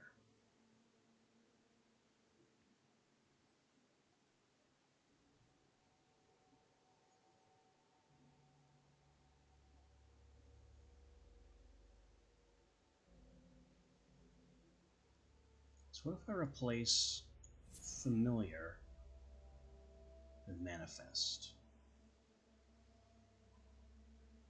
Actually, no. We'll keep Familiar in and replace Extended Range with Manifest. That way, as we fire spells, we'll spawn fire waves. We'll create the familiars that create the fire waves, and the fire waves will create bonfires. Things will just get crazy.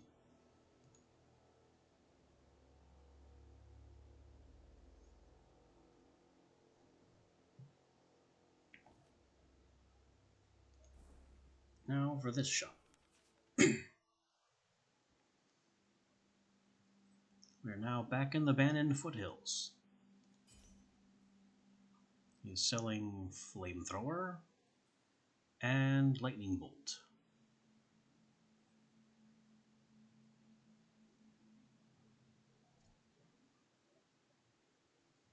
It has Concentrate.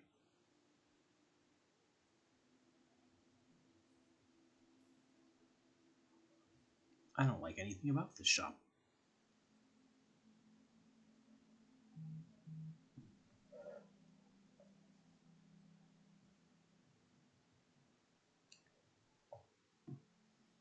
So let's just take our full heal and move on. What I really want is Megalith back, but I don't think that's happening.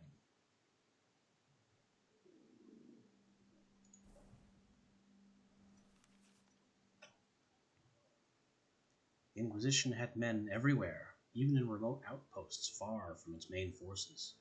This group had taken it upon themselves to bar his way. It would be a mistake.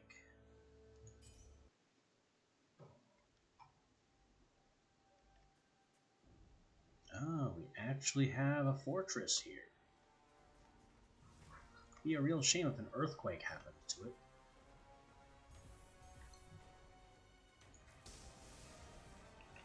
Lightning blast that poor man with the shield.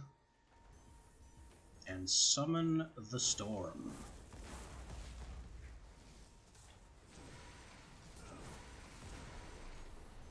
Summon multiple storms.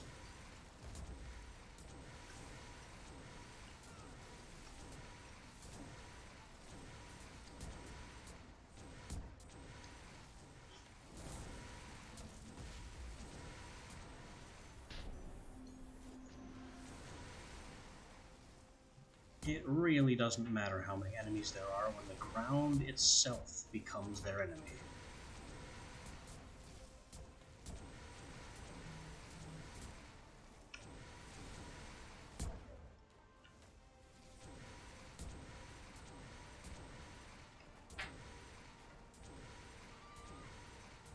These are citizens, not soldiers.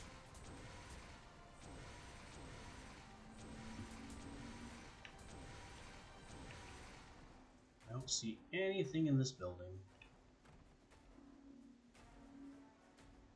How about this one?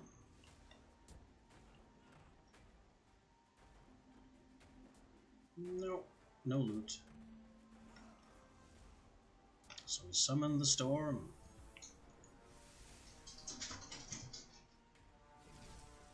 There are now soldiers. It won't matter.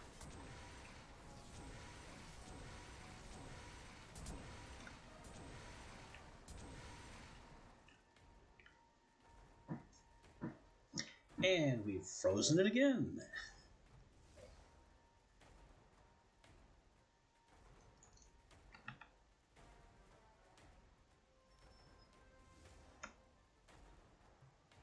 This is great. It's taking less and less time to break it.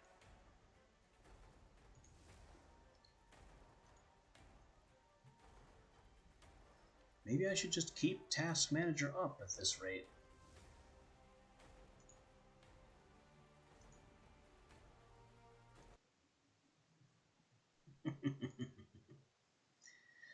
Come on now.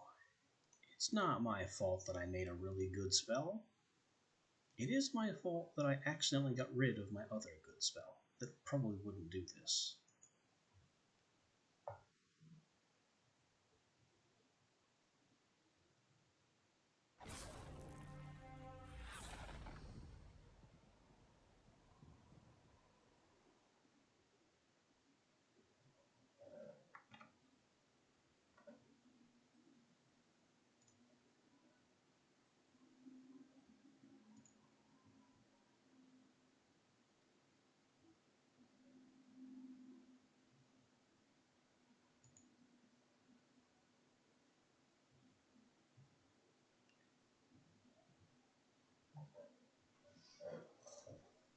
Fictorum takes a little while to preload itself, so I guess OBS doesn't want to capture it in the meantime.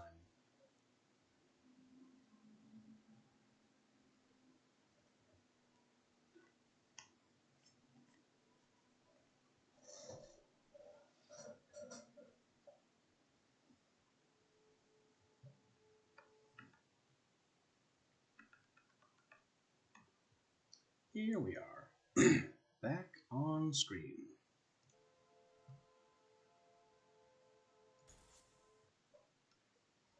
We'll get right back into the last region we left, and blow it up all over again.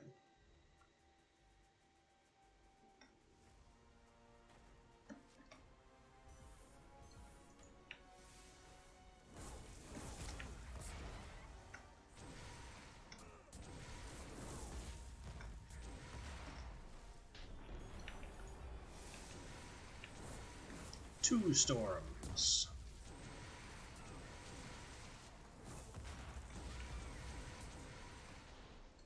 Three storms.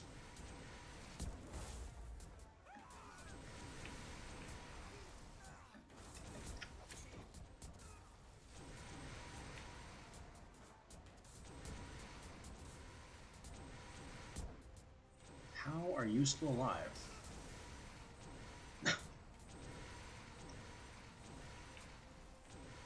That one guy made it through the entire Gauntlet of Doom and just didn't want to die. Another storm coming.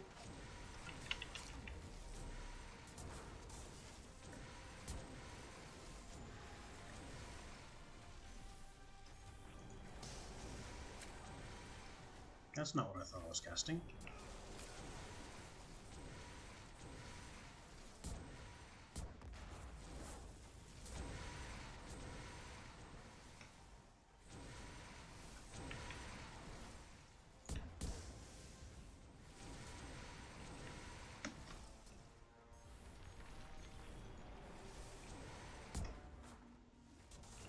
Whoa.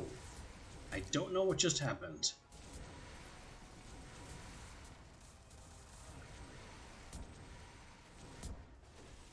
It apparently involved my camera spinning around. Okay, we have the exit gate. It's locked.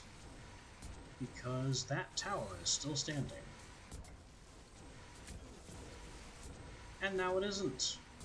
And neither is anything else.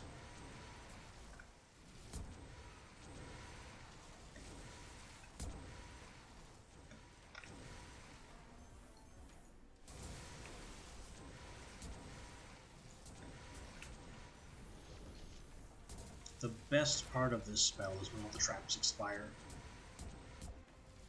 And they just all go BLAM at the same time.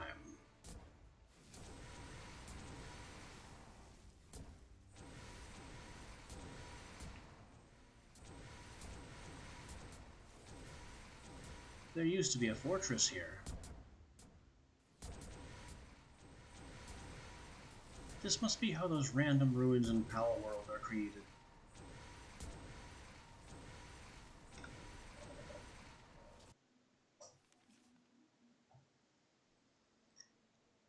Devastation can still be seen to this day, and grievous wounds. 11 essence, and an item. None of which are worth looking at. So we sell yet another Rotwall scroll. Along with these two things that are no good to me. Ooh, what's this? Multi-shot.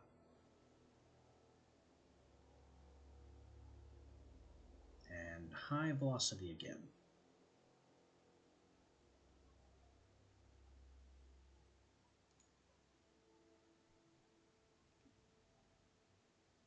Let's use multi-shot instead of manifest.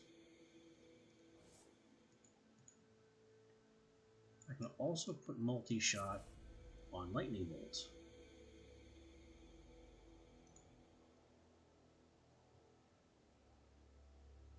Multi-shot would also be amusing on Earth Slam, but I'm really pushing it already.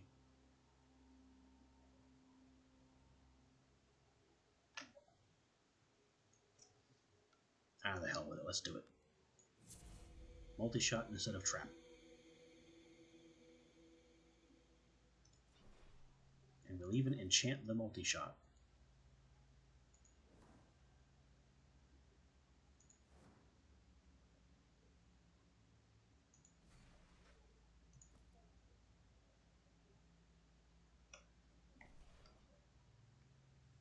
Well, that was expensive.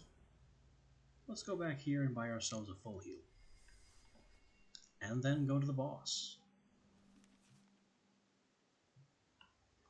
As the Tempest ascended through the final steps of the Outer Ring, a nausea-inducing wave of foul magic struck him, bringing him to his knees. Recovering quickly, he lifted his eyes to the source and stopped dead. The legendary Giamma, a fallen archmagi and bedtime story for misbehaving children, hovered gently above the ground, corrupted magic flowing from his outstretched hands.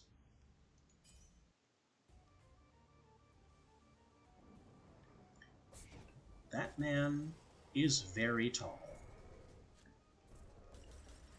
I'm gonna have to get kind of close to get the storm on him.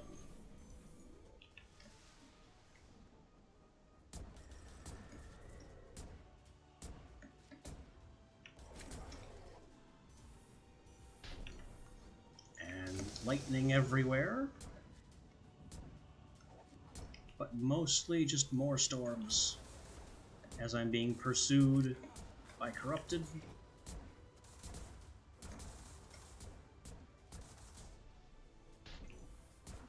I see how this is gonna go. I need to get close, deploy a storm, kite, and then find him again when he teleports away. Or he could play nice and stay in the storm.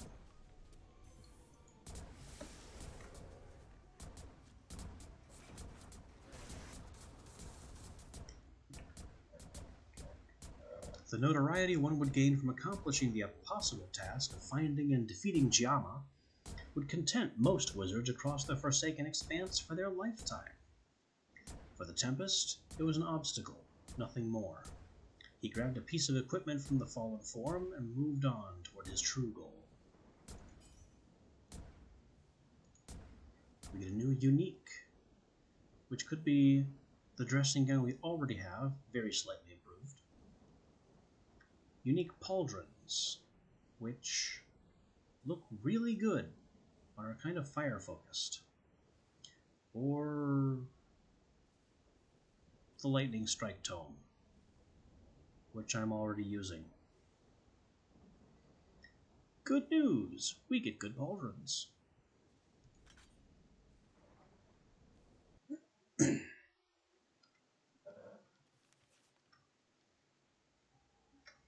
For our chapter completion bonus, shaping speed, defense, and health. I think we will still be going with resistances. And we wear our new unique pauldron. The only thing we do not have now that's unique is gloves.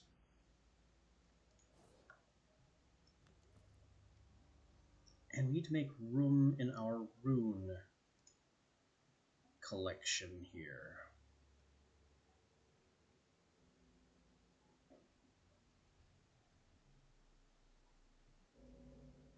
I guess trap is the way to go over spread, so we can get the multi-shot here.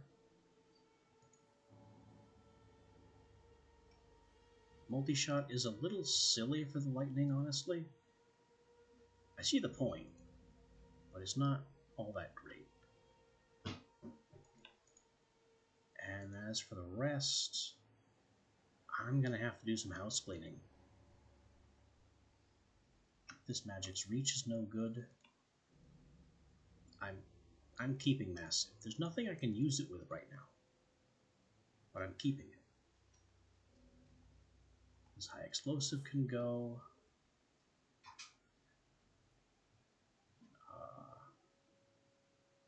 I may have to get rid of spread.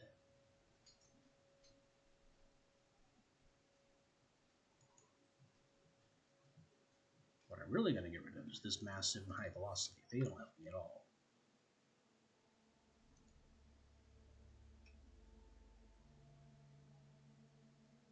This is always the painful part of the game. I have runes that I want to keep but can't use, and runes... and I need more room to collect more runes that I'll probably have the exact same problem with.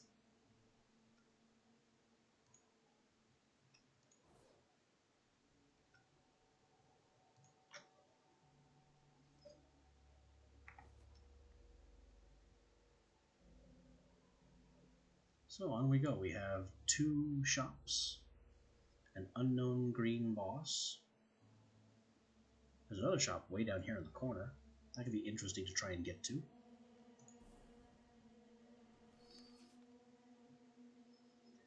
The Fictorum happened upon a small, crude fortification with 2 men keeping watch. The guards eyed each other, both unclear as to what one should do when one encounters a powerful renegade wizard.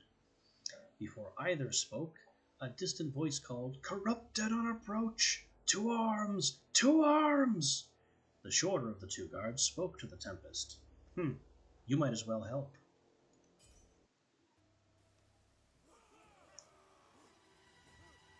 Oh no, I have to keep these men alive?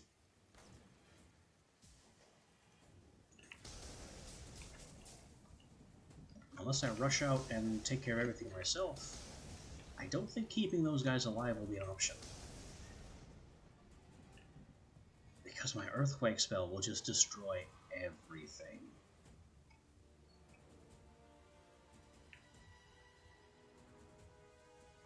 So let's go forth and find the rest of our problems. Where are they?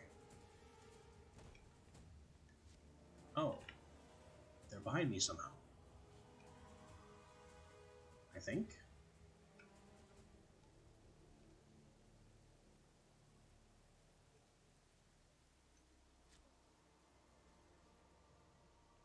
Come on now. Where are the rest of the enemies? Aha.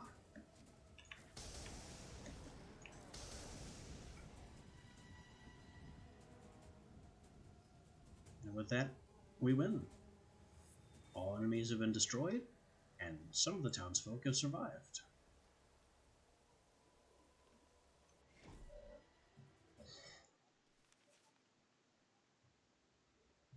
The defenders were grateful for the Fictorum's help and offered him a good bit of essence as he headed toward the Nexus. 33 is indeed a good bit of essence. Alright, Store 1. The Fictorum strolled through the small village of Hidemaro without incident. Even though it would easily add an hour to his journey, Melrick chose a wooded path. Hidemaro was famous for its rivers and waterfalls. During his walk, he spotted a sign for a shop. Panos, supplies, and gifts. The wizard decided to take a look and was pleasantly surprised to find its owner friendly and shop well stocked. He has a unique ring, which does some interesting things, none of which are better than what I already have. We also have Drain. A portion of spell damage is leached as energy.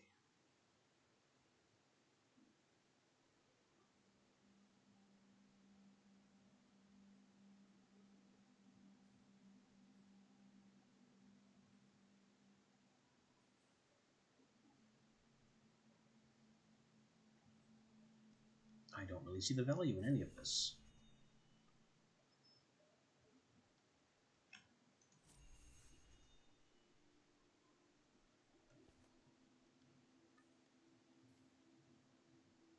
So I think we just bounce on. Nearly upon Uric, Melrick crossed paths with the young Lord Felmarch, freshly exiled from his home at Fort Uric. His green eyes quickly sized up the Tempest, and he spoke. "You're that heretic, correct? I've just recently been betrayed by my slimy brother-in-law, Pike Danin, for my rights over this land. If you completely level his new home in the fort, I'll pay you handsomely."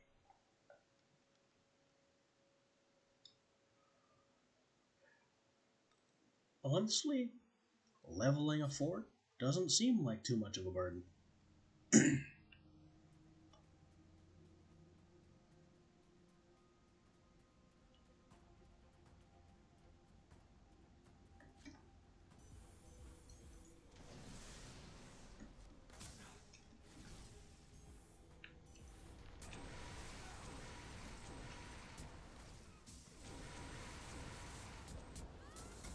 We deploy 2 Earth Storms, and all the hostiles in that area quickly disappear.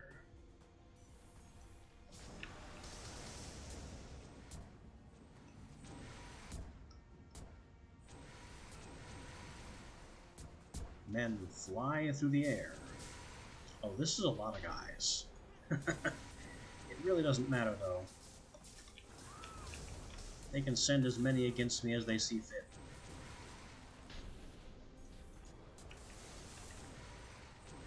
My spells are so large that numbers don't matter.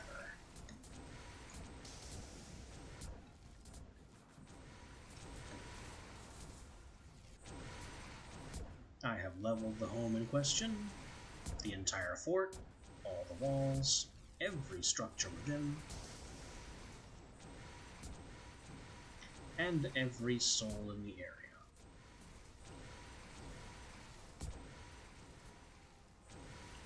Such is the power of Earthstorm.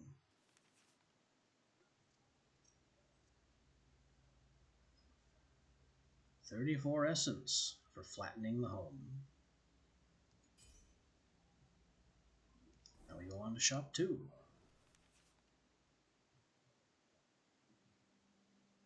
This is the Cave with Torches shop. It has a unique armor passive. 56% jump height. That looks like a pretty good piece of armor, honestly. We can't afford it, but it's pretty good. Just sell these things. We have 2 efficiency runes now. The one we're using is better.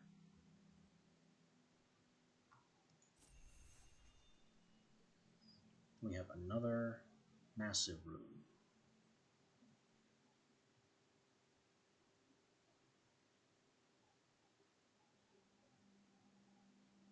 Which looks like the... No, it's... I think it's worse. It's worse. So we'll sell it.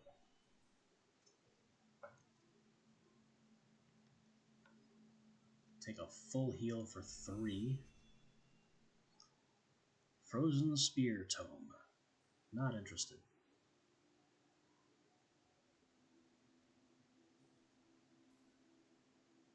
And it will be a shame to leave behind Picardy's Guardian. Actually, I don't think I have to leave it behind.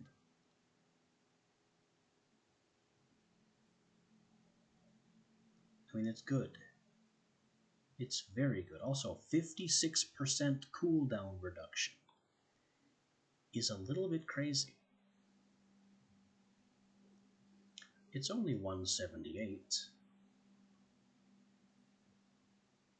So I need to find 20 gold. And if I'm buying Picardy's Guardian to go in my armor slot, I am selling Grandmaster Vacuum's dressing gown.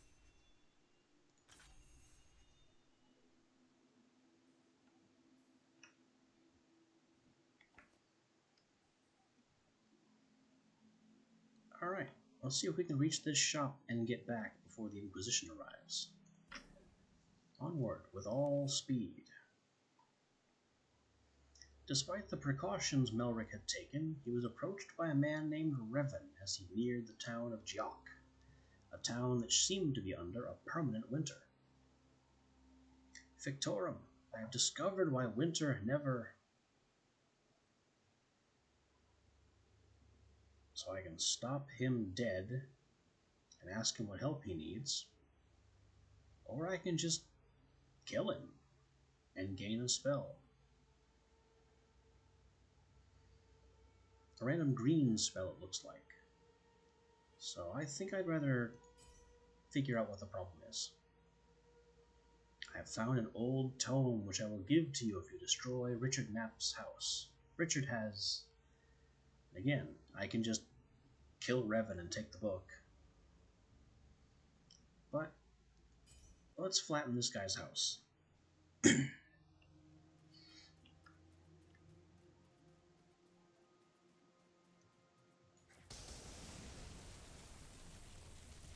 fact, let's just be our destructive selves and flatten every house. Hello, boys. I'm bringing the Earth Storm.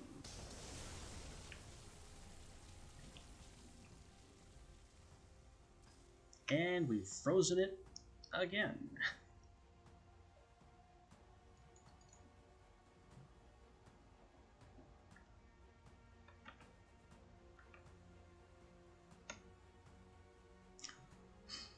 Our spells are simply too strong for the game itself to handle.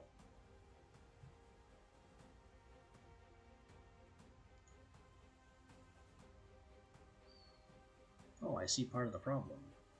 It's using 80% of my memory.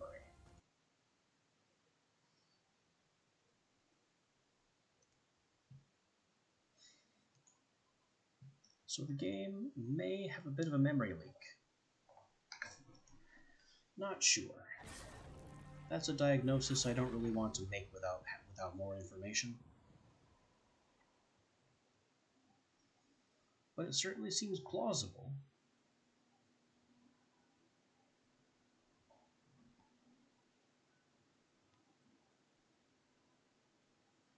It may even be the case that it's not the game itself at fault, but something about the storm trap combination that's causing problems. Just my best guess is that something is being loaded that then does not properly unload.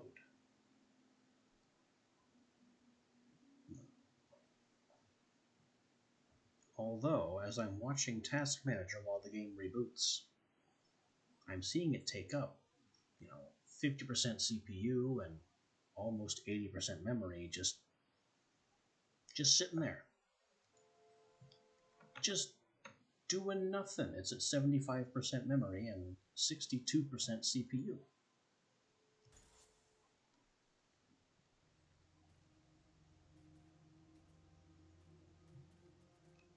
So I guess the game itself is just a resource hog.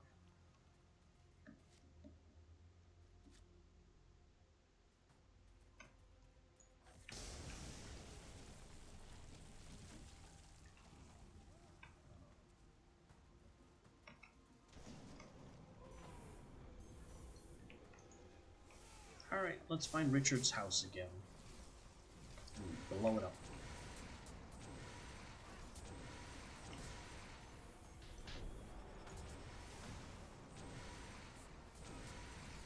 I don't think it's here. I think they moved it.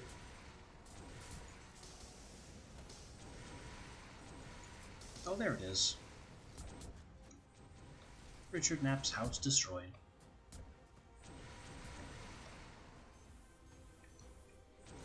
Now I just need to survive long enough to get out of here.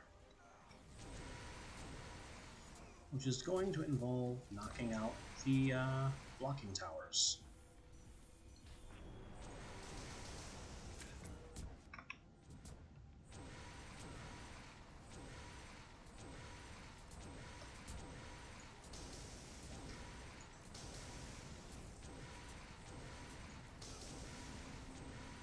And that seems to be it.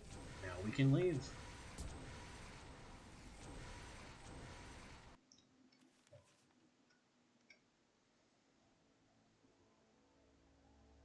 Reference spellbook is Lightning Bolt. I am not impressed. While I was there, I found another wind shot. Also not impressed.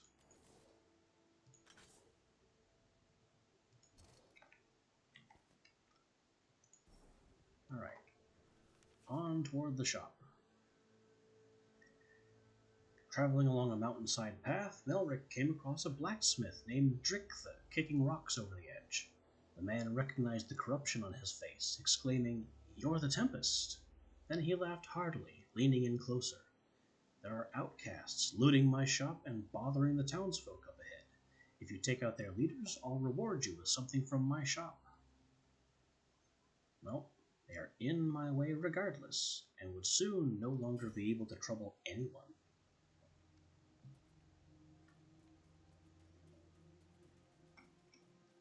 Objective to defeat outcast chieftains.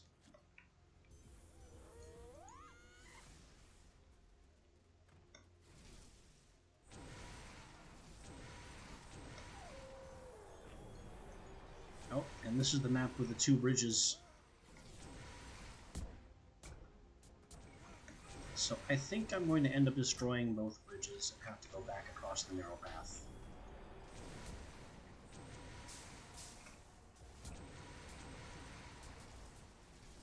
Because Earthstorm is simply too destructive and too uncontrollable.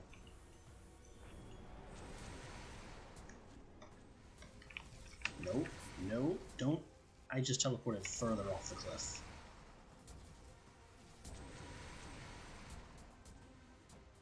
In my effort to save myself with my teleport, I flicked the mouse too far.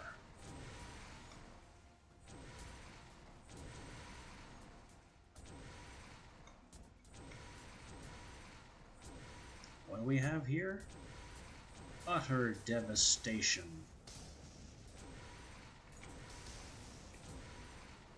Just blow apart that bridge. One of our targets was on it. We have that bridge. Can I finish off that bridge? I can. From here. It crumbles. So now we have to take the long way around, which has people on it.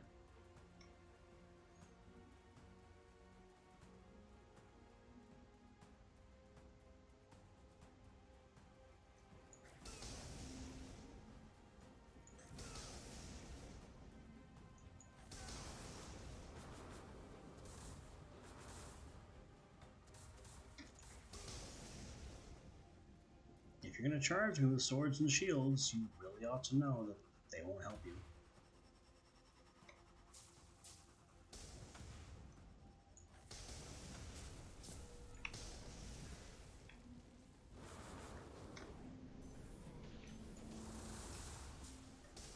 I have unlocked the exit. And we leave.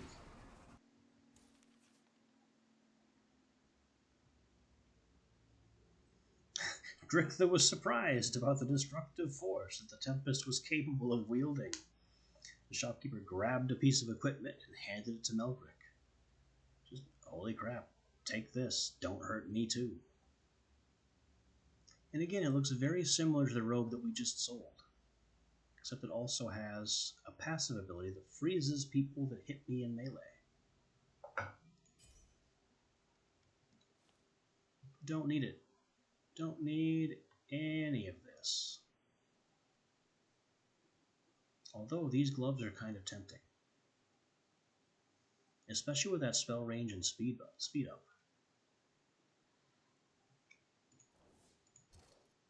The rest can go.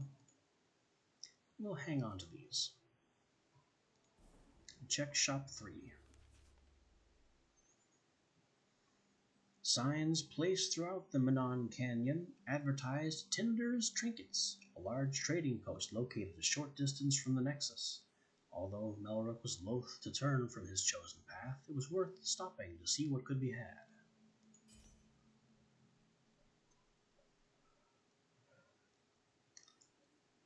He's selling Cyclone and a Blink Scroll. I already have a Blink spell. Theoretically, I could get a second Blink.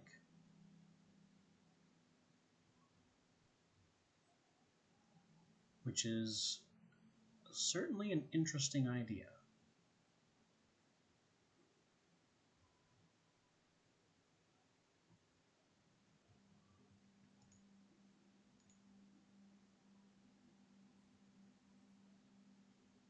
And we have a few runes that don't really help.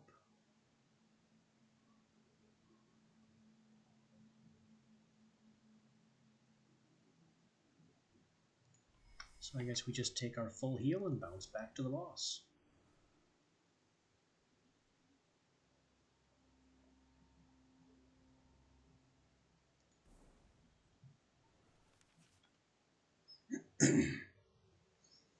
The very mountain of Magnus shook with fury once Melric arrived.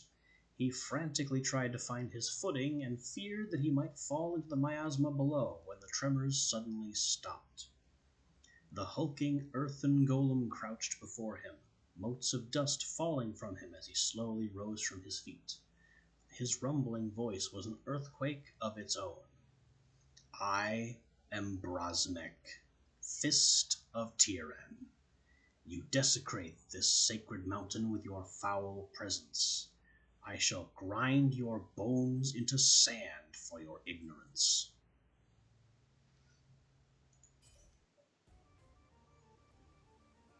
So we have a very large stone man who is jumping in our general direction. Let's give him something to land on.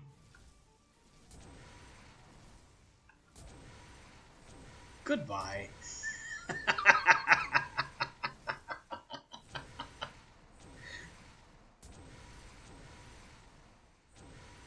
The mountain shook again for a moment as Brasmek ceased to be. Perhaps it was the rage of Tyran herself. The Fictorum simply chuckled. The goddess's anger meant nothing to him. Perhaps she should be more discerning in her choice of champions.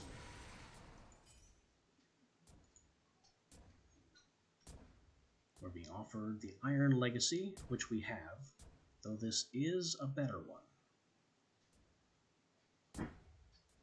Sansubri's Flying Boots, with 224% jump height bonus. Also a lot of other good things, but not as much magic resist. I still want to keep the Swamp Walkers. I'm holding out for finding a good Earth spell again. But the 56% enhanced damage just in general on the Earth Walkers, on the Swamp Walkers, is better, so I'm keeping these.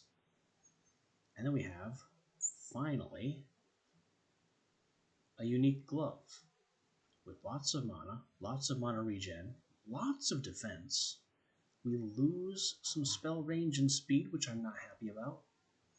But then there's also a massive damage bonus and 3 mana after kill. These are huge.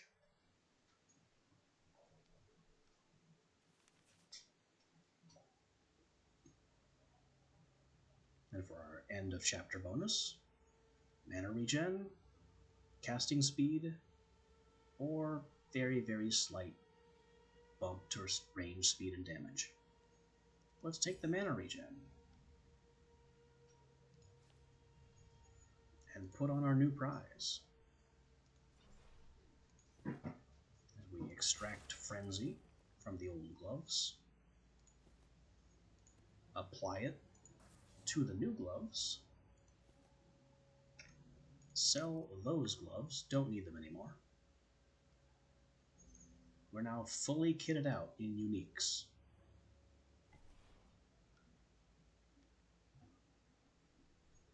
And yet, I still want to shop hop to find a better attack spell, because I'm just not happy with Lightning Strike. Melric bore down on the town of Tempor, an orderly and meticulous place. So meticulous, in fact, that their Aegis was always active, leaving only one choice. It was unfortunate, but Melric would not allow one town to stop him.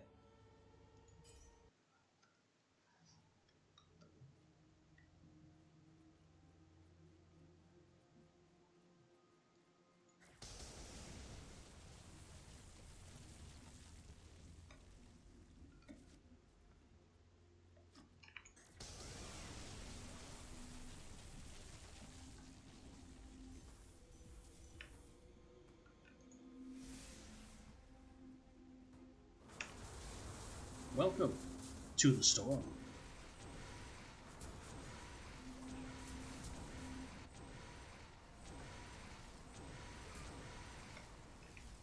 I hope you enjoy as everything explodes.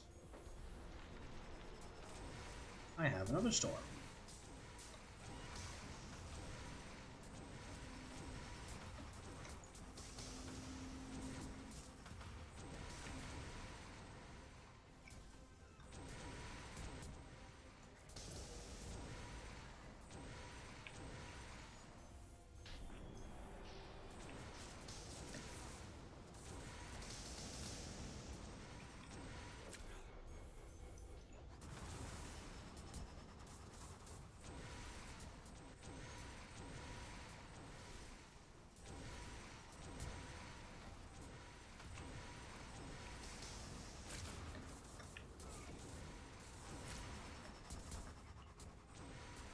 They keep hitting me with some kind of air missile, but I have so much magic defense that it doesn't matter.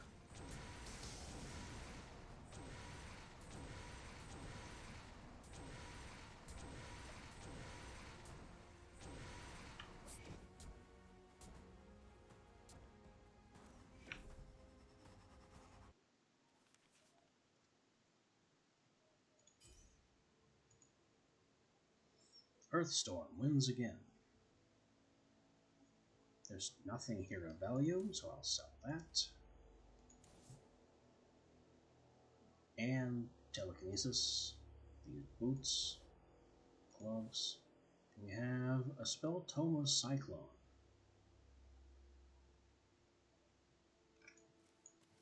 What is this? Projectile pierces all targets. Spell bounces 300 times.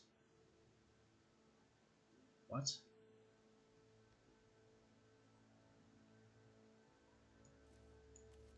Well, let's throw it in and see what we can do with it.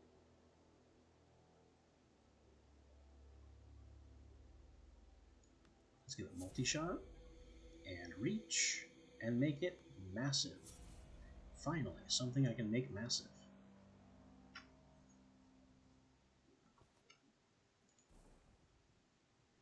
Maybe we can test it here. The Tempest was making his way through the forest near Durtonville when he was accosted by Oliver Oleander. Like many would-be masterminds, the outcasts he had expected to control had proved less than amenable. "Excuse me, The Tempest," he called out. "I could use your considerable problem-solving capabilities. If you were to take care of the outcasts ahead in Durtonville, I'd reward you handsomely, if Durtonville doesn't suffer too much damage in the process." Well, I'm not going to be able to do this. Earthstorm will not allow the town to survive. So, if I can sense Oliver's not being fully forthright, that's just further excuse to not blow up a town. Here we are back in Duodecim for district deals and steals. Funny how there have been like 3 of this exact shop throughout my travels. They're selling another Iron Legacy for over 200. A Gauntlet Prophecy that comes pre-baked with the Frenzy ability. The rest of its abilities don't seem all that great unless we focus on Fire and Ice, which we aren't. Then we have Order, shoots elemental spells at nearby enemies, and a Storm usable on things other than Ice and Earth.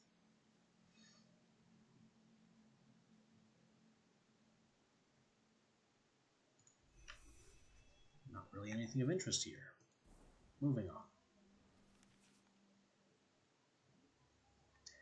Melrick traveled through Gleanton in the dead of winter. The sky was pitch black.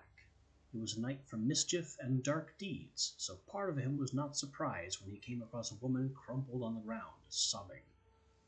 She noticed him and stood up.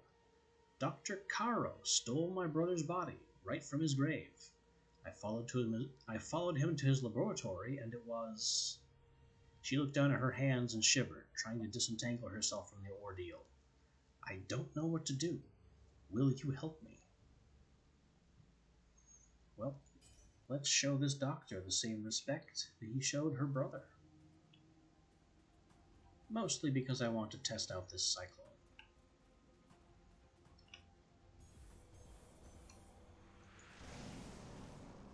Here are the cyclones. They seem to be having trouble getting up the hill.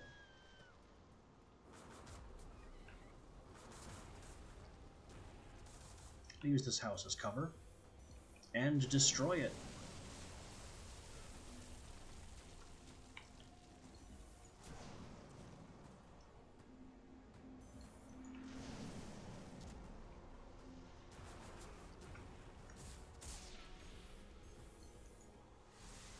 The cyclone is certainly interesting, but it's no Earthstorm.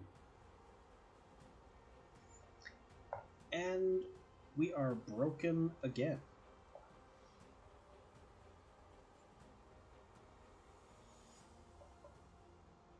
I think I'm going to take this one as a sign. This is getting well past ridiculous.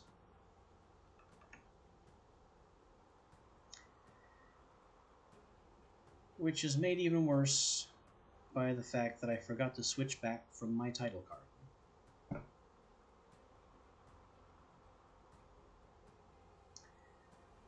Well,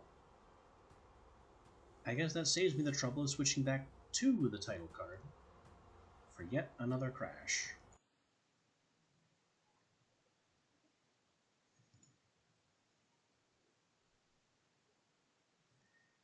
But with that, I think the game has made its point.